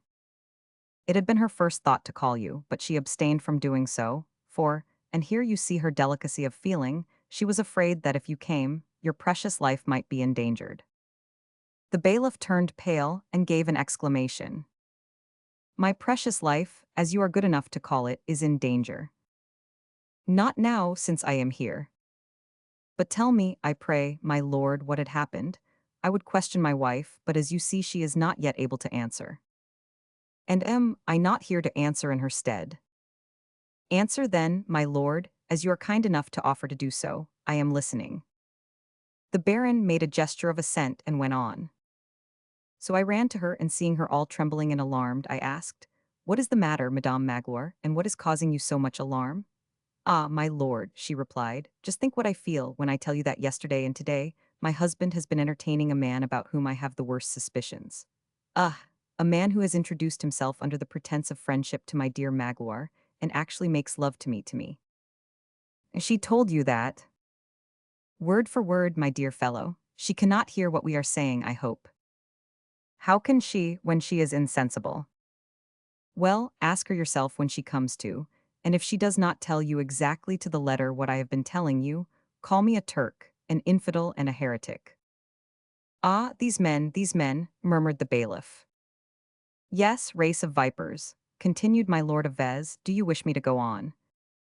Yes, indeed, said the little man, forgetting the scantiness of his attire in the interest excited in him by the baron's tale. But, madame, I said to my friend Madame Magloire, how could you tell that he had the audacity to love you? Yes, put in the bailiff, how did she find it out? I never noticed anything myself. You would have been aware of it, my dear friend, if only you had looked under the table. But, fond of your dinner as you are, you were not likely to be looking at the dishes on the table and underneath it at the same time. The truth is, my lord, we had the most perfect little supper.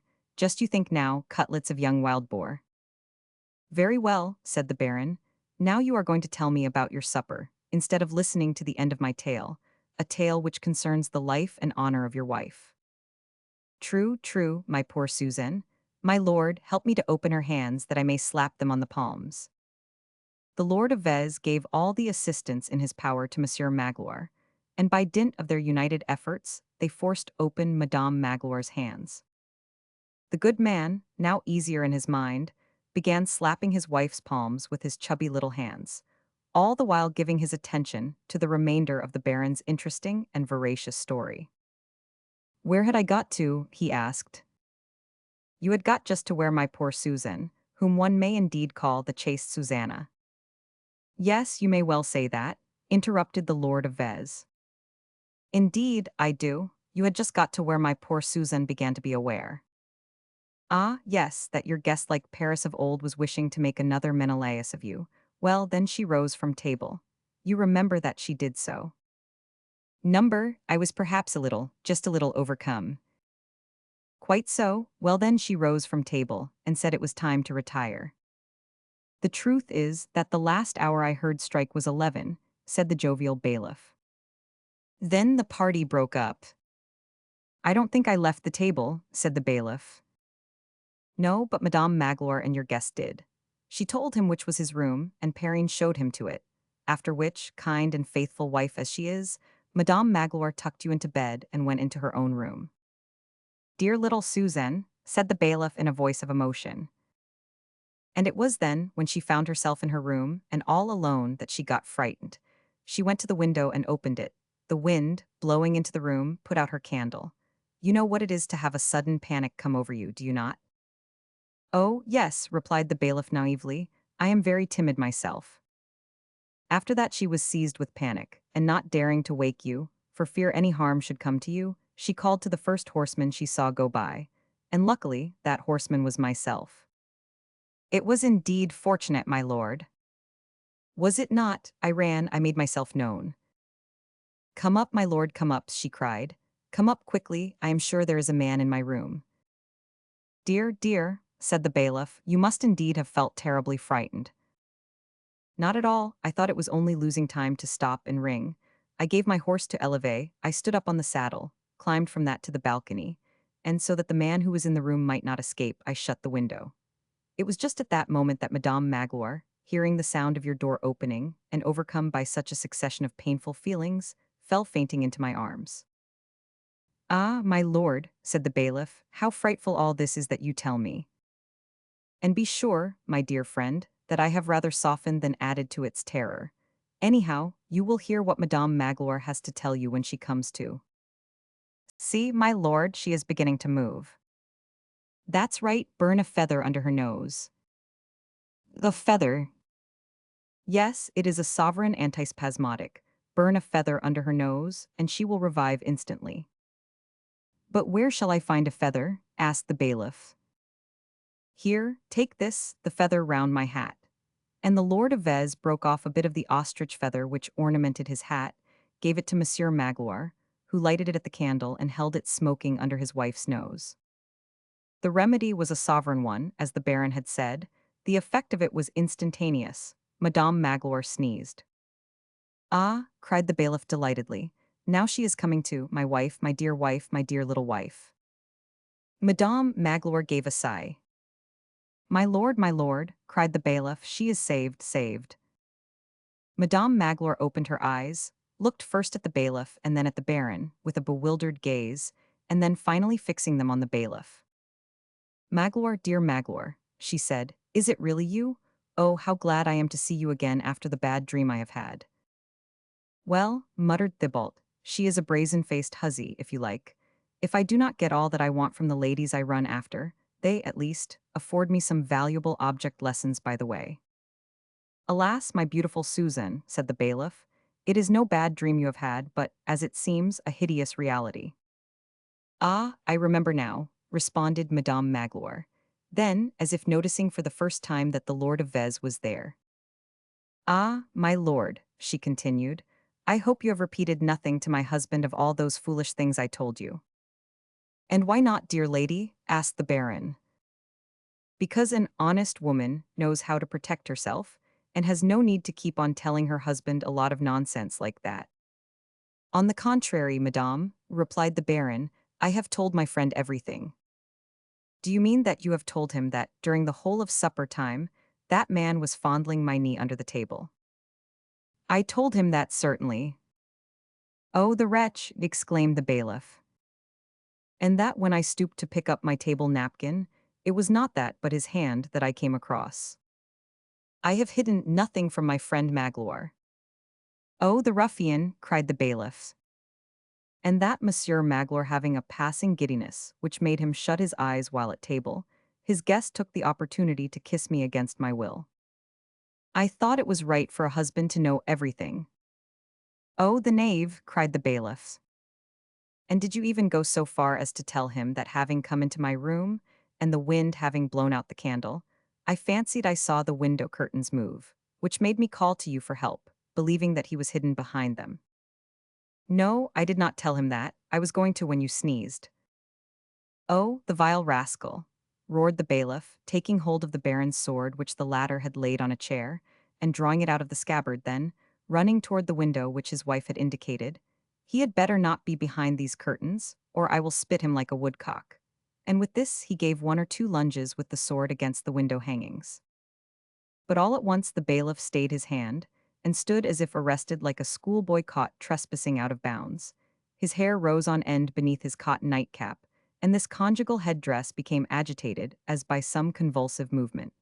The sword dropped from his trembling hand, and fell with a clatter on the floor. He had caught sight of Thibault behind the curtains, and as Hamlet kills Polonius, thinking to slay his father's murderer, so he, believing that he was thrusting at nothing, had nearly killed his crony of the night before, who had already had time enough to prove himself a false friend. Moreover, as he had lifted the curtain with the point of the sword, the bailiff was not the only one who had seen Thibault. His wife and the Lord of Vez had both been participators in the unexpected vision, and both uttered a cry of surprise.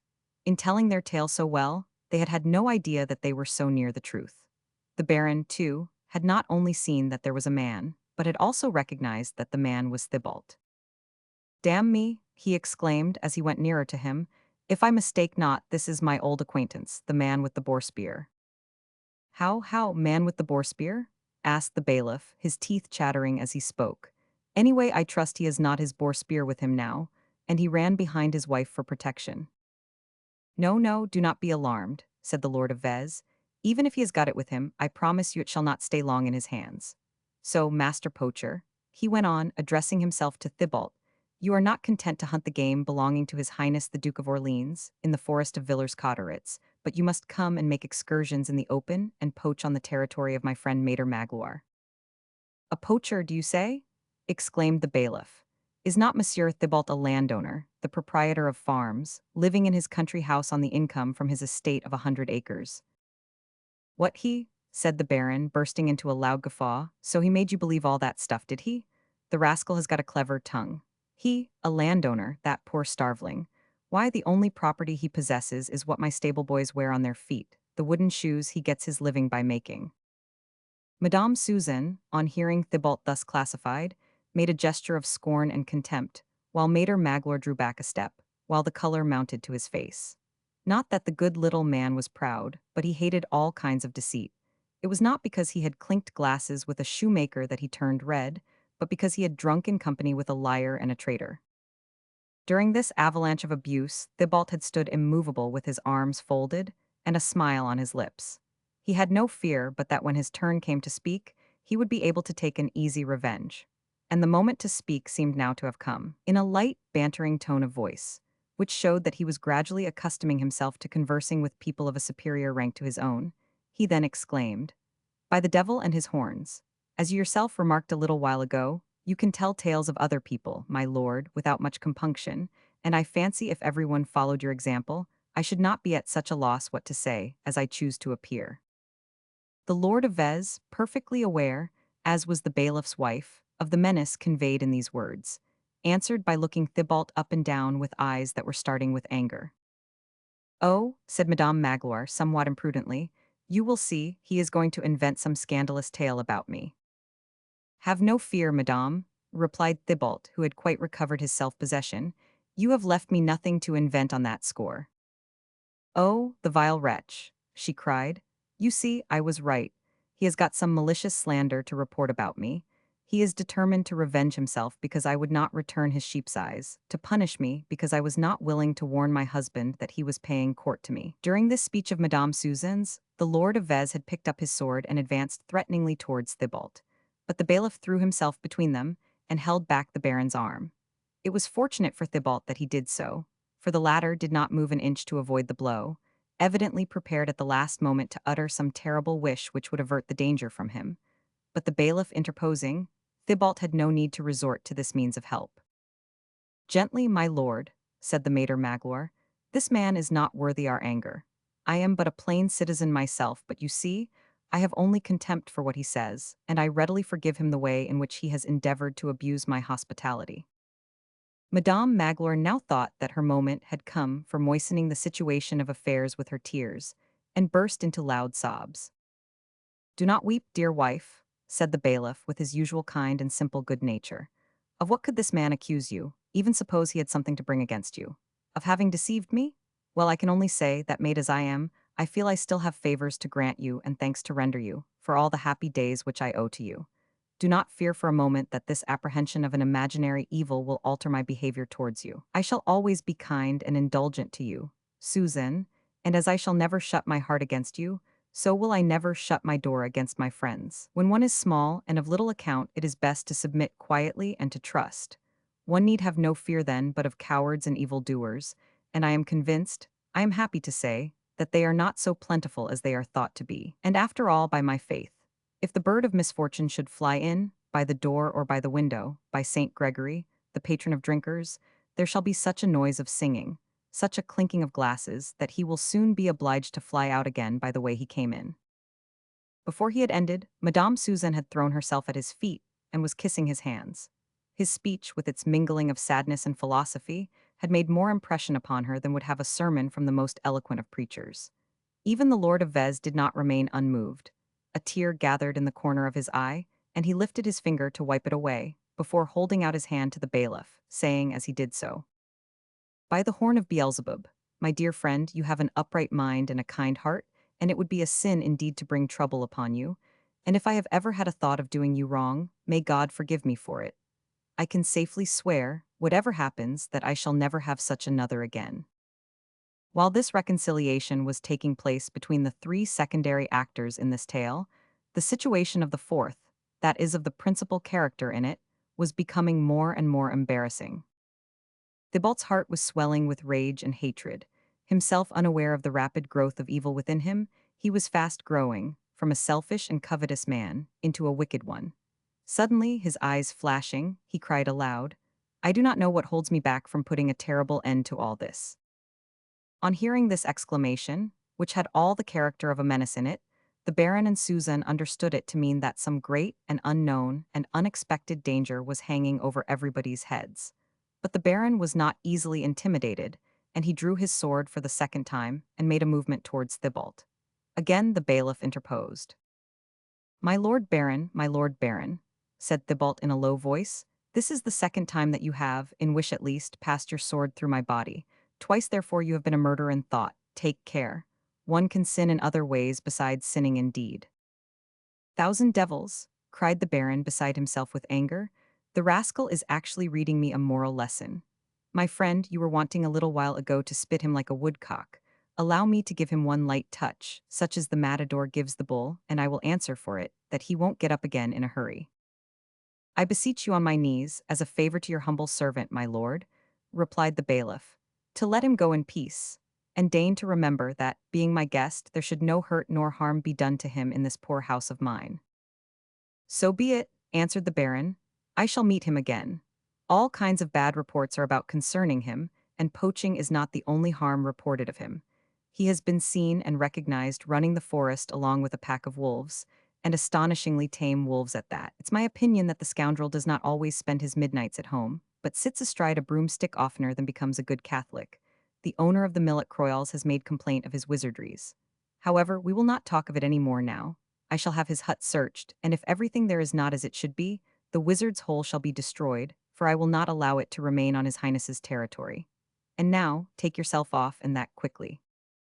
The shoemaker's exasperation had come to a pitch during this menacing tirade from the Baron, but nevertheless, he profited by the passage that was cleared for him, and went out of the room. Thanks to his faculty of being able to see in the dark, he walked straight to the door, opened it, and passed over the threshold of the house, where he had left behind so many fond hopes, now lost forever, slamming the door after him with such violence that the whole house shook. He was obliged to call to mind the useless expenditure of wishes and hair of the preceding evening, to keep himself from asking that the whole house, and all within it, might be devoured by the flames.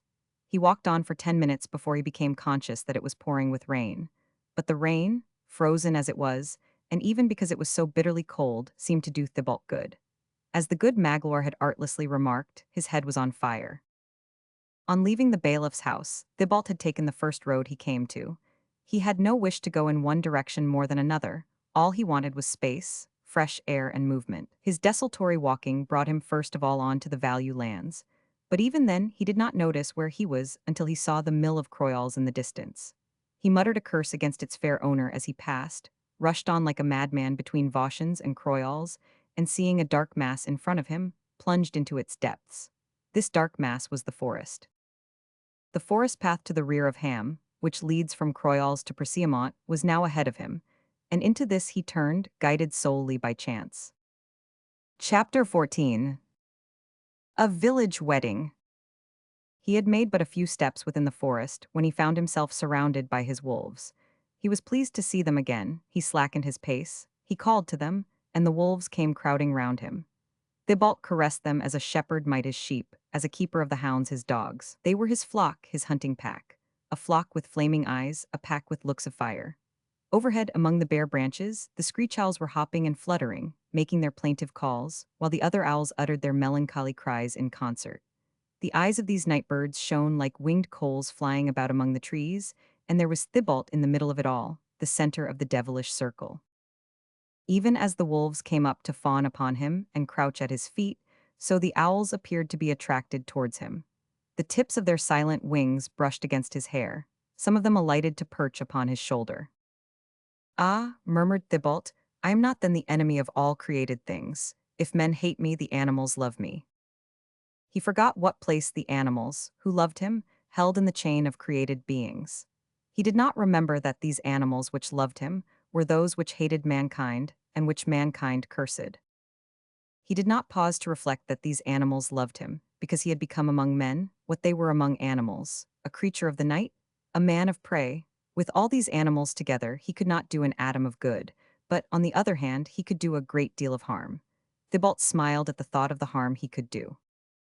He was still some distance from home, and he began to feel tired. He knew there was a large hollow oak somewhere near, and he took his bearings and made for it. But he would have missed his way if the wolves, who seemed to guess his thoughts, had not guided him to it. While flocks of owls hopped along from branch to branch, as if to illuminate the way, the wolves trotted along in front to show it him. The tree stood about 20 paces back from the road. It was, as I have said, an old oak, numbering not years but centuries. Trees which live 10, 20, 30 times the length of a man's life do not count their age by days and nights but by seasons. The autumn is their twilight, the winter their night, the spring is their dawn, the summer their day. Man envies the tree, the butterfly envies man. 40 men could not have encircled the trunk of the old oak with their arms. The hollow made by time, that daily dislodged one more little piece of wood with the point of its scythe, was as large as an ordinarily sized room, but the entrance to it barely allowed a man to pass through. Thibault crept inside. There he found a sort of seat cut out of the thickness of the trunk, as soft and comfortable to sit in as an armchair. Taking his place in it, and bidding good night to his wolves and his screech owls, he closed his eyes and fell asleep, or at least appeared to do so. The wolves lay down in a circle round the tree, the owls perched in the branches. With these lights spread around its trunk, with these lights scattered about its branches, the oak had the appearance of a tree lit up for some infernal revel. It was broad daylight when Thibault awoke. The wolves had long ago sought their hiding places, the owls flown back to their ruins. The rain of the night before had ceased, and a ray of sunlight, one of those pale rays which are a harbinger of spring, came gliding through the naked branches of the trees, and having as yet none of the short-lived verdure of the year to shine upon, lit up the dark green of the mistletoe. From afar came a faint sound of music. Gradually it grew nearer, and the notes of 2 violins and a hautboy could be distinguished. Thibault thought at first that he must be dreaming. But as it was broad daylight, and he appeared to be in perfect possession of his senses, he was obliged to acknowledge that he was wide awake.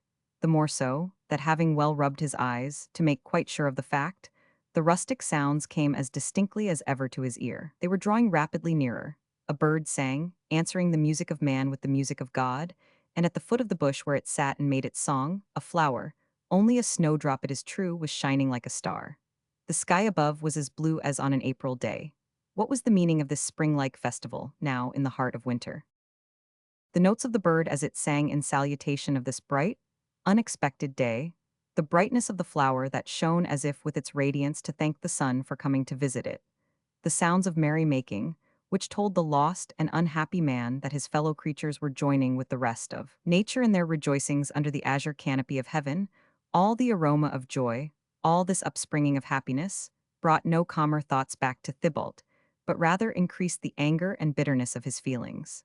He would have liked the whole world to be as dark and gloomy as was his own soul. On first detecting the sounds of the approaching rural band, he thought of running away from it.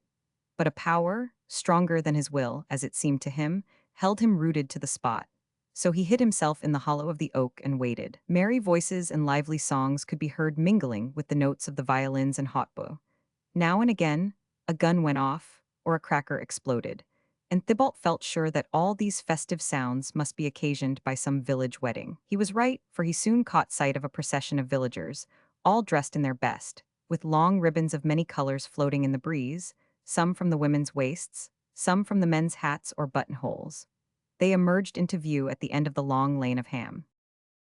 They were headed by the fiddlers, then followed a few peasants, and among them some figures which by their livery Thibault recognized as keepers in the service of the Lord of Vez. Then came Engulevant, the second huntsman, giving his arm to an old blind woman who was decked out with ribbons like the others.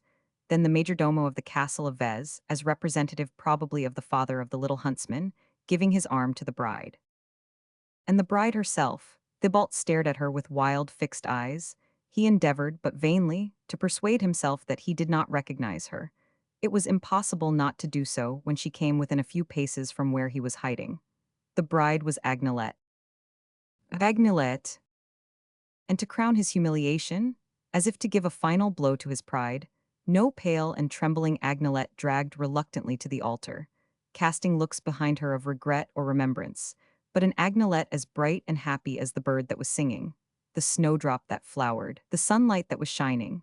An Agnelet, full of delighted pride in her wreath of orange flowers, her tulle veil and muslin dress. An Agnelet, in short, as fair and smiling as the Virgin in the church at Villers Cotteritz, when dressed in her beautiful white dress at Whitsuntide. She was, no doubt, indebted for all this finery to the lady of the castle, the wife of the Lord of Vez, who was a true lady bountiful in such matters. But the chief cause of Agnelet's happiness and smiles was not the great love she felt towards the man who was to become her husband, but her contentment at having found what she so ardently desired, that which Thibault had wickedly promised to her, without really wishing to give her, someone who would help her to support her blind old grandmother. The musicians, the bride and bridegroom, the young men and maidens, passed along the road within 20 paces of Thibault, without observing the head with its flaming hair and the eyes with their fiery gleam, looking out from the hollow of the tree. Then, as Thibault had watched them appear through the undergrowth, so he watched them disappear. As the sounds of the violins and hautboy has gradually become louder and louder, so now they became fainter and fainter, until in another quarter of an hour the forest was as silent and deserted as ever, and Thibault was left alone with his singing bird, his flowering snowdrop, his glittering ray of sunlight.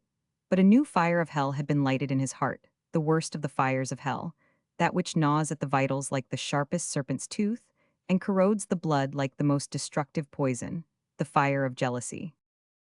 On seeing Agnelet again, so fresh and pretty, so innocently happy, and worse still, seeing her at the moment when she was about to be married to another, Thibault, who had not given a thought to her for the last 3 months, Thibault, who had never had any intention of keeping the promise which he made her, Thibault now brought himself to believe that he had never ceased to love her. He persuaded himself that Agnelet was engaged to him by oath, that Engoulevent was carrying off what belonged to him, and he almost leaped from his hiding place to rush after her and reproach her with her infidelity. Agnelet, now no longer his, at once appeared to his eyes as endowed with all the virtues and good qualities, all in short that would make it advantageous to marry her, which, when he had only to speak the word and everything would have been his, he had not even suspected. After being the victim of so much deception, to lose what he looked upon as his own particular treasure, to which he had imagined that it would not be too late to return at any time, simply because he never dreamed that anyone would wish to take it from him, seemed to him the last stroke of ill fortune. His despair was no less profound and gloomy that it was a mute despair. He bit his fists, he knocked his head against the sides of the tree, and finally began to cry and sob. But they were not those tears and sobs which gradually soften the heart and are often kindly agents in dispersing a bad humor and reviving a better one. No, they were tears and sobs arising rather from anger than from regret, and these tears and sobs had no power to drive the hatred out of Thibault's heart. As some of his tears fell visibly adown his face, so it seemed that others fell on his heart within like drops of gall. He declared that he loved Agnelet. He lamented at having lost her. Nevertheless, this furious man, with all his tender love, would gladly have been able to see her fall dead, together with her bridegroom, at the foot of the altar when the priest was about to join them. But happily, God, who was reserving the 2 children for other trials, did not allow this fatal wish to formulate itself in Thibault's mind. They were like those who, surrounded by storm, hear the noise of the thunder and see the forked flashes of the lightning, and yet remain untouched by the deadly fluid. Before long, the shoemaker began to feel ashamed of his tears and sobs. He forced back the former and made an effort to swallow the latter.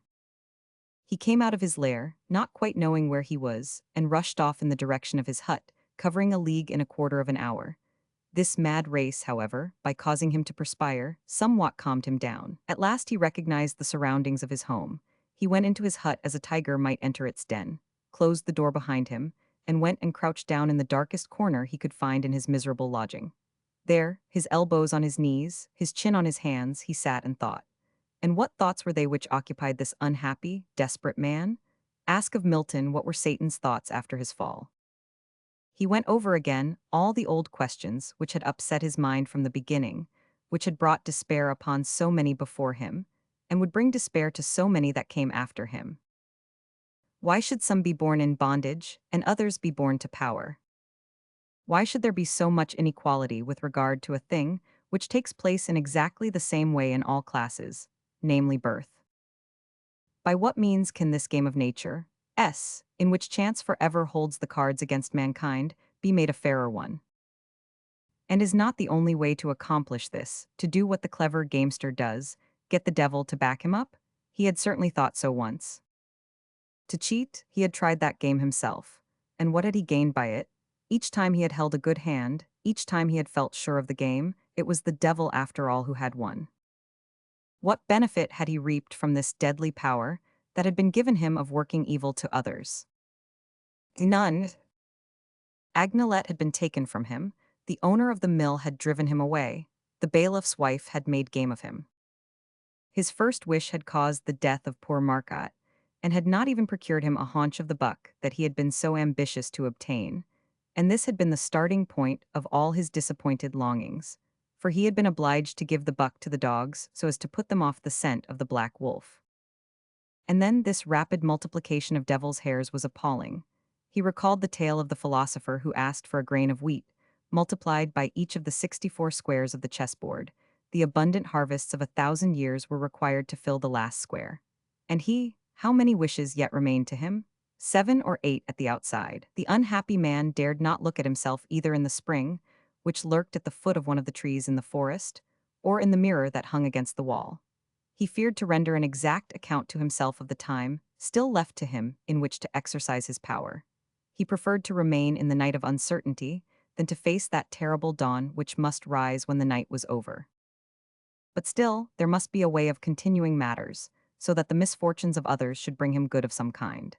He thought surely that if he had received a scientific education, instead of being a poor shoemaker, scarcely knowing how to read or cipher, he would have found out, by the aid of science, some combinations which would infallibly have procured for him both riches and happiness. Poor fool, if he had been a man of learning, he would have known the legend of Dr. Faust. To what did the omnipotence conferred on him by Mephistopheles lead Faust, the dreamer, the thinker, the preeminent scholar? To the murder of Valentine, to Margaret's suicide, to the pursuit of Helen of Troy, the pursuit of an empty shadow. And, moreover, how could Thibault think coherently at all of ways and means, while jealousy was raging in his heart, while he continued to picture Agnelet at the altar, giving herself for life to another than himself? And who was that other? That wretched little Engulevant, the man who had spied him out when he was perched in the tree, who had found his boar spear in the bush, which had been the cause of the stripes he had received from Marcotte. Ah, if he had but known! To him and not to Marcotte would he have willed that evil should befall. What was the physical torture he had undergone from the blows of the strap, compared to the moral torture he was enduring now? If only ambition had not taken such hold upon him, had not borne him on the wings of pride above his sphere, what happiness might have been his, as the clever workman, able to earn as much as 6 francs a day, with Agnelet for his charming little housekeeper. For he had certainly been the one whom Agnelet had first loved. Perhaps, although marrying another man, she still loved him. And as Thibault sat pondering over these things, he became conscious that time was passing, that night was approaching. However modest might be the fortune of the wedded pair, however limited the desires of the peasants who had followed them, it was quite certain that bride, bridegroom, and peasants were all at this hour feasting merrily together. And he was sad and alone. There was no one to prepare a meal for him, and what was there in his house to eat or drink? A little bread, a little water, and solitude, in place of that blessing from heaven which we call a sister, a mistress, a wife. But, after all, why should not he also dine merrily and abundantly? Could he not go and dine wheresoever he liked? Had he not money in his pocket from the last game he had sold to the host of the Boule d'Or? And could he not spend on himself as much as the wedded couple and all their guests together? He had only himself to please. And by my faith, he exclaimed, I am an idiot indeed to stay here, with my brain racked by jealousy, and my stomach with hunger, when, with the aid of a good dinner and 2 or 3 bottles of wine, I can rid myself of both torments before another hour is over. I will be off to get food, and better still to get drink. In order to carry this determination into effect, Thibault took the road to Fort Milon, where there was an excellent restaurant, known as the Dauphin d'Or, able it was said to serve up dinners equal to those provided by his head cook for His Highness, the Duke of Orleans. Chapter 15. The Lord of Vauparfond. Thibault, on arriving at the Dauphin d'Or, ordered himself as fine a dinner as he could think of. It would have been quite easy for him to have engaged a private room, but he would not then have enjoyed the personal sense of superiority. He wished the company of ordinary diners to see him eat his pullet and his eel in its delicate sauce. He wished the other drinkers to envy him his 3 different wines, drunk out of 3 different shaped glasses. He wished everybody to hear him give his orders in a haughty voice, to hear the ring of his money. As he gave his first order, a man in a gray coat, seated in the darkest corner of the room with a half bottle of wine before him, turned round, as if recognizing a voice he knew. And, as it turned out, this was one of Thibault's acquaintances. It is scarcely necessary to add, a tavern acquaintance. Thibault, since he had given up making shoes by day and instead had his wolves about at night, had made many such acquaintances. On seeing that it was Thibault, the other man turned his face away quickly, but not so quickly but that Thibault had time to recognize Auguste Francois Levasseur, valet to Raoul the Lord of Vauparfond. "Halloa, Francois," Thibault called out. "What are you doing sitting there in the corner and sulking like a monk in Lent, instead of taking your dinner openly and cheerfully as I am doing, in full view of everybody?" Francois made no reply to this interrogation, but signed to Thibault to hold his tongue. "I am not to speak," said Thibault, "and supposing it does not suit me to hold my tongue, supposing I wish to talk and that I am bored at having to dine alone, and that it pleases me to say, 'Friend Francois, come here, I invite you to dine with me?' You will not know, very well then I shall come and fetch you." And Thibault rose from his seat and, followed by all eyes, went up to his friend and gave him a slap on the shoulder vigorous enough to dislocate it. "Pretend that you have made a mistake, Thibault, or you will lose me my place. Do you not see that I am not in livery, but am only wearing my drab greatcoat? I am here as proxy in a love affair for my master, and I am waiting for a letter from a lady to carry back to him. That's another matter altogether, and I understand now and am sorry for my indiscretion. I should like, however, to have dined in your company." "Well, nothing is easier. Order your dinner to be served in a separate room, and I will give word to our host that if another man dressed in gray like me comes in, he is to show him upstairs. He and I are old cronies and understand one another." "Good," said Thibault, and he therewith ordered his dinner to be taken up to a room on the first floor, which looked out upon the street. Francois seated himself so as to be able to see the person he was expecting, while some distance off, as he came down the hill of Fert Milon. The dinner which Thibault had ordered was quite sufficient for the two. All that he did was to send for another bottle or so of wine. Thibault had only taken 2 lessons from Maître Magloire, but he had been an apt pupil, and they had done their work. Moreover, Thibault had something which he wished to forget, and he counted on the wine to accomplish this for him. It was good fortune, he felt, to have met a friend with whom he could talk, for, in the state of mind and heart in which he was, talking was as good a help towards oblivion as drinking. Accordingly, he was no sooner seated, and the door shut, and his hat stuck well down onto his head so that Francois might not notice the change in the color of his hair, than he burst at once into conversation, boldly taking the bull by the horns. "And now, friend Francois," he said, "you are going to explain to me some of your words which I did not quite understand." "I am not surprised at that," replied Francois, leaning back in his chair with an air of conceited impertinence. "We attendants on fashionable lords learn to speak court language, which everyone of course does not understand." "Perhaps not, but if you explain it to your friends, they may possibly understand." "Quite so, ask what you like and I will answer. I look to your doing so the more, that I will undertake to supply you with what will help to loosen your tongue. First, let me ask, why do you call yourself a grey coat? I thought grey coat another name for a jackass." "Jackass yourself, friend Thibault," said Francois, laughing at the shoemaker's ignorance. "No, a grey coat is a liveried servant, who puts on a grey overall to hide his livery, while he stands sentinel behind a pillar, or mounts guard inside a doorway."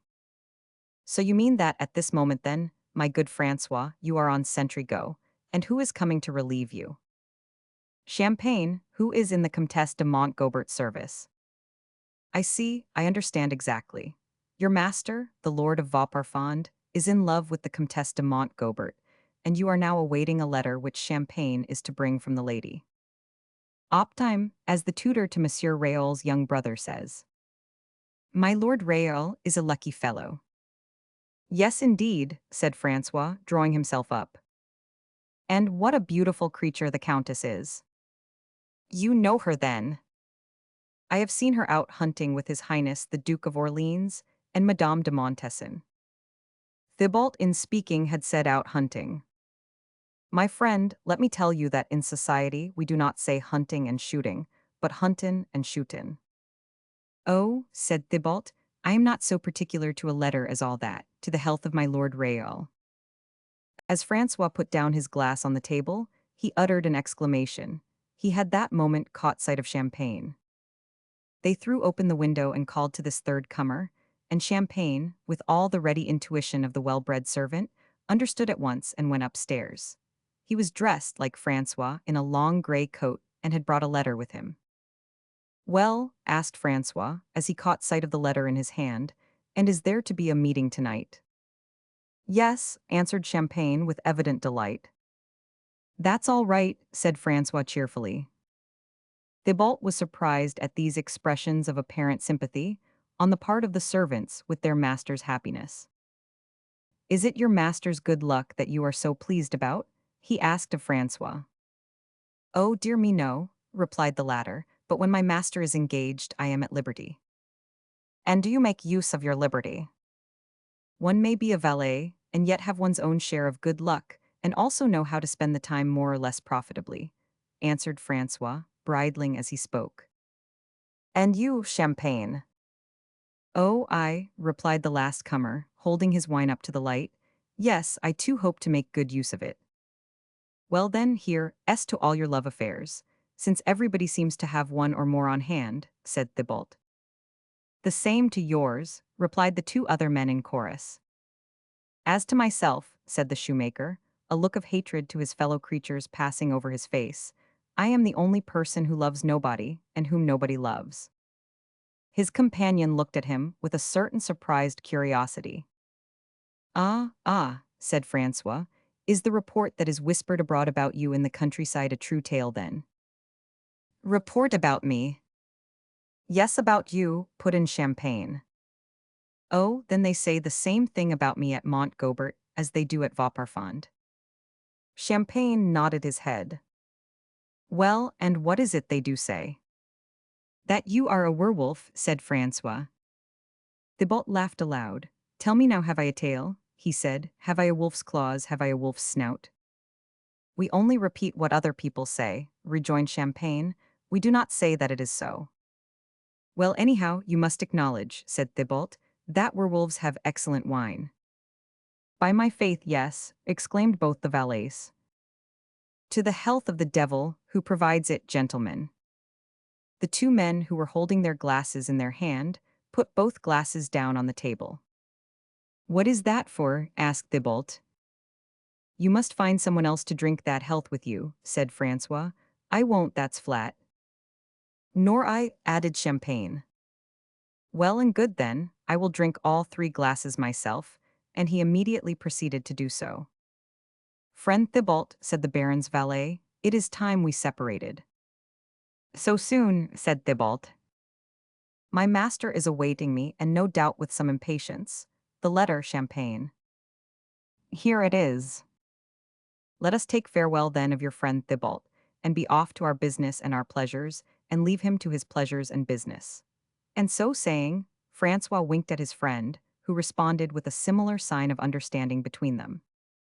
We must not separate, said Thibault, without drinking a stirrup cup together. But not in those glasses, said Francois, pointing to the three from which Thibault had drunk to the enemy of mankind.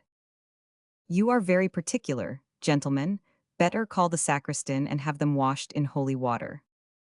Not quite that, but rather than refuse the polite invitation of a friend, we will call for the waiter and have fresh glasses brought. These three then, said Thibault, who was beginning to feel the effects of the wine he had drunk, are fit for nothing more than to be thrown out of window? To the devil with you, he exclaimed as he took up one of them and sent it flying. As the glass went through the air, it left a track of light behind it, which blazed and went out like a flash of lightning. Thibault took up the two remaining glasses and threw them in turn, and each time the same thing happened, but the third flash was followed by a loud peal of thunder. Thibault shut the window, and was thinking, as he turned to his seat again, how he should explain this strange occurrence to his companions. But his two companions had disappeared. Cowards, he muttered, then he looked for a glass but found none left. That's awkward, he said. I must drink out of the bottle, that's all. And suiting the action to the word, Thibault finished up his dinner by draining the bottle, which did not help to steady his brain, already somewhat shaky. At 9 o'clock, Thibault called the innkeeper, paid his account, and departed. He was in an angry disposition of enmity against all the world. The thoughts from which he had hoped to escape possessed him more and more. Agnelet was being taken farther and farther from him as the time went by. Everyone, wife or mistress, had someone to love them. This day, which had been one of hatred and despair to him, had been one full of the promise of joy and happiness for everybody else. The Lord of Vauparfond, the two wretched valets, Francois and Champagne, each of them had a bright star of hope to follow, while he alone went stumbling along in the darkness. Decidedly there was a curse upon him. But he went on thinking to himself, if so, the pleasures of the damned belong to me, and I have a right to claim them. As these thoughts went surging through his brain, as he walked along cursing aloud, shaking his fist at the sky, he was on the way to his hut and had nearly reached it, when he heard a horse coming up behind him at a gallop. "Ah," said Thibault, "here comes the Lord of Vauparfond, hastening to the meeting with his love. I should laugh, my fine Sir Raoul, if my Lord of Montgobert managed just to catch you. You would not get off quite so easily as if it were Mater Magloire. There would be swords out and blows given and received." Thus engaged in thinking what would happen if the Comte de Montgobert were to surprise his rival, Thibault, who was walking in the road, evidently did not get out of the way quickly enough. For the horseman, seeing a peasant of some kind barring his passage, brought his whip down upon him in a violent blow, calling out at the same time, "Get out of the way, you beggar, if you don't wish to be trampled under the horse's feet." Thibault, still half drunk, was conscious of a crowd of mingled sensations, of the lashing of the whip, the collision with the horse, and the rolling through cold water and mud, while the horseman passed on. He rose to his knees, furious with anger, and shaking his fist at the retreating figure. "Would the devil," he exclaimed, "I might just for once have my turn at being one of you great lords, might just for 24 hours take your place, Monsieur Raoul de Vauparfond, instead of being only Thibault, the shoemaker, so that I might know what it was to have a fine horse to ride instead of tramping on foot, might be able to whip the peasants I met on the road, and have the opportunity of paying court to these beautiful women, who deceive their husbands, as the Comtesse de Montgobert does." The words were hardly out of his mouth, when the Baron's horse shied, throwing the rider over its head. Chapter 16. My lady's lady. Thibault was delighted at seeing what had happened to the young Baron, whose hand, anything but light, had so shortly before made use of his whip on Thibault's shoulders, which still smarted with the blow. The latter now ran at full speed to see how far Monsieur Raoul de Vauparfond was injured. He found a body lying insensible, stretched across the road, with the horse standing and snorting beside it. But Thibault could hardly believe his senses on perceiving that the figure lying in the road was not the same as had, but 5 minutes previously, ridden past him and given him the lash with the whip. In the first place, this figure was not in the dress of a gentleman, but clothed like a peasant. And, what was more, the clothes he had on seemed to Thibault to be the same as he himself had been wearing only a moment before. His surprise increased more and more, and amounted almost to stupefaction on further recognizing, in the inert, unconscious figure, not only his own clothes, but his own face.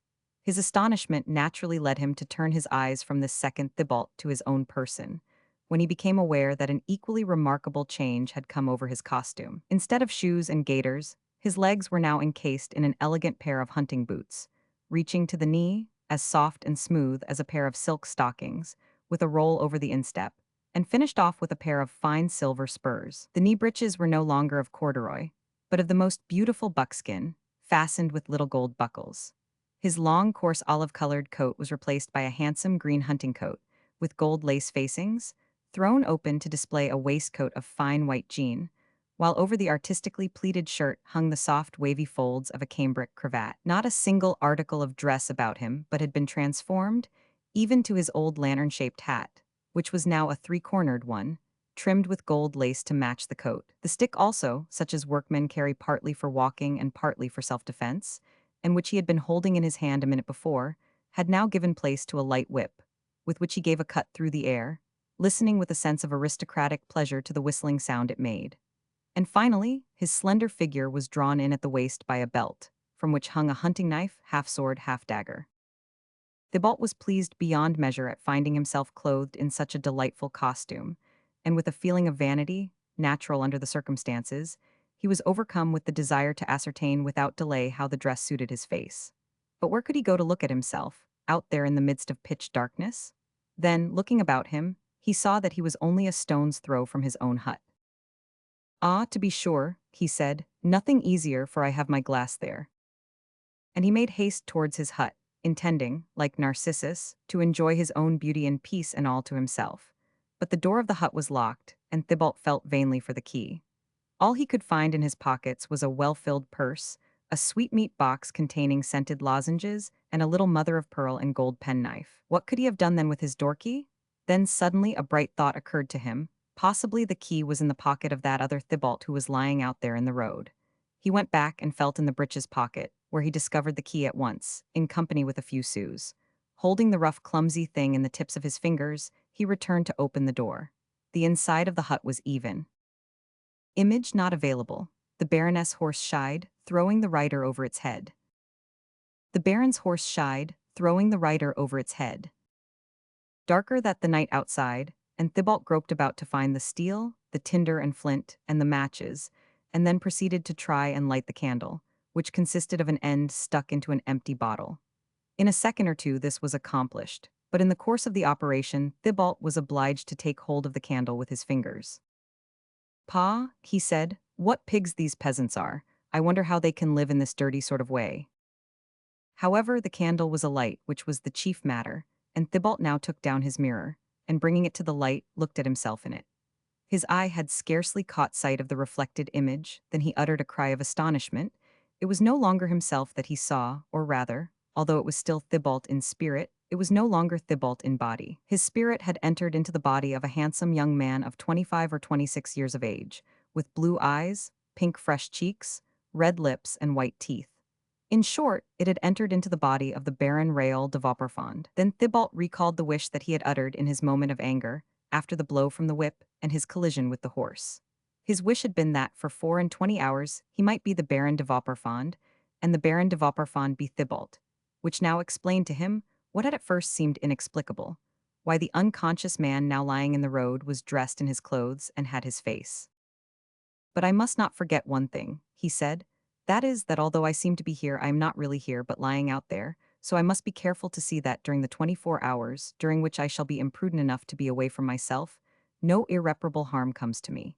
Come now, Monsieur de Vauparfond, do not be so fastidious. Carry the poor man in, and lay him gently on his bed here." And, although with his aristocratic instincts Monsieur de Vauparfond found the task very repugnant to him, Thibault, nevertheless, courageously took up his own body in his arms and carried himself from the road to the bed. Having thus placed the body in safety, he blew out the light, for fear that any harm should come to this other self before he came to. Then, carefully locking the door, he hid the key in the hollow of a tree, where he was in the habit of leaving it when not wishing to take it with him. The next thing to do was to get hold of the horse's bridle and mount into the saddle. Once there, Thibault had a preliminary moment of some uneasiness, for, having traveled more on foot than on horseback, he was not an accomplished rider, and he naturally feared that he might not be able to keep his seat when the horse began to move. But it seemed that, while inheriting Raoul's body, he also inherited his physical qualities, for the horse, being an intelligent beast and perfectly conscious of the momentary want of assurance on the part of his rider, made an effort to throw him, whereupon Thibault instinctively gathered up the reins, pressed his knees against the horse's sides, dug his spurs into them, and gave the animal 2 or 3 cuts of the whip, which brought it to order on the spot. Thibault, perfectly unknown to himself, was a past master in horsemanship. This little affair with the horse enabled Thibault more fully to realize his duality. As far as the body was concerned, he was the Baron Raoul de Vauparfond from top to toe, but as far as the spirit was concerned, he was still Thibault. It was, therefore, certain that the spirit of the young lord who had lent him his body was now sleeping in the form of the unconscious Thibault, which he had left behind in the hut. The division of substance and spirit between himself and the Baron, however, left him with a very vague idea of what he was going, or would have, to do. That he was going to Mont Gobert in answer to the Countess's letter, so much he knew. But what was in the letter? At what hour was he expected? How was he to gain admission to the castle? Not one of these questions could he answer, and it only remained for him to discover what to do, step by step, as he proceeded. Suddenly it flashed across him that probably the Countess's letter was somewhere on his person. He felt about his dress, and sure enough, inside the side pocket of his coat was something, which by its shape, seemed to be the article he wanted. He stopped his horse and, putting his hand into his pocket, drew out a little scented leather case lined with white satin. In one side of the case were several letters, in the other only one. No doubt the latter would tell him what he wanted to know, if he could once get to read it. He was now only a short distance from the village of Fleury, and he galloped on hoping that he might find a house still lighted up. But villagers go to bed early, in those days even earlier than they do now, and Thibault went from one end of the street to the other without seeing a single light. At last, thinking he heard some kind of movement in the stables of an inn, he called. A stable boy sallied out with a lantern, and Thibault, forgetting for the moment that he was a lord, said, "Friend, could you show me a light for a moment? You would be doing me a service." "And that's what you go and call a chap out of bed for?" answered the stable boy rudely. "Well, you are a nice sort of young un, you are." And turning his back on Thibault, he was just going to re-enter the stable, when Thibault, perceiving that he had gone on a wrong tack, now raised his voice, calling out, "Look here, Sirrah, bring your lantern here and give me a light, or I'll lay my whip across your back." "Ah, pardon, my lord," said the stable boy. "I did not see who it was I was speaking to." And he immediately stood on tiptoe, holding the lantern up as Thibault directed him. Thibault unfolded the letter and read, "My dear Rael, the goddess Venus has certainly taken us under her protection. A grand hunt of some kind is to take place tomorrow out in the direction of Thari. I know no particulars about it. All I do know is that he is going away this evening. You therefore start at 9 o'clock so as to be here at 10:30. Come in by the way you know. Someone whom you know will be awaiting you and will bring you, you know where. Last time you came, I don't mean to upbraid you, but it did seem to me you stayed a long time in the corridors." "Jane." "Devil take it," muttered Thibault. "I beg your pardon, my lord," said the stable boy. "Nothing, you lout, except that I do not require you any longer and you can go." "A good journey to you, my lord," said the stable boy, bowing to the ground, and he went back to his stable. "Devil take it," repeated Thibault.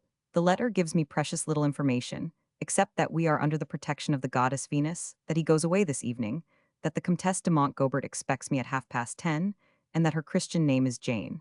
As for the rest, I am to go in by the way I know, I shall be awaited by someone I know, and taken where I know." Thibault scratched his ear, which is what everybody does in every country of the world when plunged into awkward circumstances. He longed to go and wake up the Lord of Vauparfond's spirit, which was just now sleeping in Thibault's body on Thibault's bed. But apart from the loss of time which this would involve, it might also cause considerable inconvenience, for the Baron's spirit, on seeing its own body so near to it, might be taken with the desire of re-entering it. This would give rise to a struggle in which Thibault could not well defend himself without doing serious harm to his own person. Some other way out of the difficulty must therefore be found. He had heard a great deal about the wonderful sagacity of animals, and had himself, during his life in the country, had occasion more than once to admire their instinct, and he now determined to trust to that of his horse. Riding back into the main road, he turned the horse in the direction of Mont Gobert and let it have its head. The horse immediately started off at a gallop. It had evidently understood. Thibault troubled himself no further. It was now the horse's affair to bring him safely to his destination. On reaching the corner of the park wall, the animal stopped, not apparently because it was in doubt as to which road to take, but something seemed to make it uneasy, and it pricked its ears.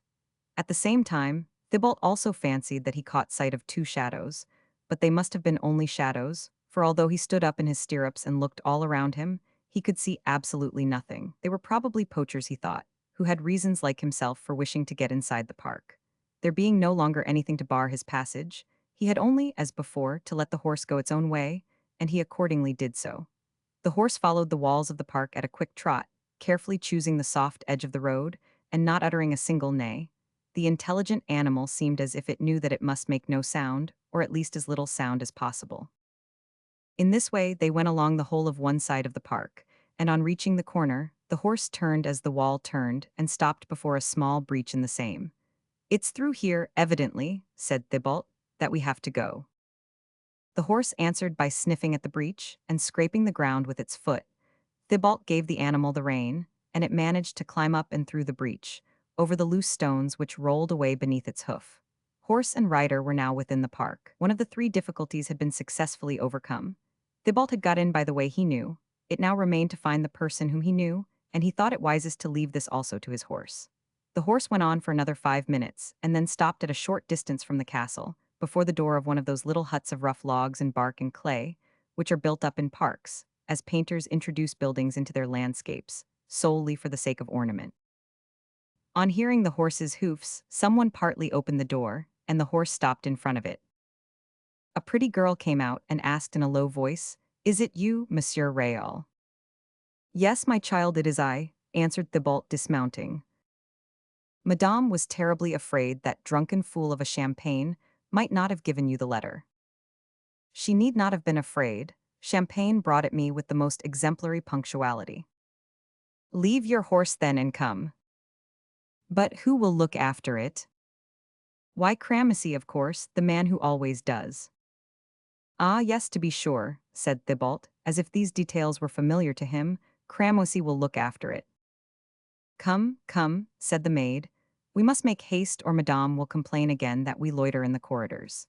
And as she spoke these words, which recalled a phrase in the letter which had been written to Raoul, she laughed and showed a row of pearly white teeth, and Thibault felt that he should like to loiter in the park before waiting to get into the corridors.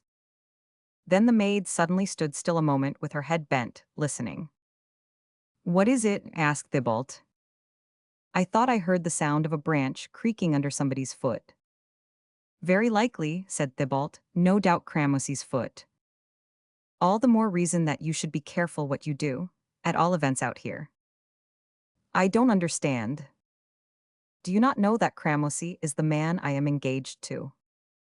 "Ah, to be sure, but when I am alone with you, my dear Rose, I always forget that." "I am called Rose now, am I? I never knew such a forgetful man as you are, Monsieur Raoul." "I call you Rose, my pretty one, because the rose is the queen of flowers, as you are the queen of waiting maids." "In good truth, my lord," said the maid, "I have always found you a lively, witty gentleman, but you surpass yourself this evening." Thibault drew himself up, flattered by this remark, really a letter addressed to the Baron, but which it had fallen to the shoemaker to unseal. "Let us hope your mistress will think the same," he said. "As to that," said the waiting maid, "any man can make one of these ladies of fashion think him the cleverest and wittiest in the world, simply by holding his tongue." "Thank you," he said, "I will remember what you say." "Hush," said the woman to Thibault, "there is Madame behind the dressing-room curtains, follow me now staidly." For they had now to cross an open space that lay between the wooded part of the park and the flight of steps leading up to the castle. Thibault began walking towards the latter. "Now, now," said the maid, catching hold of him by the arm, "what are you doing, you foolish man?" "What am I doing? Well, I confess, Suzette, I don't know in the least what I am doing." "Suzette, so that's my name now, is it? I think monsieur does me the honor of calling me in turn by the name of all his mistresses. But come, this way. You are not dreaming, I suppose, of going through the great reception rooms. That would give a fine opportunity to my lord the Count, truly." And the maid hurried Thibault towards a little door, to the right of which was a spiral staircase. Halfway up, Thibault put his arm round his companion's waist, which was as slender and supple as a snake. "I think we must be in the corridors now, eh?" he asked, trying to kiss the young woman's pretty cheek. "No, not yet," she answered, "but never mind that." "By my faith," he said, "if my name this evening were Thibault instead of Raoul, I would carry you up with me to the garrets, instead of stopping on the first floor." At that moment, a door was heard grating on its hinges. "Quick, quick, monsieur," said the maid, "Madame is growing impatient." And drawing Thibault after her, she ran up the remaining stairs to the corridor, opened a door, pushed Thibault into a room, and shut the door after him, firmly believing that it was the Baron Raoul de Vauparfond, or, as she herself called him, the most forgetful man in the world, whom she had thus secured. Chapter 17. The Baron de Montgobert. Thibault found himself in the Countess's room. If the magnificence of Bailiff Magloire's furniture rescued from the lumber room of His Highness the Duke of Orleans had astonished Thibault, the daintiness, the harmony, the taste of the Countess's room filled him with intoxicating delight. The rough child of the forest had never seen anything like it, even in dreams, for one cannot even dream of things of which we have no idea. Double curtains were drawn across the two windows, the one set of white silk trimmed with lace, the other of pale china blue satin, embroidered with silver flowers.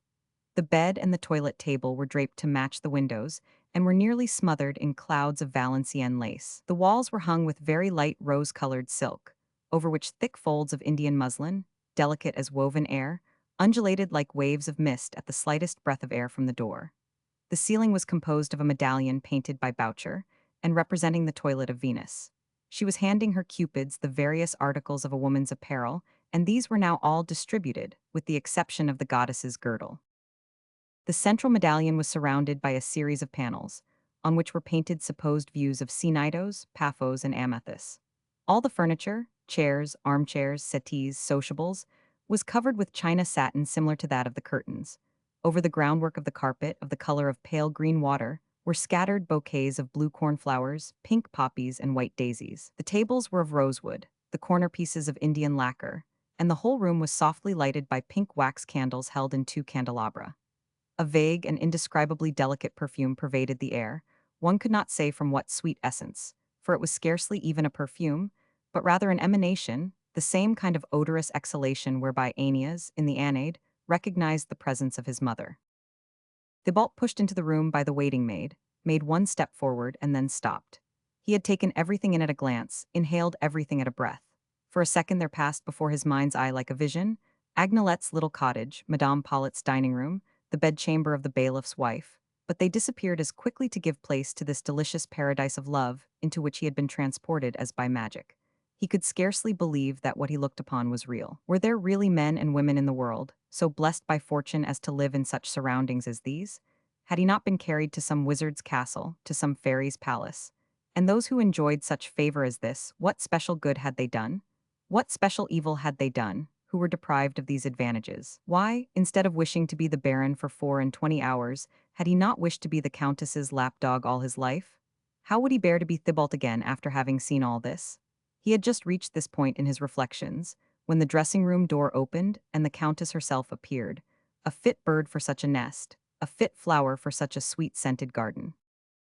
Her hair, fastened only by 4 diamond pins, hung down loosely to one side, while the rest was gathered into one large curl that hung over the other shoulder and fell into her bosom. The graceful lines of her lithe and well-formed figure, no longer hidden by puffings of dress, were clearly indicated beneath her loose pink silk gown, richly covered with lace.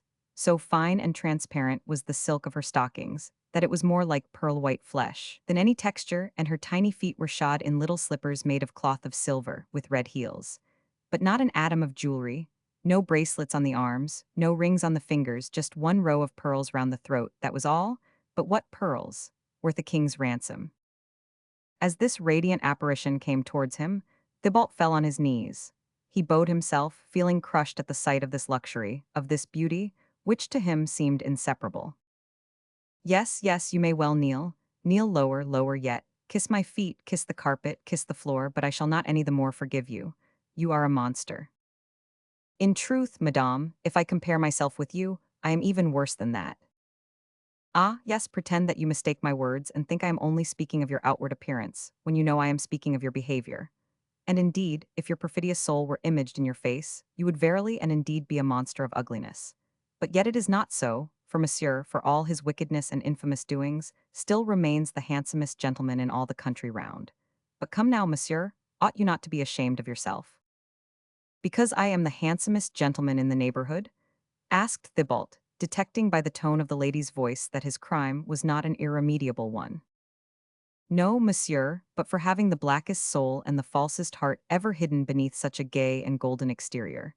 Now, get up, and come and give an account of yourself to me. And the countess, so speaking, held out a hand to Thibault, which offered pardon at the same time that it demanded a kiss.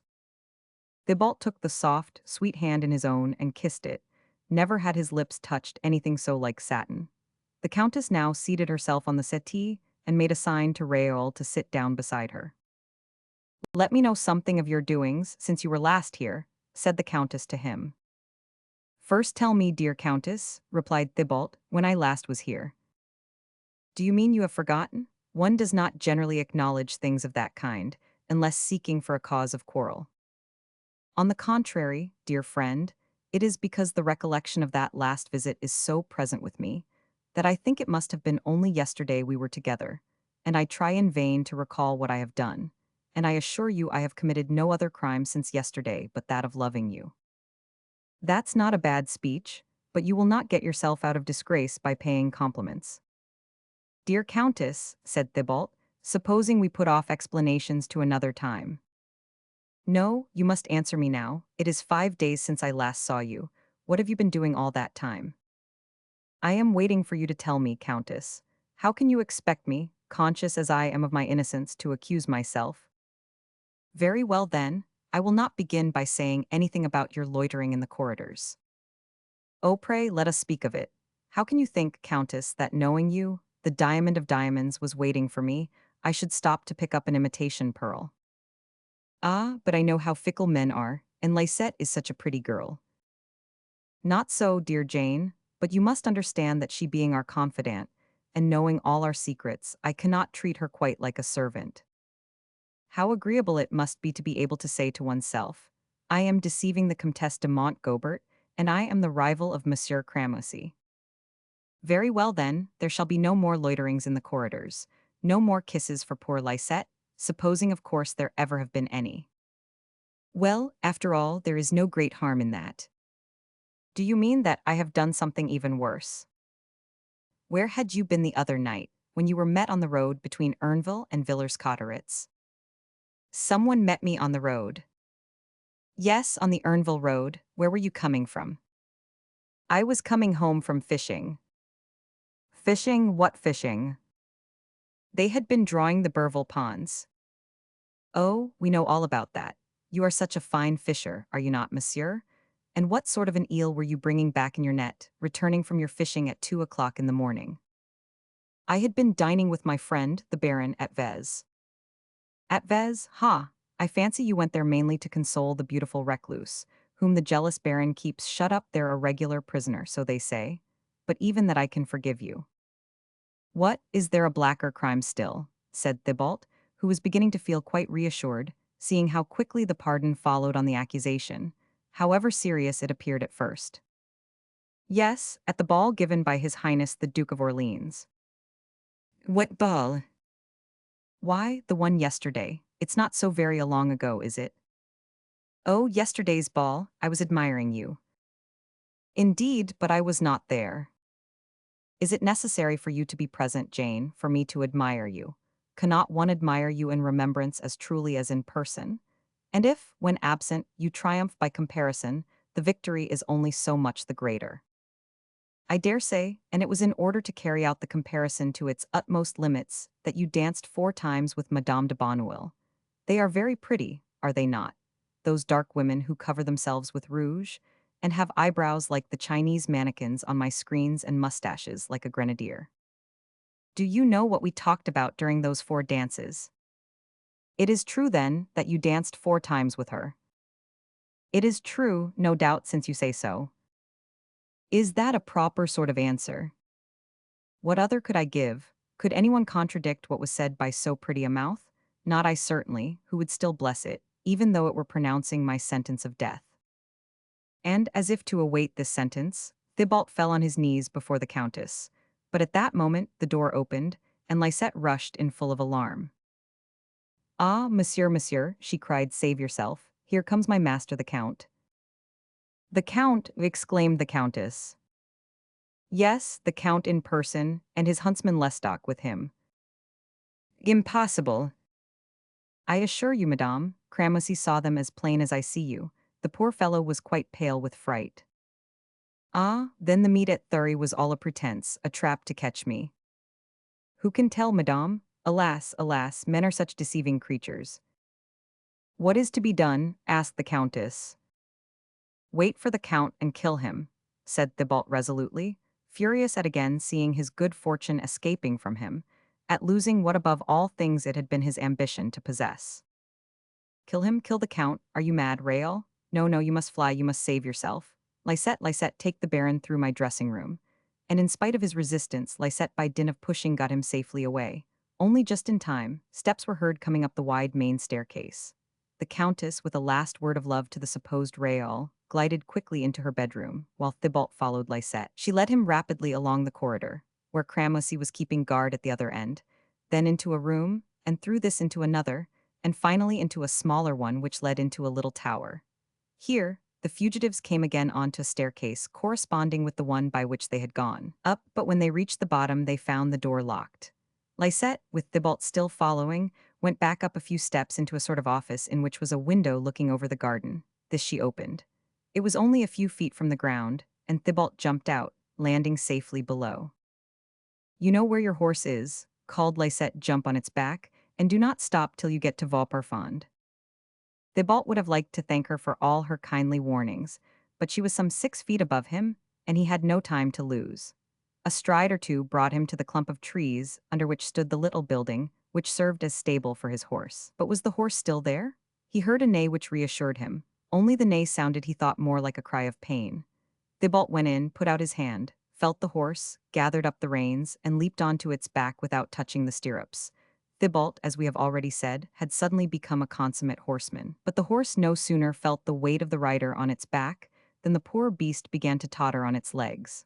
Thibault dug his spurs in savagely, and the horse made a frantic effort to stand. But in another instant, uttering one of those pitiful neighs which Thibault had heard when he approached the stable, it rolled helplessly over on its side.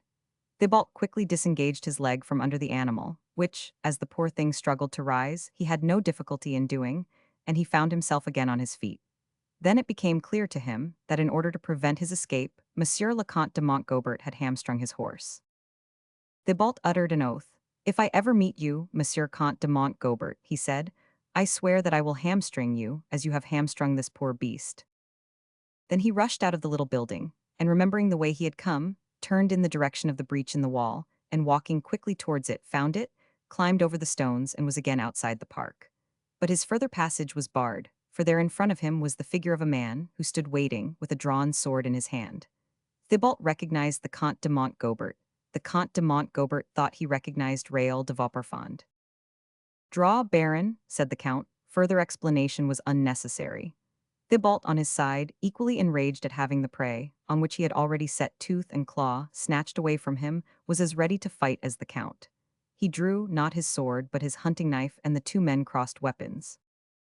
Thibault, who was something of an adept at quarterstaff, had no idea of fencing. What was his surprise, therefore, when he found that he knew by instinct how to handle his weapon, and could parry and thrust according to all the rules of the art. He parried the first 2 or 3 of the Count's blows with admirable skill. "Ah, I remember," muttered the Count between his clenched teeth, "that at the last match you rivaled St. George's himself at the foils." Thibault had no conception who St. George's might be, but he was conscious of a strength and elasticity of wrist, thanks to which he felt he might have rivaled the devil himself. So far he had only been on the defensive, but the Count having aimed 1 or 2 unsuccessful lunges at him, he saw his opportunity, struck out, and sent his knife clean through his adversary's shoulder.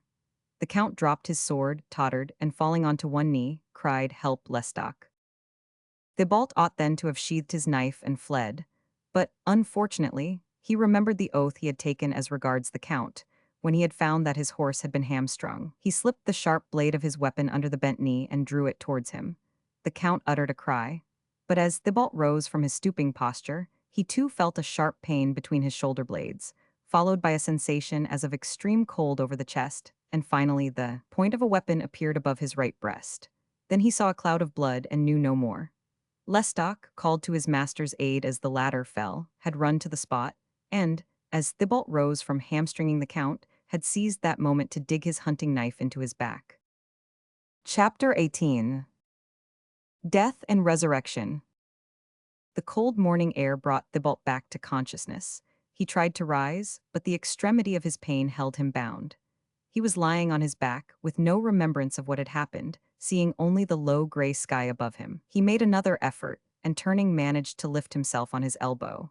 As he looked around him, he began to recall the events of the previous night. He recognized the breach in the wall, and then there came back to him the memory of the love meeting with the Countess and the desperate duel with the Count. The ground near him was red with blood, but the Count was no longer there. No doubt, Lestock, who had given him this fine blow that was nailing him to the spot, had helped his master indoors. Thibault they had left there, to die like a dog as far as they cared. He had it on the tip of his tongue to hurl after them all the maledictory wishes, wherewith one would like to assail one's cruelest enemy. But since Thibault had been no longer Thibault, and indeed during the remainder of the time that he would still be the Baron Raoul, or at least so in outward appearance, his demoniacal power had been, and would continue in abeyance. He had until 9 o'clock that evening, but would he live till then? This question gave rise in Thibault to a very uneasy state of mind. If he were to die before that hour, which of them would die, he or the Baron? It seemed to him as likely to be one as the other. What, however, disturbed and angered him most was his consciousness that the misfortune which had befallen him was again owing to his own fault. He remembered now that before he had expressed the wish to be the Baron for 24 hours, he had said some such words as these. I should laugh, Raoul, if the Comte de Montgobert were to take you by surprise. You would not get off so easily as if he were the bailiff Magloire. There would be swords drawn, and blows given and received. At last, with a terrible effort, and suffering the while excruciating pain, Thibault succeeded in dragging himself on to one knee. He could then make out people walking along a road not far off on their way to market, and he tried to call to them, but the blood filled his mouth and nearly choked him. So he put his hat on the point of his knife and signaled to them like a shipwrecked mariner, but his strength again failing, he once more fell back unconscious. In a little while, however, he again awoke to sensation. He appeared to be swaying from side to side as if in a boat. He opened his eyes. The peasants, it seemed, had seen him, and although not knowing who he was, had had compassion on this handsome young man lying covered with blood, and had concocted a sort of hand-barrow out of some branches, on which they were now carrying him to Villers-Cotterets. But by the time they reached Puiseux, the wounded man felt that he could no longer bear the movement, and begged them to put him down in the first peasant's hut they came to, and to send a doctor to him there. The carriers took him to the house of the village priest, and left him there, Thibault, before they parted, distributing gold among them from Raoul's purse, accompanied by many thanks for all their kind offices. The priest was away saying mass, but on returning and finding the wounded man, he uttered loud cries of lamentation. Had he been Raoul himself, Thibault could not have found a better hospital. The priest had at one time been cure of Vauparfond, and while there had been engaged to give Raoul his first schooling. Like all country priests, he knew, or thought he knew, something about doctoring, so he examined his old pupil's wound. The knife had passed under the shoulder blade, through the right lung, and out between the second and third ribs. He did not for a moment disguise to himself the seriousness of the wound, but he said nothing until the doctor had been to see it. The latter arrived, and after his examination, he turned and shook his head. "Are you going to bleed him?" asked the priest. "What would be the use?" asked the doctor. "If it had been done at once after the wound was given, it might perhaps have helped to save him, but it would be dangerous now to disturb the blood in any way." "Is there any chance for him?" asked the priest, who was thinking that the less there was for the doctor to do, the more there would be for the priest. "If his wound runs the ordinary course," said the doctor, lowering his voice, "he will probably not last out the day." "You give him up then." A doctor never gives up a patient, or at least if he does so, he still trusts to the possibility of nature mercifully interfering on the patient's behalf. A clot may form and stop the hemorrhage. A cough may disturb the clot, and the patient bleed to death. "You think then that it is my duty to prepare the poor young man for death?" asked the curate. "I think," answered the doctor, shrugging his shoulders, "you would do better to leave him alone. In the first place because he is, at present, in a drowsy condition and cannot hear what you say. Later on, because he will be delirious and unable to understand you." But the doctor was mistaken. The wounded man, drowsy as he was, overheard this conversation, more reassuring as regards the salvation of his soul than the recovery of his body. How many things people say in the presence of sick persons, believing that they cannot hear, while all the while they are taking in every word. In the present case, this extra acuteness of hearing may perhaps have been due to the fact that it was Thibault's soul which was awake in Raoul's body. If the soul belonging to it had been in this body, it would probably have succumbed more entirely to the effects of the wound. The doctor now dressed the wound in the back, but left the front wound uncovered, merely directing that a piece of linen soaked in iced water should be kept over it. Then, having poured some drops of a sedative into a glass of water, and telling the priest to give this to the patient whenever he asked for drink, the doctor departed, saying that he would come again the following morning, but that he much feared he should take his journey for nothing. Thibault would have liked to put in a word of his own, and to say himself what he thought about his condition, but his spirit was as if imprisoned in this dying body. And, against his will, was forced to submit to lying thus within its cell. But he could still hear the priest, who not only spoke to him, but endeavored by shaking him to arouse him from his lethargy. Thibault found this very fatiguing, and it was lucky for the priest that the wounded man, just now, had no superhuman power, for he inwardly sent the good man to the devil, many times over. Before long, it seemed to him that some sort of hot burning pan was being inserted under the soles of his feet, his loins, his head. His blood began to circulate, then to boil like water over a fire. His ideas became confused, his clenched jaws opened, his tongue which had been bound became loosened. Some disconnected words escaped him. Ah, he thought to himself, this no doubt is what the good doctor spoke about as delirium, and, for the while at least, this was his last lucid idea. His whole life, and his life had really only existed since his first acquaintance with the black wolf, passed before him. He saw himself following, and failing to hit the buck, saw himself tied to the oak tree, and the blows of the strap falling on him, saw himself and the black wolf drawing up their compact, saw himself trying to pass the devil's ring over Agnelette's finger, saw himself trying to pull out the red hairs, which now covered a third of his head. Then he saw himself on his way to pay court to the pretty Madame Paulet of the mill, meeting Landry and getting rid of his rival, pursued by the farm servants and followed by his wolves. He saw himself making the acquaintance of Madame Magloire, hunting for her, eating his share of the game, hiding behind the curtains, discovered by Mater Magloire, flouted by the Baron of Vez, turned out by all three. Again he saw the hollow tree, with his wolves couching around it and the owls perched on its branches, and heard the sounds of the approaching violins and harp, and saw himself looking, as Agnelette and the happy wedding party went by. He saw himself the victim of angry jealousy, endeavoring to fight against it by the help of drink, and across his troubled brain came the recollection of Francois, of Champagne, and the innkeeper. He heard the galloping of Baron Raoul's horse, and he felt himself knocked down and rolling in the muddy road. Then he ceased to see himself as Thibault. In his stead arose the figure of the handsome young rider, whose form he had taken for a while. Once more he was kissing Lisette, once more his lips were touching the Countess's hand. Then he was wanting to escape, but he found himself at a crossroad where three ways only met, and each of these was guarded by one of his victims. The first, by the spectre of a drowned man, that was Marcotte. The second, by a young man dying of fever on a hospital bed, that was Landry. The third, by a wounded man, dragging himself along on one knee, and trying in vain to stand up on his mutilated leg, that was the Comte de Montgobert. He fancied that as all these things passed before him, he told the history of them one by one, and that the priest, as he listened to this strange confession, looked more like a dying man, was paler and more trembling than the man whose confession he was listening to, that he wanted to give him absolution, but that he, Thibault, pushed him away, shaking his head, and that he cried out with a terrible laugh, "I want no absolution. I am damned, damned, damned." And in the midst of all this hallucination, this delirious madness, the spirit of Thibault could hear the priest's clock striking the hours, and as they struck he counted them. Only this clock seemed to have grown to gigantic proportions, and the face of it was the blue vault of heaven, and the numbers on it were flames, and the clock was called Eternity, and the monstrous pendulum, as it swung backwards and forwards, called out in turn at every beat, "Never, forever." And so he lay and heard the long hours of the day pass one by one, and then at last the clock struck 9. At 9:30, he, Thibault, would have been Raoul, and Raoul would have been Thibault for just 24 hours. As the last stroke of the hour died away, Thibault felt the fever passing from him. It was succeeded by a sensation of coldness which almost amounted to shivering. He opened his eyes, all trembling with cold, and saw the priest at the foot of the bed saying the prayers for the dying, and the hands of the actual clock pointing to 9:15. His senses had become so acute that, imperceptible as was their double movement, he could yet see both the larger and smaller ones slowly creeping along.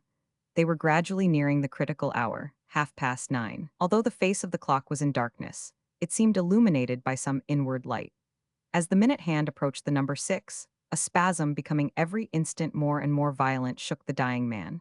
His feet were like ice, and the numbness slowly but steadily mounted from the feet to the knees, from the knees to the thighs, from the thighs to the lower part of the body. The sweat was running down his forehead, but he had no strength to wipe it away, nor even to ask to have it done.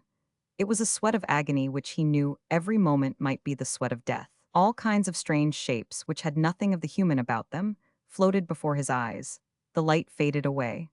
Wings, as of bats, seemed to lift his body and carry it into some twilight region, which was neither life nor death, but seemed a part of both. Then the twilight itself grew darker and darker. His eyes closed, and like a blind man stumbling in the dark, his heavy wings seemed to flap against strange and unknown things. After that, he sank away into unfathomable depths, into bottomless abysses, but still, he heard the sound of a bell. The bell rang once, and scarcely had it ceased to vibrate when the dying man uttered a cry. The priest rose and went to the side of the bed.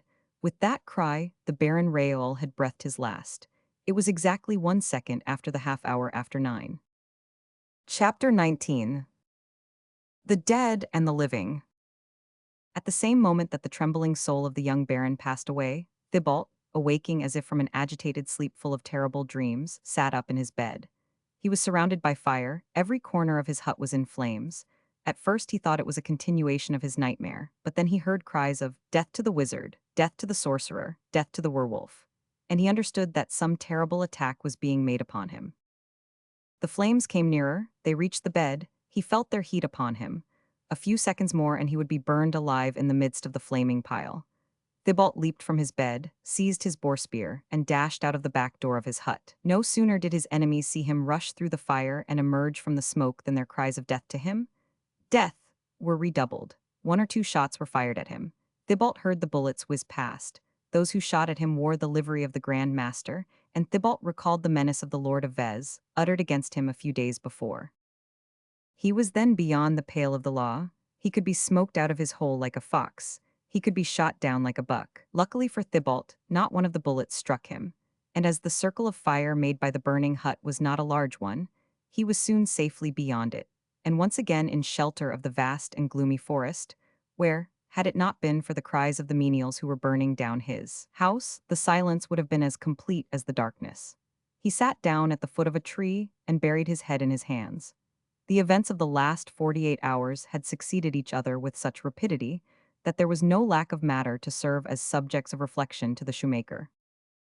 The 24 hours, during which he had lived another existence than his own, seemed to him like a dream, so much so, that he would not have dared to take his oath that all this recent affair between the Baron and the Countess Jane and the Comte de Montgobert had really taken place. The church clock of Oigny struck 10, and he lifted his head. 10 o'clock, and only half an hour before he had been still in the body of the Baron Raoul, as he lay dying in the house of the cure of Puixaux. "Ah," he exclaimed, "I must find out for certain what has happened. It is not quite 3 miles to Puixaux, and I shall be there in half an hour. I should like to ascertain if the Baron is really dead." A melancholy howl made answer to his words. He looked round. His faithful bodyguards were back again. He had his pack about him once more. "Come, wolves, come, my only friends," he cried, "let us be off," and he started with them across the forest in the direction of Puixaux. The huntsmen of the Lord of Vez, who were poking up the remaining embers of the ruined hut, saw a man pass, as in a vision, running at the head of a dozen or more wolves. They crossed themselves and became more convinced than ever that Thibault was a wizard. And anybody else who had seen Thibault, flying along as swiftly as his swiftest wolf, and covering the ground between Oigny and Puixaux in less than a quarter of an hour, would certainly have thought so too.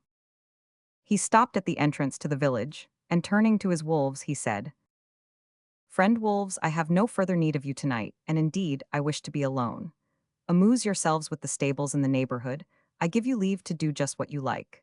And if you chance to come across one of those 2-footed animals, called men, forget, friend wolves, that they claim to be made in the image of their creator, and never fear to satisfy your appetite." Whereupon the wolves rushed off in different directions, uttering howls of joy, while Thibault went on into the village.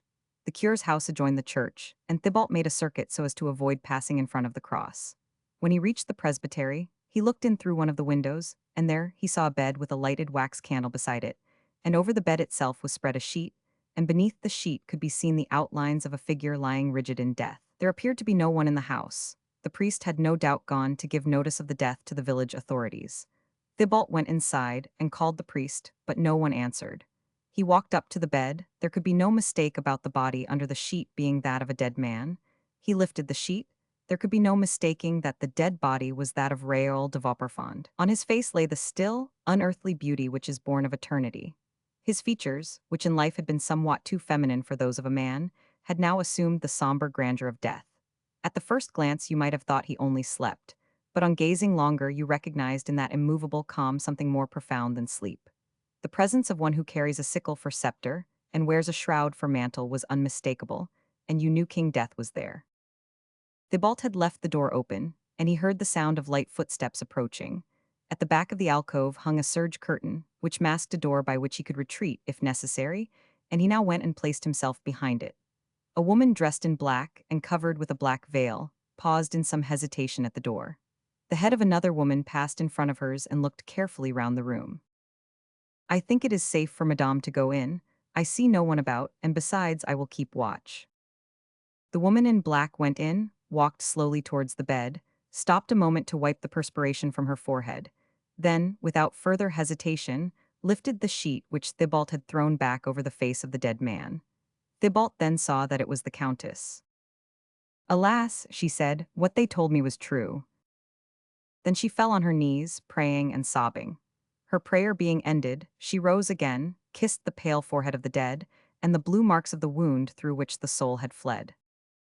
"Oh, my well-beloved, my Rael," she murmured, "who will tell me the name of your murderer? Who will help me to avenge your death?" As the Countess finished speaking, she gave a cry and started back. She seemed to hear a voice that answered, "I will," and something had shaken the green serge curtain. The Countess, however, was no chicken-hearted woman. She took the candle that was burning at the head of the bed and went and looked behind the curtain. But no creature was to be seen. A closed door was all that met her eye. She put back the candle, took a pair of gold scissors from a little pocket case, cut off a curl of the dead man's hair, placed the curl in a black velvet sachet which hung over her heart, gave one last kiss to her dead lover, laid the sheet over his face, and left the house. Just as she was crossing the threshold, she met the priest and, drawing back, drew her veil more closely over her face. "Who are you?" asked the priest. "I am Grief," she answered, and the priest made way for her to pass. The Countess and her attendant had come on foot, and were returning in the same manner, for the distance between Puixeux and Montgobert was not much more than half a mile. When about halfway along their road, a man, who had been hiding behind a willow tree, stepped forward and barred their further passage. Lisette screamed, but the Countess, without the least sign of fear, went up to the man and asked, "Who are you?" The man who answered, "I will," just now, when you were asking who would denounce the murderer to you. "And you can help me to revenge myself on him." "Whenever you like." "At once." "We cannot talk here very well." "Where can we find a better place?" "In your own room for one." "We must not enter the castle together." "No, but I can go through the breach in the park wall. Mademoiselle Lisette can wait for me in the hut where Monsieur Raoul used to leave his horse. She can take me up the winding stair and into your room. If you should be in your dressing room, I will wait for you, as Monsieur Raoul waited the night before last." The two women shuddered from head to foot. "Who are you to know all these details?" asked the Countess. "I will tell you when the time comes for me to tell you." The Countess hesitated a moment, then, recovering her resolution, she said, "Very well then, come through the breach. Lisette will wait for you in the stable." "Oh, madame," cried the maid, "I shall never dare to go and bring that man to you." "I will go myself then," said the Countess. "Well said," put in Thibault. "There spoke a woman worth calling one." And so saying, he slid down into a kind of ravine beside the road and disappeared. Lisette very nearly fainted. "Lean on me, mademoiselle," said the Countess, "and let us walk on. I am anxious to hear what this man has to say to me." The two women entered the castle by way of the farm. No one had seen them go out, and no one saw them return. On reaching her room, the Countess waited for Lisette to bring up the stranger. 10 minutes had elapsed when the maid hurried in with a pale face. "Ah, madame," she said, "there was no need for me to go to fetch him." "What do you mean?" asked the Countess. "Because he knew his way up as well as I did. And oh, madame, if you knew what he said to me, that man is the devil, madame, I feel sure." "Show him in," said the Countess. "I am here," said Thibault. "You can leave us now, my girl," said the Countess to Lisette. The latter quitted the room, and the Countess remained alone with Thibault. Thibault's appearance was not one to inspire confidence. He gave the impression of a man who had once and for all made up his mind, but it was also easy to see that it was for no good purpose. A satanic smile played about his mouth, and there was a demoniacal light in his eyes.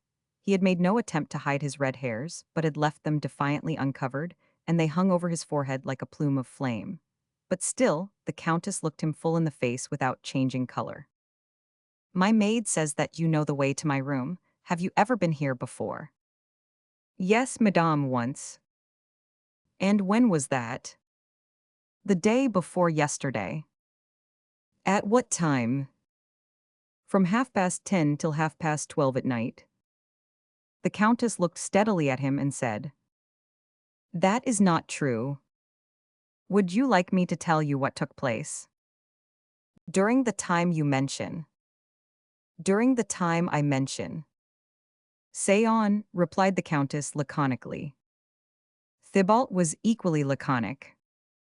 "Monsieur Raoul came in by that door," he said, pointing to the one leading into the corridor, "and Lisette left him here alone. You entered the room by that one," he continued, indicating the dressing-room door, "and you found him on his knees. Your hair was unbound, only fastened back by 3 diamond pins. You wore a pink silk dressing gown, trimmed with lace, pink silk stockings, cloth of silver slippers, and a chain of pearls round your neck." "You describe my dress exactly," said the Countess. "Continue." "You tried to pick a quarrel with Monsieur Raoul, first because he loitered in the corridors to kiss your waiting maid. Secondly, because someone had met him late at night on the road between Erneville and Villers-Cotterets. Thirdly, because, at the ball given at the castle, at which you yourself were not present, he danced 4 times with Madame de Bonneuil." "Continue." "In answer to your accusations, your lover made excuses for himself, some good, some bad. You, however, were satisfied with them, for you were just forgiving him when Lisette rushed in full of alarm, calling to Monsieur Raoul to escape, as your husband had just returned." "Lisette was right, you can be nothing less than the devil," said the Countess with a sinister laugh, "and I think we shall be able to do business together. Finish your account." Then you and your maid together pushed Monsieur Raoul, who resisted, into the dressing-room. Lisette forced him along the corridors and through 2 or 3 rooms. They then went down a winding staircase, in the wing of the castle opposite to the one by which they had gone up. On arriving at the foot of the staircase, the fugitives found the door locked. Then they ran into a kind of office where Lisette opened the window, which was about 7 or 8 feet above the ground. Monsieur Raoul leaped down out of this window, ran to the stable, found his horse still there but hamstrung. Then he swore that if he met the Count at any time he would hamstring him as the Count had hamstrung his horse, for he thought it a cowardly act to injure a poor beast so unnecessarily. Then he went on foot to the breach, climbed it, and found the Count awaiting him outside the park, with his sword drawn. The Baron had his hunting knife with him. He drew it, and the duel began. Was the Count alone? Wait, the Count appeared to be alone. After the 4th or 5th pass, the Count was wounded in the shoulder, and sank on one knee, crying, "Help, Lestock!" Then the Baron remembered his oath, and hamstrung the Count as he had hamstrung the horse. But as the Baron rose, Lestock drove his knife into his back. It passed under the shoulder blade and out through the chest. I need not tell you where. You kissed the wound yourself. And after that, the Count and his huntsman returned to the castle, leaving the Baron lying helpless. When the latter came to, he made signs to some passing peasants, who put him on a litter and bore him away, with the intention of taking him to Villers-Cotterets. But he was in such pain that they could not carry him farther than Puixux. There they laid him on the bed where you found him, and on which he breathed his last a second after the half-hour after 9 in the evening. The Countess rose, and without speaking, went to her jewel case and took out the pearls she had worn 2 nights before. She handed them to Thibault. "What are they for?" he asked. "Take them," said the Countess. "They are worth 50,000 livres. Are you still anxious for revenge?" "Yes," replied the Countess. "Revenge will cost more than that." "How much will it cost?" "Wait for me tomorrow night," said Thibault, "and I will tell you." "Where shall I await you?" asked the Countess. "Here," said Thibault, with the leer of a wild animal. "I will await you here," said the Countess. "Till tomorrow, then." "Till tomorrow." Thibault went out. The Countess went and replaced the pearls in her dressing case, lifted up a false bottom, and drew from underneath it a small bottle containing an opal-colored liquid, and a little dagger with a jeweled handle and case, and a blade inlaid with gold. She hid both beneath her pillow, knelt at her prie-dieu, and her prayer finished, threw herself dressed onto her bed. Chapter 20. True de Trist. On quitting the Countess's room, Thibault had left the castle by the way which he had described to her, and soon found himself safe beyond its walls and outside the park. And now, for the first time in his life, Thibault had really nowhere to go. His hut was burnt, he was without a friend, and like Cain, he was a wanderer on the face of the earth. He turned to the unfailing shelter of the forest, and there made his way to the lower end of Chavigny. As the day was breaking, he came across a solitary house and asked if he could buy some bread. The woman belonging to it, her husband being away, gave him some, but refused to receive payment for it. His appearance frightened her. Having now food sufficient for the day, Thibault returned to the forest, with the intention of spending his time till evening in a part which he knew between Fleury and Longpont, where the trees were especially thick and tall. As he was looking for a resting place behind a rock, his eye was attracted by a shining object lying at the bottom of a slope, and his curiosity led him to climb down and see what it was. The shining object was the silver badge belonging to a huntsman's shoulder belt. The shoulder belt was slung round the neck of a dead body, or rather of a skeleton, for the flesh had been entirely eaten off the bones, which were as clean as if prepared for an anatomist's study or a painter's studio. The skeleton looked as if it had only lain there since the preceding night. Ah, said Thibault, this is probably the work of my friends, the wolves. They evidently profited by the permission which I gave them. Curious to know, if possible, who the victim was, he examined it more closely. His curiosity was soon satisfied, for the badge, which the wolves had no doubt rejected as less easily digestible than the rest, was lying on the chest of the skeleton, like a ticket on a bale of goods. J. B. Lestock, head keeper to the Comte de Montgobert. Well done, laughed Thibault. Here is one at least who did not live long to enjoy the result of his murderous act. Then, contracting his brow, he muttered to himself in a low voice, and this time without laughing. Is there perhaps, after all, what people call a providence? Lestock's death was not difficult to account for. He had probably been executing some order for his master that night, and on the road between Montgobert and Longpont had been attacked by wolves. He had defended himself with the same knife with which he had wounded the Baron, for Thibault found the knife a few paces off, at a spot where the ground showed traces of a severe struggle. At last, being disarmed, the ferocious beasts had dragged him into the hollow, and there devoured him. Thibault was becoming so indifferent to everything that he felt neither pleasure nor regret, neither satisfaction nor remorse, at Lestock's death. All he thought was that it simplified matters for the Countess, as she would now only have her husband upon whom she need revenge herself. Then he went and found a place where the rocks afforded him the best shelter from the wind, and prepared to spend his day there in peace. Towards midday, he heard the horn of the Lord of Vez, and the cry of his hounds. The mighty huntsman was after game, but the chase did not pass near enough to Thibault to disturb him. At last the night came. At 9 o'clock Thibault rose and set out for the castle of Montgobert. He found the breach, followed the path he knew, and came to the little hut where Lisette had been awaiting him on the night when he had come in the guise of Raoul. The poor girl was there this evening, but alarmed and trembling. Thibault wished to carry out the old traditions and tried to kiss her, but she sprang back with visible signs of fear. "Do not touch me," she said, "or I shall call out." "Oh, indeed, my pretty one," said Thibault. "You were not so sour-tempered the other day with the Baron Raoul." "Maybe not," said the girl, "but a great many things have happened since the other day." "And many more to happen still," said Thibault in a lively tone. "I think," said the waiting maid in a mournful voice, "that the climax is already reached." Then, as she went on in front, "If you wish to come," she added, "follow me." Thibault followed her. Lisette, without the slightest effort at concealment, walked straight across the open space that lay between the trees and the castle. "You are courageous today," said Thibault, "and supposing someone were to see us." "There is no fear now," she answered. "The eyes that could have seen us are all closed." Although he did not understand what the young girl meant by these words, the tone in which they were spoken made Thibault shiver. He continued to follow her in silence as they went up the winding stairs to the first floor. As Lisette laid her hand on the key of the door, Thibault suddenly stopped her. Something in the silence and solitude of the castle filled him with fear. It seemed as if a curse might have fallen on the place. "Where are we going?" said Thibault, scarcely knowing himself what he said. "You know well enough, surely." "Into the Countess's room." "Into the Countess's room." "She is waiting for me." "She is waiting for you." And Lisette opened the door. "Go in," she said. Thibault went in, and Lysette shut the door behind him and waited outside. It was the same exquisite room, lighted in the same manner, filled with the same sweet scent.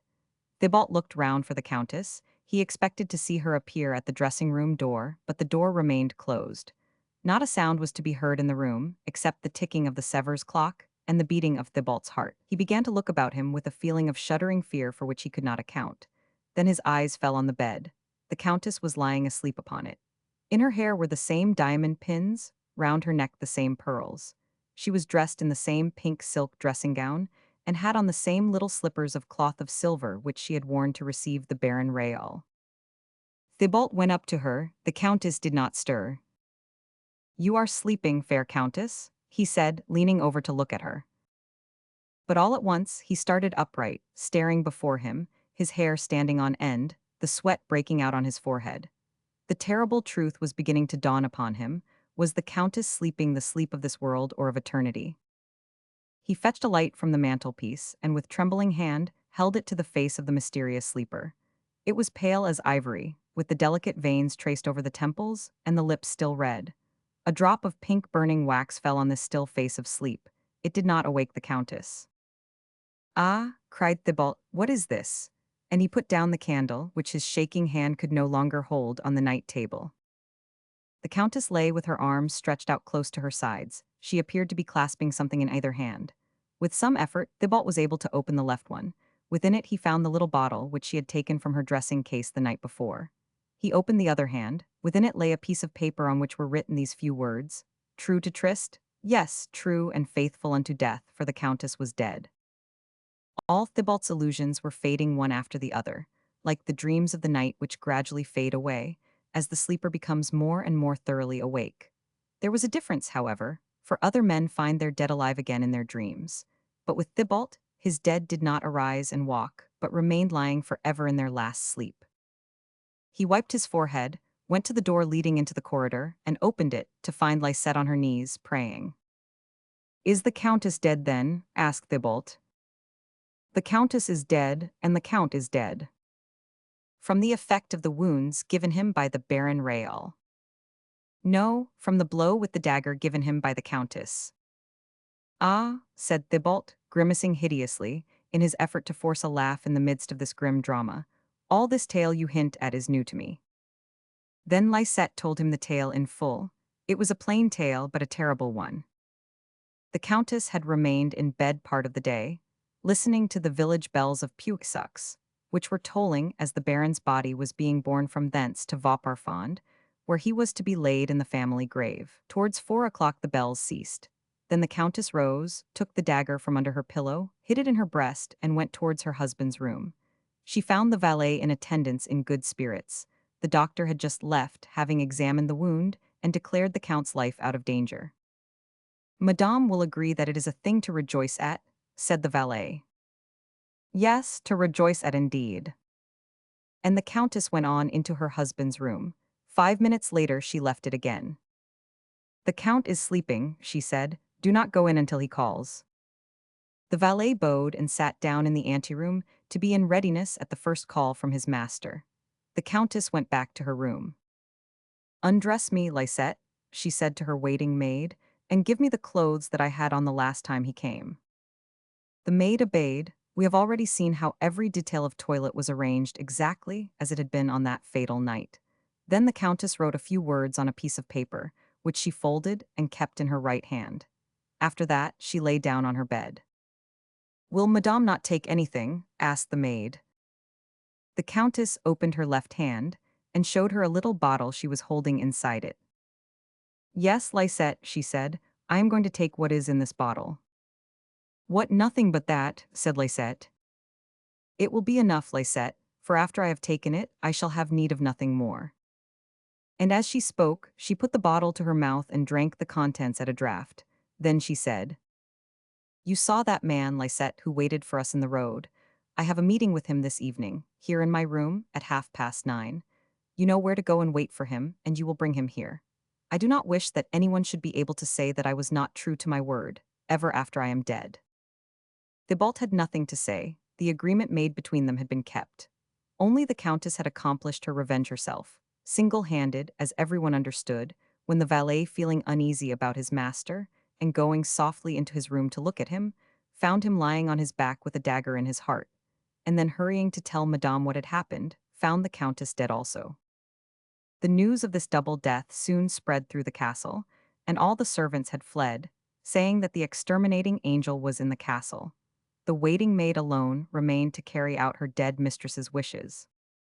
Thibault had nothing more to do at the castle, so he left the Countess on her bed, with Lysette near her, and went downstairs. As Lysette had said, there was no fear now of meeting either master or servants. The servants had run away, the master and mistress were dead. Thibault once more made for the breach in the wall. The sky was dark, and if it had not been January, you might have imagined a thunderstorm was brewing. There was barely light enough to see the footpath as he went along. Once or twice Thibault paused. He fancied he had detected the sound of the dry branches cracking under someone's footsteps keeping pace with his, both to right and left. Having come to the breach, Thibault distinctly heard a voice say, "That's the man." And at the same moment, two gendarmes, concealed on the farther side of the wall, seized Thibault by the collar, while two others came up behind. It appeared that Cramoisy, jealous with regard to Lysette, had been prowling about at nights on the watch, and had, only the evening before, noticed a strange man come in and go out of the park along the more secluded paths, and he had reported the fact to the head of the police. When the recent serious events that had taken place at the castle became generally known, orders were given to send 4 men and take up any suspicious-looking person seen prowling about. 2 of the men, with Cramoisy for guide, had ambushed on the farther side of the breach, and the 2 others had dogged Thibault through the park. Then, as we have seen, at the signal given by Cramoisy, they had all 4 fallen upon him as he issued from the breach. There was a long and obstinate struggle. Thibault was not a man that even 4 others could overcome without difficulty, but he had no weapon by him, and his resistance was therefore useless. The gendarmes had been more bent on securing him, on account of having recognized that it was Thibault, and Thibault was beginning to earn a very bad name, so many misfortunes having become associated with it. So Thibault was knocked down, and finally bound and led off between 2 mounted men. The other 2 gendarmes walked one in front and one behind. Thibault had merely struggled out of a natural feeling of self-defense and pride, for his power to inflict evil was, as we know, unlimited, and he had but to wish his assailants dead, and they would have fallen lifeless at his feet. But he thought there was time enough for that. As long as there still remained a wish to him, he could escape from man's justice, even though he were at the foot of the scaffold. So, Thibault, securely bound, his hands tied and fetters upon his feet, walked along between his 4 gendarmes, apparently in a state of resignation. One of the gendarmes held the end of the rope with which he was bound, and the 4 men made jokes and laughed at him, asking the wizard Thibault why, being possessed of such power, he had allowed himself to be taken. And Thibault replied to their scoffings with the well-known proverb, "He laughs best who laughs last," and the gendarmes expressed a wish that they might be the ones to do so. On leaving Puiseux behind, they came to the forest. The weather was growing more and more threatening. The dark clouds hung so low that the trees looked as if they were holding up a huge black veil, and it was impossible to see 4 steps ahead. But he, Thibault, saw lights swiftly passing and crossing one another in the darkness on either side. Closer and closer drew the lights, and pattering footfalls were heard among the dry leaves. The horses became restive, shied, and snorted, sniffing the air and trembling beneath their riders, while the coarse laughter of the men themselves died down. It was Thibault's turn to laugh now. "What are you laughing at?" asked one of the gendarmes. "I am laughing at your having left off laughing," said Thibault. The lights drew nearer, and the footfalls became more distinct at the sound of Thibault's voice. Then a more ominous sound was heard, a sound of teeth striking together, as jaws opened and shut. "Yes, yes, my friends," said Thibault, "you have tasted human flesh and you found it good." He was answered by a low growl of approbation, half like a dog's and half like a hyena's. "Quite so," said Thibault. "I understand. After having made a meal of a keeper, you would not mind tasting a gendarme." The gendarmes themselves were beginning to shudder with fear. "To whom are you talking?" they asked him. "To those who can answer me," said Thibault, and he gave a howl. 20 or more howls responded, some from close at hand, some from farther off. Said one of the gendarmes, "what are these beasts that are following us? This good-for-nothing seems to understand their language." "What?" said the shoemaker. You take Thibault the wolf master prisoner, you carry him through the forest at night, and then you ask what are the lights and the howls that follow him. Do you hear, friends? Cried Thibault, these gentlemen are asking who you are. Answer them, all of you together, that they may have no further doubt on the matter. The wolves, obedient to their master's voice, gave one prolonged, unanimous howl. The horses panted and shivered, and one or two of them reared. The gendarmes endeavored to calm their animals, patting and gentling them. That is nothing, said Thibault. Wait till you see each horse with two wolves hanging on to its hind quarters and another at its throat. The wolves now came in between the horses' legs and began caressing Thibault. One of them stood up and put its front paws on Thibault's chest, as if asking for orders.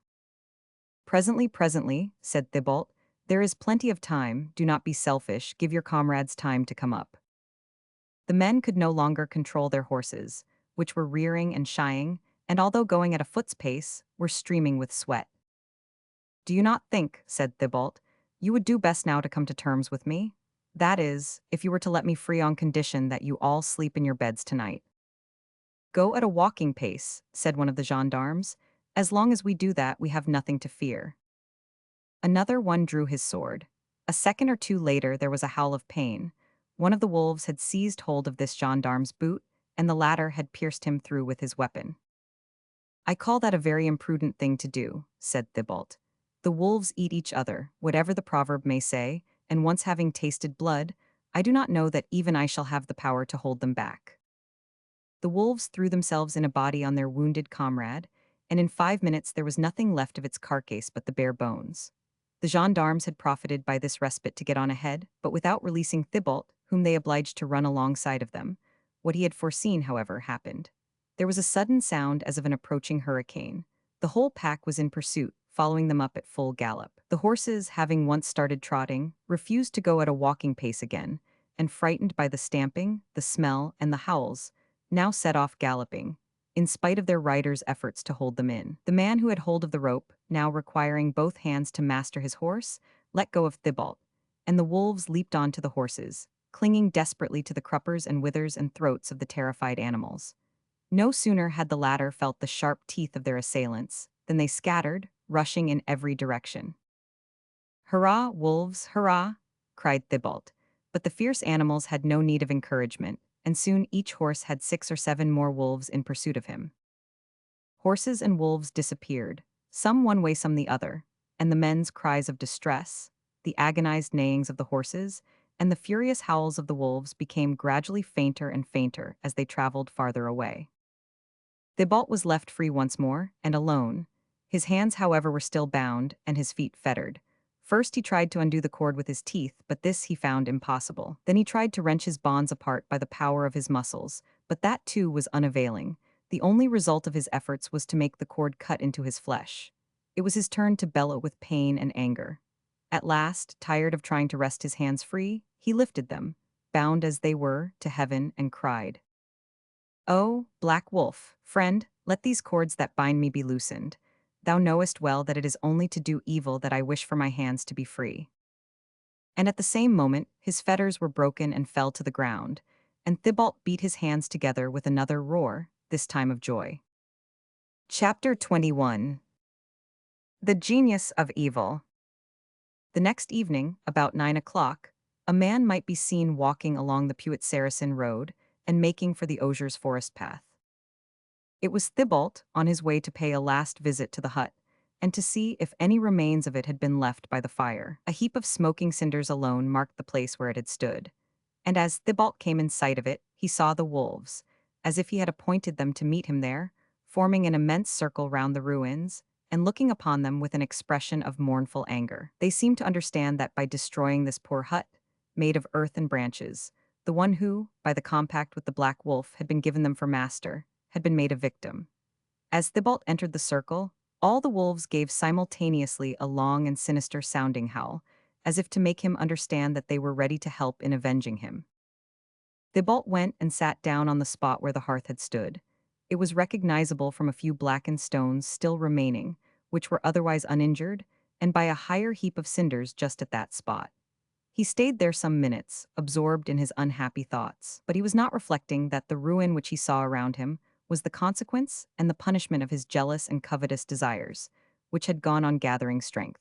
He felt neither repentance nor regret. That which dominated all other feeling in him was his satisfaction at the thought of being henceforth able to render to his fellow creatures evil for evil. His pride in having, thanks to his terrible auxiliaries, the power to fight against those who persecuted him. And as the wolves continued their melancholy howling, "Yes, my friends," said Thibault, "yes, your howls answer to the cry of my heart. My fellow creatures have destroyed my hut, they have cast to the winds the ashes of the tools wherewith I earn my daily bread. Their hatred pursues me as it pursues you. I expect from them neither mercy nor pity. We are their enemies as they are ours, and I will have neither mercy nor compassion on them. Come then, let us go from this hut to the castle, and carry thither the desolation which they have brought home to me." And then the master of the wolves, like a chief of banditti followed by his desperadoes, set off with his pack in quest of pillage and carnage. This time it was neither red deer, nor fallow deer, nor any timid game of which they were in pursuit. Sheltered by the darkness of the night, Thibault first directed his course to the chateau of Vez, for there was lodged his chief enemy. The baron had 3 farms belonging to the estate, stables filled with horses and others filled with cows, and the park was full of sheep. All these places were attacked the first night, and on the morrow 2 horses, 4 cows, and 10 sheep were found killed. The baron was doubtful at first if this could be the work of the beasts against which he waged so fierce a warfare. There seemed something partaking rather of intelligence and revenge in it than of the mere unreasoning attacks of a pack of wild animals. Still, it seemed manifest that the wolves must have been the aggressors, judging by the marks of teeth on the carcasses and the footprints left on the ground. Next night the baron set watchers to lie in wait, but Thibault and his wolves were at work on the farther side of the forest. This time it was the stables and parks of Soucy and of Viviers which were decimated, and the following night those of Bursons and Ivers. The work of annihilation, once begun, must be carried out with desperate determination, and the master never left his wolves now. He slept with them in their dens and lived in the midst of them, stimulating their thirst for blood. Many a woodman, many a heath-gatherer, came face to face in the thickets with the menacing white teeth of a wolf, and was either carried off and eaten, or just saved his life by the aid of his courage and his bill-hook. Guided by a human intelligence, the wolves had become organized and disciplined, and were far more formidable than a band of discontented soldiery let loose in a conquered country. The terror of them became general. No one dared go beyond the towns and villages unarmed. Horses and cattle were all fed inside the stables, and the men themselves, their work done, waited for one another, so as not to go about singly. The Bishop of Soissons ordered public prayer to be made, asking God to send a thaw, for the unusual ferocity of the wolves was attributed to the great quantity of snow that had fallen. But the report also went about that the wolves were incited to their work, and led about by a man, that this man was more indefatigable, more cruel and insatiable than the wolves themselves, that in imitation of his companions, he ate raw flesh and quenched his thirst in blood. And the people went further and said that this man was Thibault. The bishop pronounced sentence of excommunication against the former shoemaker. The Lord of Vez, however, had little faith in the thunders of the church being of much effect, unless supported by some well-conducted hunting. He was somewhat cast down at so much blood being spilt, and his pride was sorely hurt that his, the Grand Master's, own cattle should have suffered so heavily from the very wolves he was especially appointed to destroy. At the same time, he could not but feel a secret delight at the thought of the triumphant views in store for him, and of the fame which he could not fail to win among all sportsmen of repute. His passion for the chase, excited by the way in which his adversaries the wolves had so openly entered upon the struggle, became absolutely overpowering. He allowed neither respite nor repose. He took no sleep himself and ate his meals in the saddle. All night long he scoured the country in company with Elevé and Engoulevent, who, in consideration of his marriage, had been raised to the rank of pricker. And the dawn had no sooner appeared before he was again in the saddle, ready to start and chase the wolf until it was too dark to distinguish the hounds.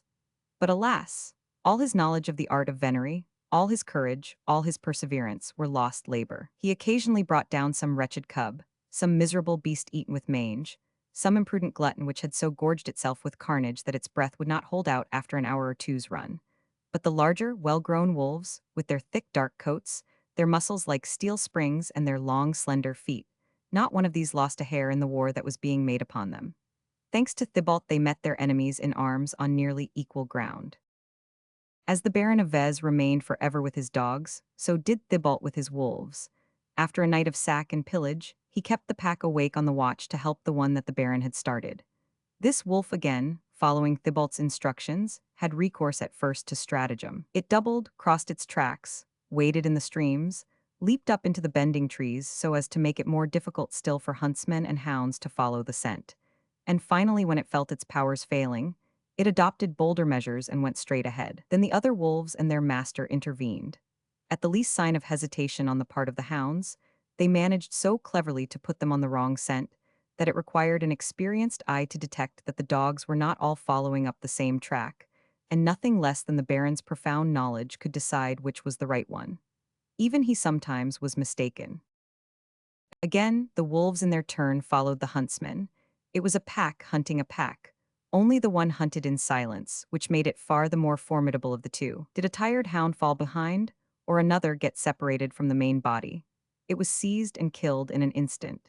And Ingulevant, whom we have had occasion to mention several times before, and who had taken poor Marcot's place, having hastened one day to the help of one of his hounds that was uttering cries of distress, was himself attacked and only owed his life to the swiftness of his horse. It was not long before the Baron's pack was decimated. His best hounds were nearly dead with fatigue, and his more second-rate ones had perished by the wolves' teeth. The stable was in no better condition than the kennel. Bayard was foundered, Tancred had sprained a tendon leaping over a ditch, and a strained fetlock had placed Valorous on the list of invalids. Sultan, luckier than his three companions, had fallen honorably on the field of battle, having succumbed to a 16 hours run under the weight of his gigantic master, who never for a moment lost courage notwithstanding the fact that the dead bodies of his finest and most faithful servitors lay heaped around him. The Baron, following the example of the noble-hearted Romans, who exhausted the resources of military art against the Carthaginians who were forever reappearing as enemies, the Baron, I repeat, changed his tactics and tried what Battus could accomplish. He called on all available men among the peasants, and beat up the game throughout the forest with such a formidable number of men, that not so much as a hair was left in its form near any spot which they had passed. But Thibault made it his business to find out beforehand where these battues were going to take place, and if he ascertained that the beaters were on the side of the forest towards Viviers or Soucy, he and his wolves made an excursion to Bersons or Ivers, and if the Baron and his men were busy near Haramont or Longper, the people of Courcy and Verdefuel were made painfully aware of Thibault and his wolves. In vain, the Lord of Vez drew his cordon at night round the suspected enclosures, so as to begin the attack with daylight. Never once did his men succeed in starting a wolf, for not once did Thibault make a mistake in his calculations. If by chance he had not been well informed, and was uncertain in what direction the Baron and his men were going, he called all his wolves together, sending express couriers after them as the night set in. He then led them unobserved down the wooded lane leading to Les Artel Abbas, which at that time ran between the forest of Campigny and the forest of Villers-Cotterets, and so was able to pass from one to the other. This state of things went on for several months. Both the Baron and Thibault carried out the task each had set before himself, with equally passionate energy. The latter, like his adversary, seemed to have required some supernatural power, whereby he was able to resist fatigue and excitement. And this was the more remarkable seeing that during the short intervals of respite accorded by the Lord of Vez, the wolf leader was by no means at peace in himself. It was not that the terrible deeds in which he was an active agent, and at which he presided, filled him exactly with horror, for he thought them justifiable. He threw the responsibility of them, he said, onto those who had forced him to commit them. But there were moments of failing spirit, for which he could not account, when he went about in the midst of his ferocious companions, feeling gloomy, morose, and heavy-hearted. Again the image of Agnelet would rise before him, seeming to him like the personification of his own past life, honest and laborious, peaceful and innocent. And more than that, he felt he loved her more than he had ever thought it possible for him to love anybody. At times he would weep at the thought of all his lost happiness. At others he was seized with a wild fit of jealousy against the one to whom she now belonged, she, who at one time might, if he had liked, have been his. One day, the Baron, in order to prepare some fresh means of destruction, had been forced for the while to leave the wolves in peace. Thibault, who was in one of the moods we have just described, wandered forth from the den, where he lived in company with the wolves. It was a splendid summer's night, and he began to rove about the woodlands, where the moon was lighting up the trunks of the trees, dreaming of the time when he trod the mossy carpet underfoot free from trouble and anxiety, until at last the only happiness which was now left him, forgetfulness of the present, stole over his senses. Lost in this sweet dream of his earlier life, he was all of a sudden aroused by a cry of distress from somewhere near at hand.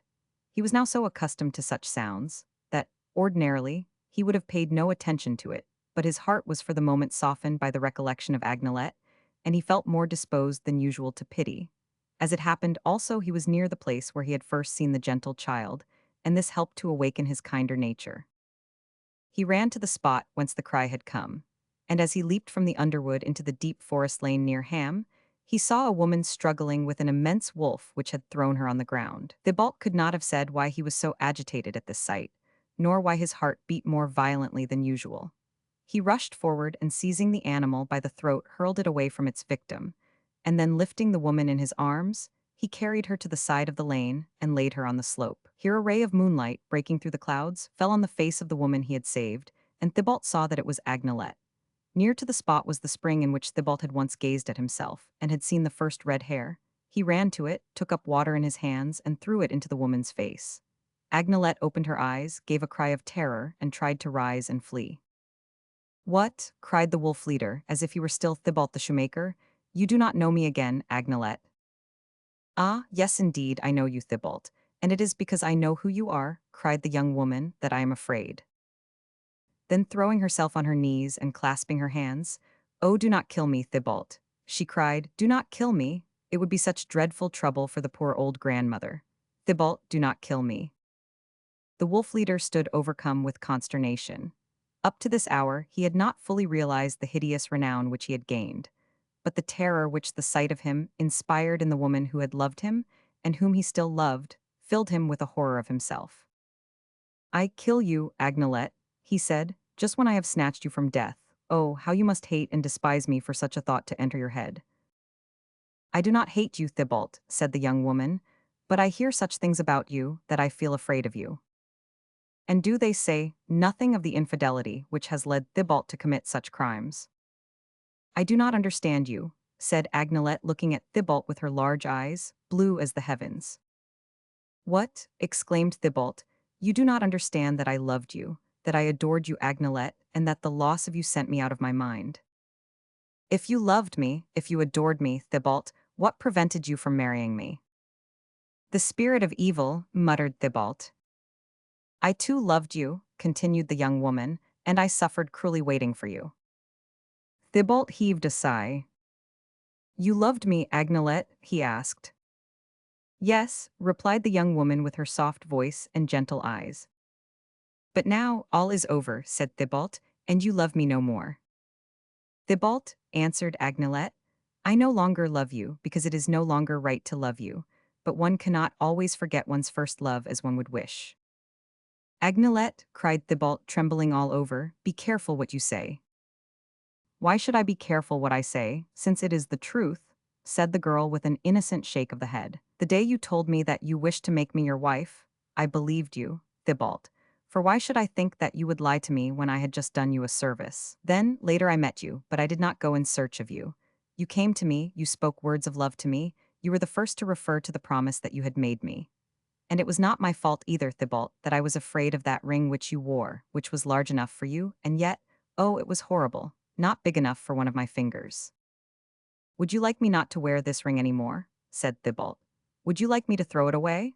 And he began trying to pull it off his finger, but as it had been too small to go on Agnelet's finger, so now it was too small to be taken off Thibault's. In vain he struggled with it and tried to move it with his teeth. The ring seemed riveted to his finger for all eternity. Thibault saw that it was no use trying to get rid of it. It was a token of compact between himself and the black wolf, and with a sigh, he let his arms fall hopelessly to his sides. "That day," went on Agnelet, "I ran away. I know that I was wrong to do so, but I was no longer mistress of myself after seeing that ring and more still." She lifted her eyes as she spoke, looking timidly up at Thibault's hair. Thibault was bareheaded, and, by the light of the moon, Agnelet could see that it was no longer a single hair that shone red as the flames of hell, but that half the hair on Thibault's head was now of this devil's color. "Oh," she exclaimed, drawing back, "Thibault, Thibault, what has happened to you since I last saw you?" Agnelet, cried Thibault, throwing himself down with his face to the ground and holding his head between his hands. I could not tell any human creature, not even a priest, what has happened to me since then. But to Agnelet, all I can say is, Agnelet, Agnelet, have pity on me, for I have been most unhappy. Agnelet went up to him and took his hands in hers. You did love me then, you did love me, he cried. What can I do, Thibault? Said the girl with the same sweetness and innocence as before. I took you at your word, and every time I heard someone knocking at our hut door, I thought it was you come to say to the old grandmother, Mother, I love Agnelet, Agnelet loves me, will you give her to me for my wife? Then when I went and opened the door and found that it was not you, I used to go into a corner and cry. And now, Agnelet, now, she answered. Now, Thibault, it may seem strange, but in spite of all the terrible tales that are told about you, I have not been really frightened. I was sure that you could not wish any harm to me, and I was walking boldly through the forest, when that dreadful beast from which you saved me suddenly sprang upon me. But how is it that you are near your old home? Do you not live with your husband? We lived together for a while at Vez, but there was no room there for the grandmother, and so I said to my husband, the grandmother must be thought of first. I must go back to her. When you wish to see me, you will come. And he consented to that arrangement. Not at first, but I pointed out to him that the grandmother is 70 years of age, that if she were only to live another 2 or 3 years, God grant it may be more, it would only be 2 or 3 years of some extra trouble for us, whereas, in all probability, we had long years of life before us. Then he understood that it was right to give to those that had least. But all the while that Agnelet was giving this explanation, Thibault could think of nothing but that the love she once had for him was not yet dead. So, said Thibault, you loved me, and so, Agnelet, you could love me again. That is impossible now because I belong to another. Agnelet, Agnelet, only say that you love me. No, Thibault, if I loved you, I should do everything in the world to hide it from you. And why? Cried Thibault. Why, you do not know my power. I know that I have only a wish or two left, but with your help, by combining these wishes together, I could make you as rich as a queen. We could leave the country, leave France, Europe. There are large countries, of which you do not even know the names, Agnelet, called America and India. They are paradises with blue skies, tall trees, and birds of every kind. Agnelet, say that you will come with me. Nobody will know that we have gone off together. Nobody will know where we are. Nobody will know that we love one another. Nobody will know even that we are alive. Fly with you, Thibault, said Agnelet, looking at the wolf leader as if she had but half understood what he said. Do you forget that I no longer belong to myself? Do you not know that I am married? What does that matter, said Thibault, if it is I whom you love, and if we can live happily together? Oh, Thibault, Thibault, what are you saying? Listen, went on Thibault, I am going to speak to you in the name of this world and the next. Do you wish to save me, Agnelet, body and soul? If so, do not resist my pleading, have pity on me, come with me. Let us go somewhere together, where we shall no longer hear these howlings or breathe this atmosphere of reeking flesh. And if it scares you to think of being a rich grand lady, somewhere then where I can again be Thibault the workman, Thibault poor but beloved, and therefore, Thibault happy in his hard work, some place where Agnelet will have no other husband but me. Ah, Thibault, I was ready to become your wife and you scorned me. Do not remember my sins, Agnelet, which have been so cruelly punished. Thibault, another has done what you were not willing to do. He took the poor young girl. He burdened himself with the poor old blind woman. He gave a name to the one and bread to the other. He had no ambition beyond that of gaining my love. He desired no dowry beyond my marriage vow. Can you think of asking me to return evil for good? Do you dare to suggest that I should leave the one who has given me such proof of his love for the one who has given me proof only of his indifference? But what matter still, Agnelet, since you do not love him and since you do love me? Thibault, do not turn and twist my words to make them appear to say what they do not. I said that I still preserved my friendship for you. I never said that I did not love my husband. I should like to see you happy, my friend. Above all, I should like to see you abjure your evil ways and repent of your sins. And last of all, I wish that God may have mercy upon you, and that you may be delivered from that spirit of evil, of which you spoke just now. For this I pray night and morning on my knees. But even that I may be able to pray for you, I must keep myself pure. If the voice that supplicates for mercy is to rise to God's throne, it must be an innocent one. Above all, I must scrupulously keep the oath which I swore at his altar. On hearing these decisive words from Agnelet, Thibault again became fierce and morose. Do you not know, Agnelet, that it is very imprudent of you to speak to me here like that? And why, Thibault? Asked the young woman. We are alone here together. It is dark, and not a man of the open would dare to come into the forest at this hour. And no, the king is not more master in his kingdom than I am here. I do not understand you, Thibault. I mean that having prayed, implored, and conjured, I can now threaten. You threaten. What I mean is, continued Thibault, paying no heed to Agnelet's words, that every word you speak does not excite my love for you more than it rouses my hatred towards him. In short, I mean that it is imprudent of the lamb to irritate the wolf when the lamb is in the power of the wolf. I told you, Thibault, before, that I started to walk through the forest without any feeling of fear at meeting you. As I was coming to, I felt a momentary terror, remembering involuntarily what I had heard said about you. But at this moment, Thibault, you will try in vain to make me turn pale. Thibault flung both hands up to his head. Do not talk like that, he said. You cannot think what the devil is whispering to me, and what an effort I have to make to resist his voice. You may kill me if you like, replied Agnelet, but I will not be guilty of the cowardice which you ask of me. You may kill me, but I shall remain faithful to my husband. You may kill me, but I shall pray to God to help him as I die. Do not speak his name, Agnelet, do not make me think about that man. You can threaten me as much as you like, Thibault, for I am in your hands, but happily he is far from you, and you have no power over him. And who told you that, Agnelet? Do you not know that, thanks to the diabolical power I possess and which I can hardly fight against, I am able to strike as well far as near? And if I should become a widow, Thibault, do you imagine that I should be vile enough to accept your hand when it was stained with the blood of the one whose name I bear? Agnelet, said Thibault falling on his knees, Agnelet, save me from committing a further crime. It is you, not I, who will be responsible for the crime. I can give you my life, Thibault, but not my honor. Oh, roared Thibault, love flies from the heart when hatred enters. Take care, Agnelet. Take heed to your husband. The devil is in me, and he will soon speak through my mouth. Instead of the consolation which I had hoped from your love, and which your love refuses, I will have vengeance. Stay my hand, Agnelet, there is yet time, stay it from cursing, from destroying. If not, understand that it is not I but you who strike him dead. Agnelet, you know now. Agnelet, you do not stop me from speaking? Let it be so then, and let the curse fall on all three of us, you and him and me. Agnelet, I wish your husband to die, and he will die. Agnelet uttered a terrible cry.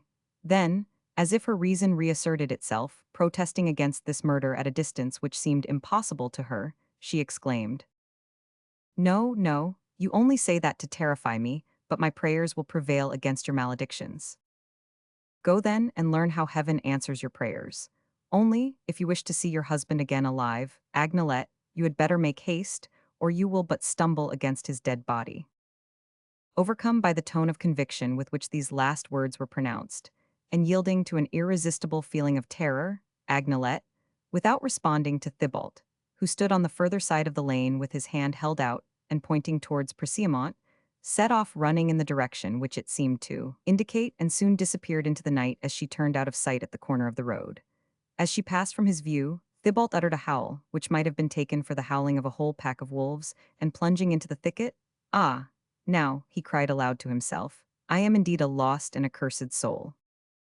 Chapter 22. Thibault's last wish.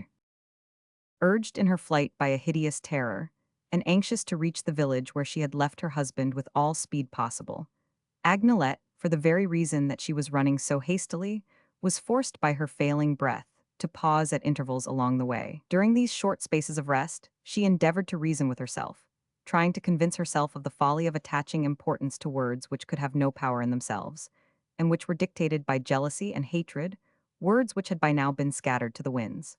But notwithstanding all her mental arguments, she had no sooner regained her breath than she started off again at the same precipitate pace, for she felt she should know no peace until she had seen her husband again. Best part of her way led through the forest, and near the wildest and most solitary enclosures, but she gave no thought to the wolves, which were the terror of every town and village within 10 miles round.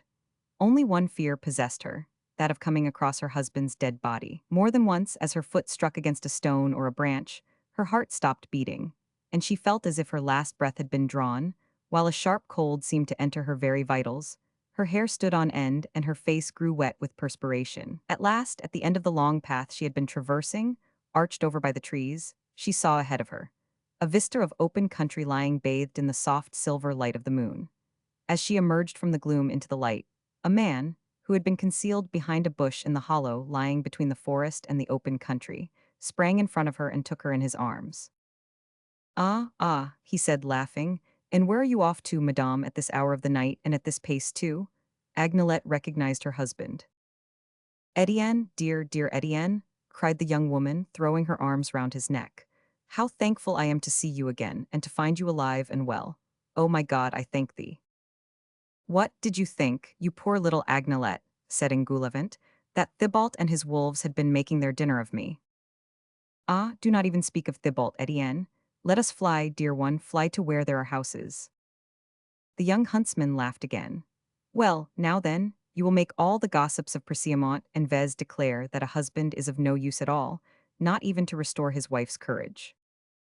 "You are right, Etienne, but although I have just had the courage to come through these great dreadful woods, now that I have you with me and should feel reassured, I tremble with fear, and yet I know not why."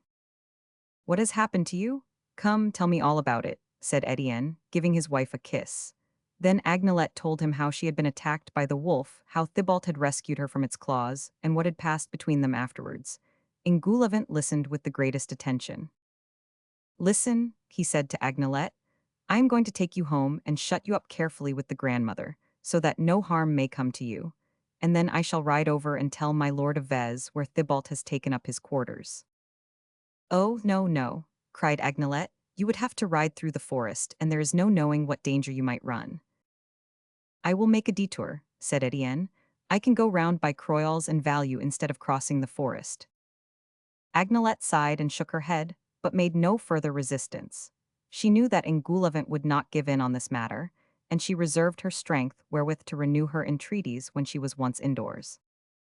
And in truth, the young huntsman only considered that he was doing his duty, for a great battue had been arranged for the next day, in a part of the forest on the further side from that on which Agnelette had met Thibault. Etienne, therefore, was bound to go without delay and report to his master the whereabouts of the wolf leader. There was not too much of the night left for the work of rearranging for the morrow's battue.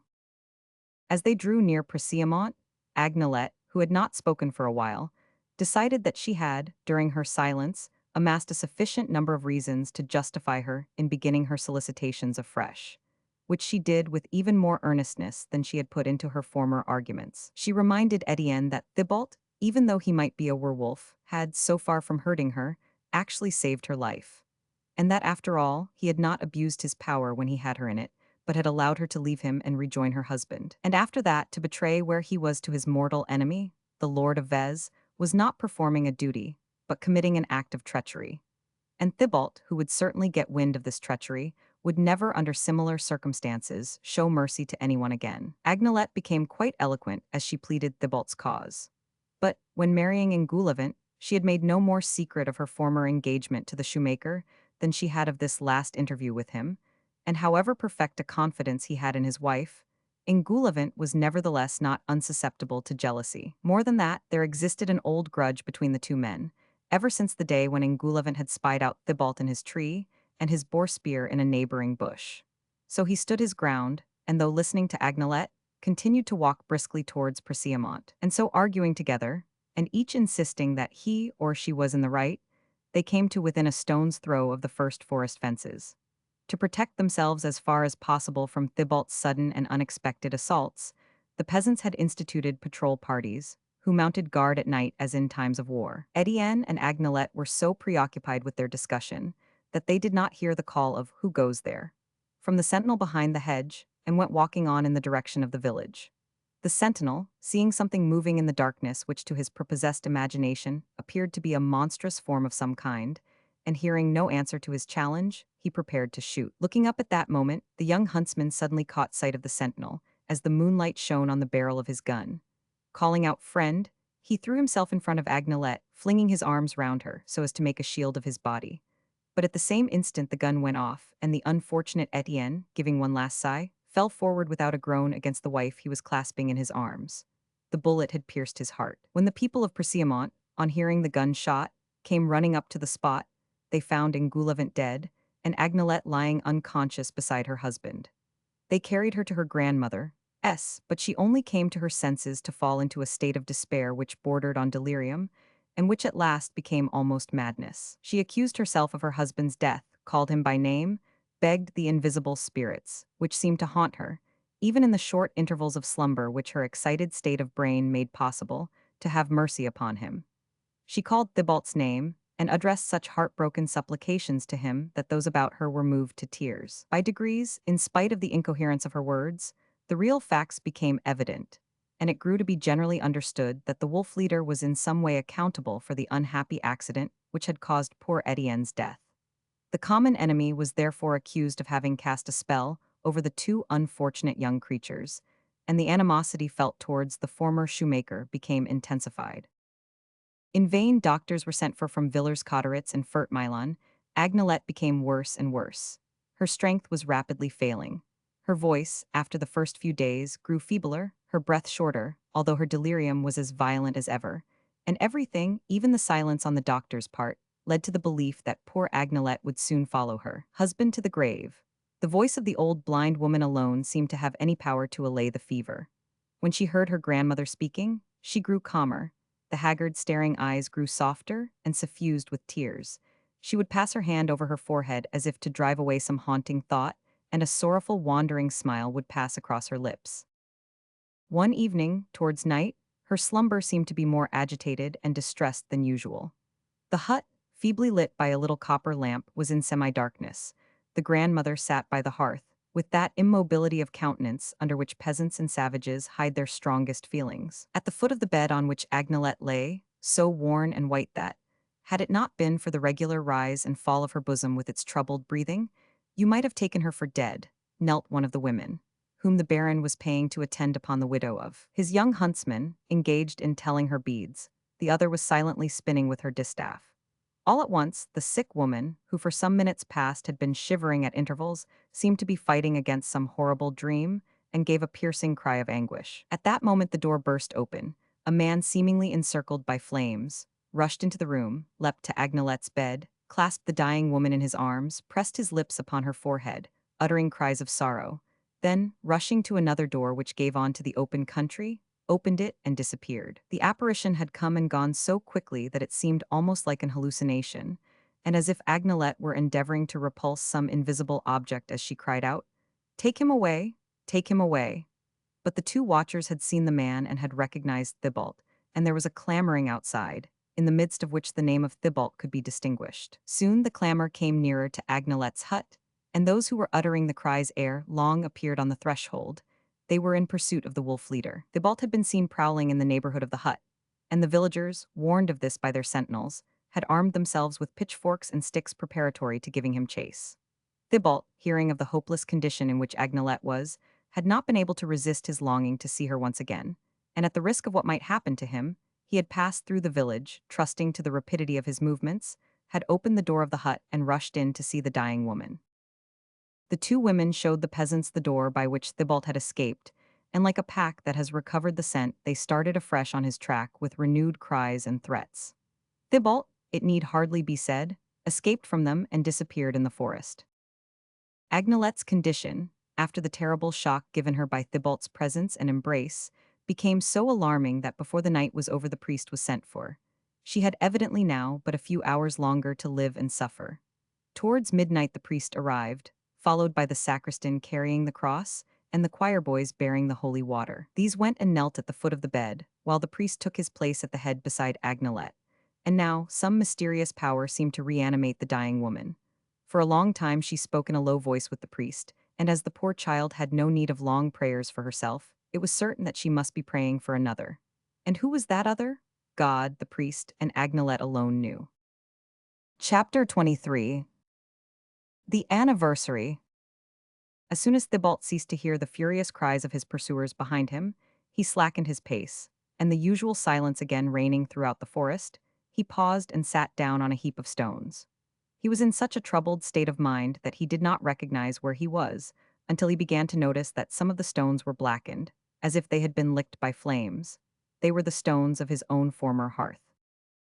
Chance had led him to the spot where a few months previously his hut had stood. The shoemaker evidently felt the bitterness of the comparison between that peaceful past and this terrible present, for large tears rolled down his cheeks and fell upon the cinders at his feet. He heard midnight strike from the Oigny church clock, then one after the other from the other neighboring village towers.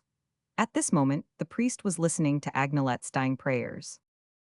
"Cursed be the day," cried Thibault, "when I first wished for anything beyond what God chooses to put within the reach of a poor workman. Cursed be the day when the black wolf gave me the power to do evil, for the ill that I have done, instead of adding to my happiness, has destroyed it forever." A loud laugh was heard behind Thibault's back. He turned, there was the black wolf himself, creeping noiselessly along, like a dog coming to rejoin its master. The wolf would have been invisible in the gloom, but for the flames shot forth from his eyes, which illuminated the darkness. He went round the hearth and sat down facing the shoemaker. "What is this?" he said. "Master Thibault not satisfied? It seems that Master Thibault is difficult to please." "How can I feel satisfied?" said Thibault. "I, who since I first met you, have known nothing but vain aspirations and endless regrets? I wished for riches, and here I am in despair at having lost the humble roof of bracken under shelter of which I could sleep in peace without anxiety as to the morrow, without troubling myself about the rain, or the wind beating against the branches of the giant oaks. I wished for position, and here I am, stoned and hunted down by the lowest peasants, whom formerly I despised. I asked for love, and the only woman who loved me and whom I loved became the wife of another, and she is at this moment cursing me as she lies dying, while I, notwithstanding all the power you have given me, can do nothing to help her. Leave off loving anybody but yourself, Thibault. Oh, yes, laugh at me, do. I am not laughing at you. But did you not cast envious eyes on other people's property before you had set eyes on me? Yes, for a wretched buck, of which there are hundreds just as good browsing in the forest. You thought your wishes were going to stop at the buck, Thibault, but wishes lead on to one another, as the night to the day, and the day to night. When you wished for the buck, you also wished for the silver dish on which it would be served. The silver dish led you on to wish for the servant who carries it, and for the carver who cuts up its contents. Ambition is like the vault of heaven. It appears to be bounded by the horizon, but it covers the whole earth. You disdained Agnelette's innocence, and went after Madame Poulet's mill. If you had gained the mill, you would immediately have wanted the house of the bailiff Magloire, and his house would have had no further attraction for you when once you had seen the castle of Montgobert. You are one in your envious disposition with the fallen angel, your master and mine. Only, as you were not clever enough to reap the benefit that might have accrued to you from your power of inflicting evil, it would perhaps have been more to your interest to continue to lead an honest life. Yes, indeed, replied the shoemaker, I feel the truth of the proverb, evil to him who evil wishes, but, he continued, can I not become an honest man again? The wolf gave a mocking chuckle. My good fellow, the devil can drag a man to hell, he said, by a single hair. Have you ever counted how many of yours now belong to him? No.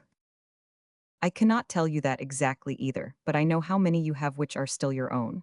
You have one left, you see it is long past the time for repentance. But if a man is lost when but one of his hairs belongs to the devil, said Thibault, why cannot God likewise save a man in virtue of a single hair? Well, try if that is so. And besides, when I concluded that unhappy bargain with you, I did not understand that it was to be a compact of this kind.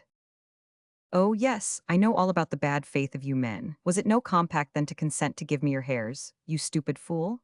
Since men invented baptism, we do not know how to get hold of them. And so, in return for any concessions we make them, we are bound to insist on their relinquishing to us some part of their body on which we can lay hands. You gave us the hairs of your head. They are firmly rooted, as you have proved yourself, and will not come away in our grasp. No, no, Thibault, you have belonged to us ever since, standing on the threshold of the door that was once there, you cherished within you thoughts of deceit and violence.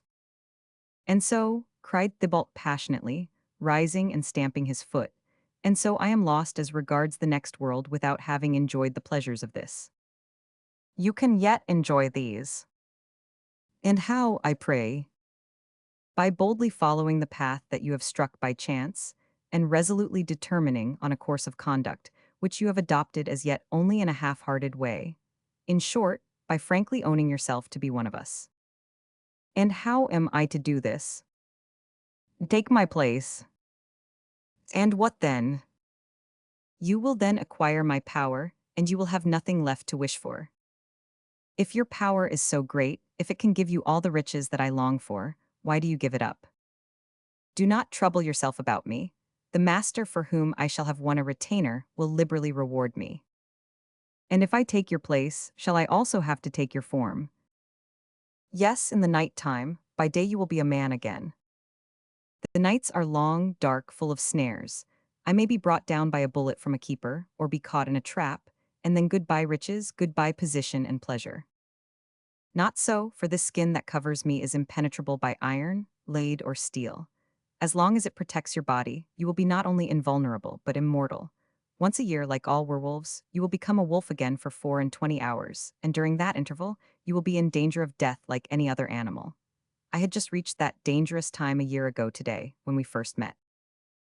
Ah, said Thibault, that explains why you feared my Lord Baron's dogs. When we have dealings with men, we are forbidden to speak anything but the truth and the whole truth. It is for them to accept or refuse. You have boasted to me of the power that I should acquire. Tell me now, in what that power will consist. It will be such that even the most powerful king will not be able to withstand it, since his power is limited by the human and the possible. Shall I be rich? So rich that you will come in time to despise riches, since, by the mere force of your will, you will obtain not only what men can only acquire with gold and silver, but also all that superior beings get by their conjurations. Shall I be able to revenge myself on my enemies? You will have unlimited power over everything which is connected with evil. If I love a woman, will there again be a possibility of my losing her? As you will have dominion over all your fellow creatures, you will be able to do with them what you like. There will be no power to enable them to escape from the trammels of my will. Nothing except death which is stronger than all. And I shall only run the risk of death myself, on one day out of the 365. On one day only. During the remaining days nothing can harm you, neither iron, lead, nor steel, neither water nor fire. And there is no deceit, no trap to catch me in your words. None, on my honor as a wolf. Good, said Thibault, then let it be so. A wolf for 24 hours for the rest of the time the monarch of creation. What am I to do? I am ready. Pick a holly leaf, tear it in 3 pieces with your teeth, and throw it away from you as far as you can. Thibault did as he was commanded. Having torn the leaf in 3 pieces, he scattered them on the air, and although the night till then had been a peaceful one, there was immediately heard a loud peal of thunder, while a tempestuous whirlwind arose, which caught up the fragments and carried them whirling away with it. And now, brother Thibault, said the wolf, take my place and good luck be with you. As was my case just a year ago, so you will have to become a wolf for 24 hours. You must endeavor to come out of the ordeal as happily as I did, thanks to you, and then you will see realized all that I have promised you. Meanwhile, I will pray the Lord of the Cloven Hoof that he will protect you from the teeth of the Baron's hounds, for, by the devil himself, I take a genuine interest in you, friend Thibault. And then it seemed to Thibault that he saw the black wolf grow larger and taller, that it stood up on its hind legs, and finally walked away in the form of a man, who made a sign to him with his hand as he disappeared. We say it seemed to him, for Thibault's ideas for a second or two became very indistinct. A feeling of torpor passed over him, paralyzing his power of thought. When he came to himself, he was alone. His limbs were imprisoned in a new and unusual form. He had, in short, become in every respect the counterpart of the black wolf that a few minutes before had been speaking to him. One single white hair on his head alone shone in contrast to the remainder of the somber-colored fur. This one white hair of the wolf was the one black hair which had remained to the man. Thibault had scarcely had time to recover himself when he fancied he heard a rustling among the bushes and the sound of a low, muffled bark. He thought of the Baron and his hounds and trembled. Thus metamorphosed into the black wolf, he decided that he would not do what his predecessor had done and wait till the dogs were upon him. It was probably a bloodhound he had heard, and he would get away before the hounds were uncoupled. He made off, striking straight ahead, as is the manner of wolves, and it was a profound satisfaction to him to find that in his new form he had tenfold his former strength and elasticity of limb. By the devil and his horns! The voice of the Lord of Vez was now heard to say to his new huntsman a few paces off, "You hold the leash too slack, my lad. You have let the bloodhound give tongue, and we shall never head the wolf back now." "I was in fault, I do not deny it, my lord. But as I saw it go by last evening only a few yards from this spot, I never guessed that it would take up its quarters for the night in this part of the wood, and that it was so close to us as all that." "Are you sure it is the same one that has got away from us so often?" "May the bread I eat in your service choke me, my lord, if it is not the same black wolf that we were chasing last year when poor Marcotte was drowned." "I should like finely to put the dogs on its track," said the Baron with a sigh. "My lord has but to give the order, and we will do so, but he will allow me to observe that we have still 2 good hours of darkness before us, time enough for every horse we have to break its legs." "That may be, but if we wait for the day, Eleve, the fellow will have had time to get 10 leagues away." "10 leagues at least," said Eleve, shaking his head.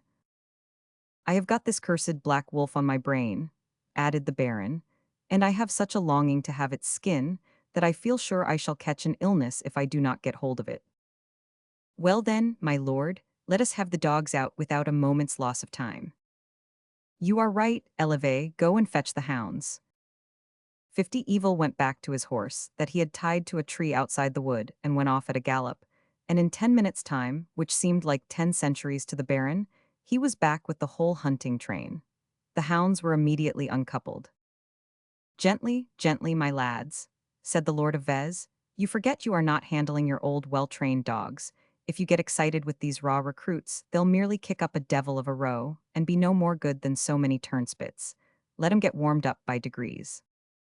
And indeed, the dogs were no sooner loose than 2 or 3 got at once on to the scent of the werewolf, and began to give cry, whereupon the others joined them. The whole pack started off on Thibault's track, at first quietly following up the scent, and only giving cry at long intervals, then more excitedly and of more accord, until they had so thoroughly imbibed the odor of the wolf ahead of them, and the scent had become so strong, that they tore along, baying furiously, and with unparalleled eagerness in the direction of the Ivers coppice. "Well begun is half done," cried the Baron. "You look after the relays, Eleve. I want them ready whenever needed. I will encourage the dogs. And you be on the alert, you others," he added, addressing himself to the younger keepers. "We have more than one defeat to avenge, and if I lose this view halloo through the fault of anyone among you, by the devil and his horns, he shall be the dog's quarry in place of the wolf." After pronouncing these words of encouragement, the Baron put his horse to the gallop, and although it was still pitch dark and the ground was rough, he kept the animal going at top speed so as to come up with the hounds, which could be heard giving tongue in the low lands about Bergfontein. Chapter 24. Hunting down the werewolf. Thibault had got well ahead of the dogs, thanks to the precaution he had taken of making good his escape at the first note of the bloodhound. For some time he heard no further sound of pursuit, but all at once, like distant thunder, the baying of the hounds reached his ears, and he began to feel some anxiety. He had been trotting, but he now went on at greater speed, and did not pause till he had put a few more leagues between himself and his enemies. Then he stood still and took his bearings. He found himself on the heights at Montaigu. He bent his head and listened. The dogs still seemed a long way off, somewhere near the Tillet coppice. It required a wolf's ear to distinguish them so far off. Thibault went down the hill again, as if to meet the dogs.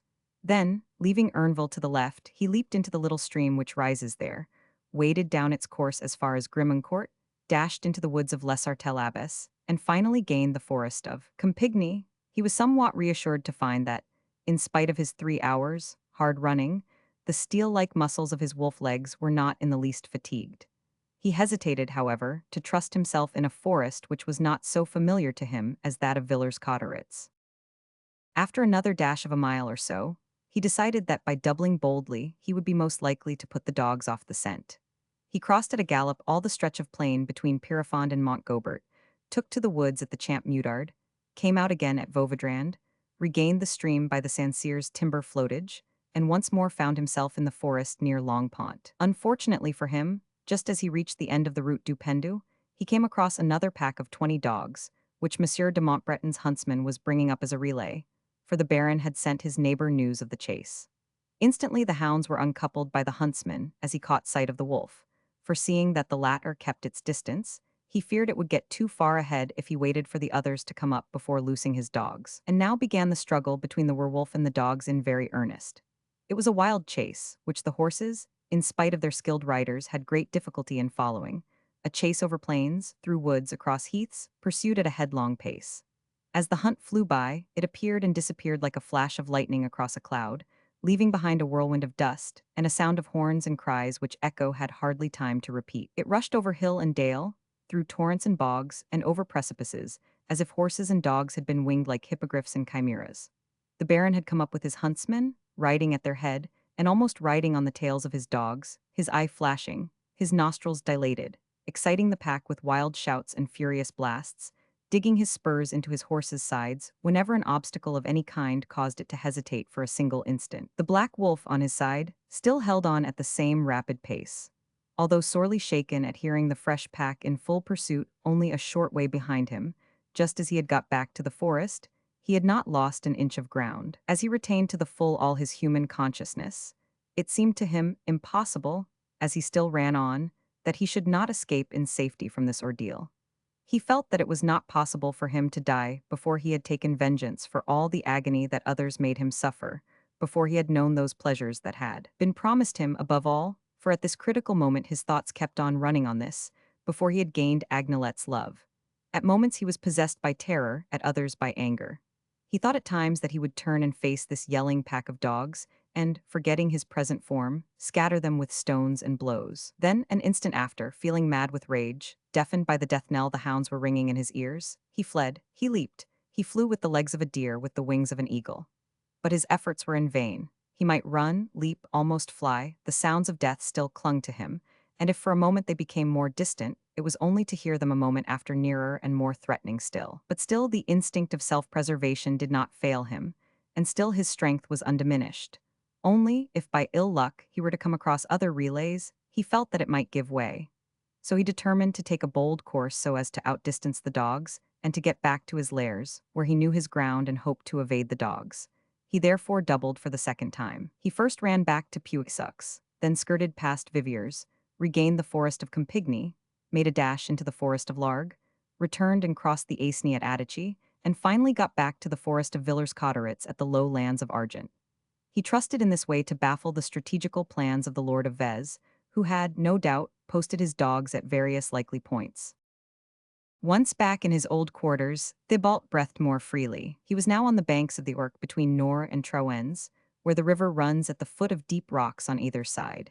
He leaped up onto a sharp-pointed crag overhanging the water, and from this high vantage ground he sprang into the waves below, then swam to a crevice at the base of the rock from which he had leapt, which was situated rather below the ordinary level of the water, and here, at the back of this cave, he waited. He had gained at least 3 miles upon the dogs, and yet scarcely another 10 minutes had elapsed, when the whole pack arrived and stormed the crest of the rock. Those who were leading, mad with excitement, did not see the gulf in front of them, or else, like their quarry, they thought they would leap safely into it, for they plunged, and Thibault was splashed, far back as he was hidden, by the water that was scattered in every direction as they fell into it one by one.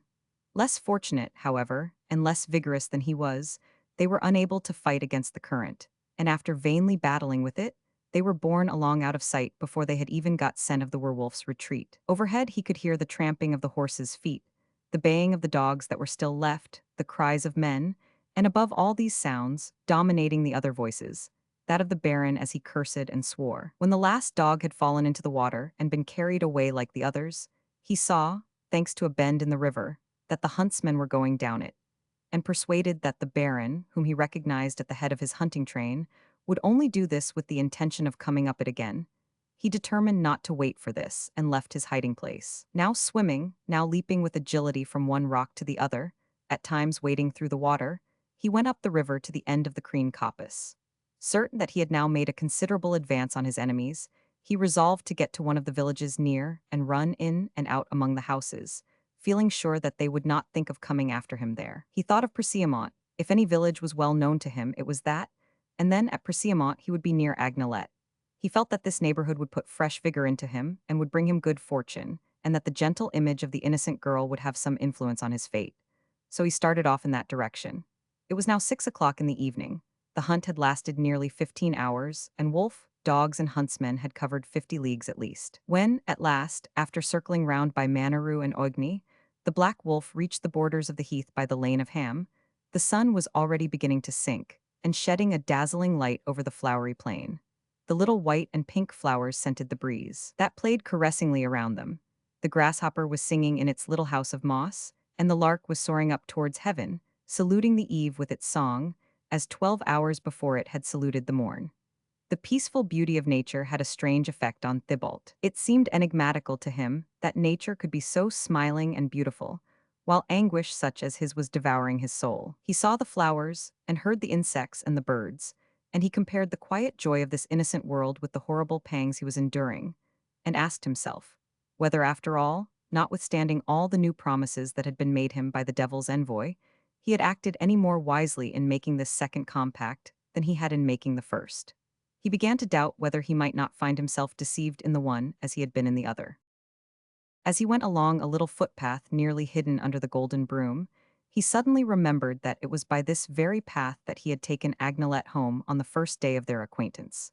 The day, when, inspired by his good angel, he had asked her to be his wife. The thought that, thanks to this new compact, he might be able to recover Agnelet's love, revived his spirits, which had been saddened and depressed by the sight of the universal happiness around him. He heard the church bells at Persiamont ringing in the valley below. Its solemn, monotonous tones recalled the thought of his fellow men to the black wolf, and of all he had to fear from them. So he ran boldly on, across the fields, to the village, where he hoped to find a refuge in some empty building.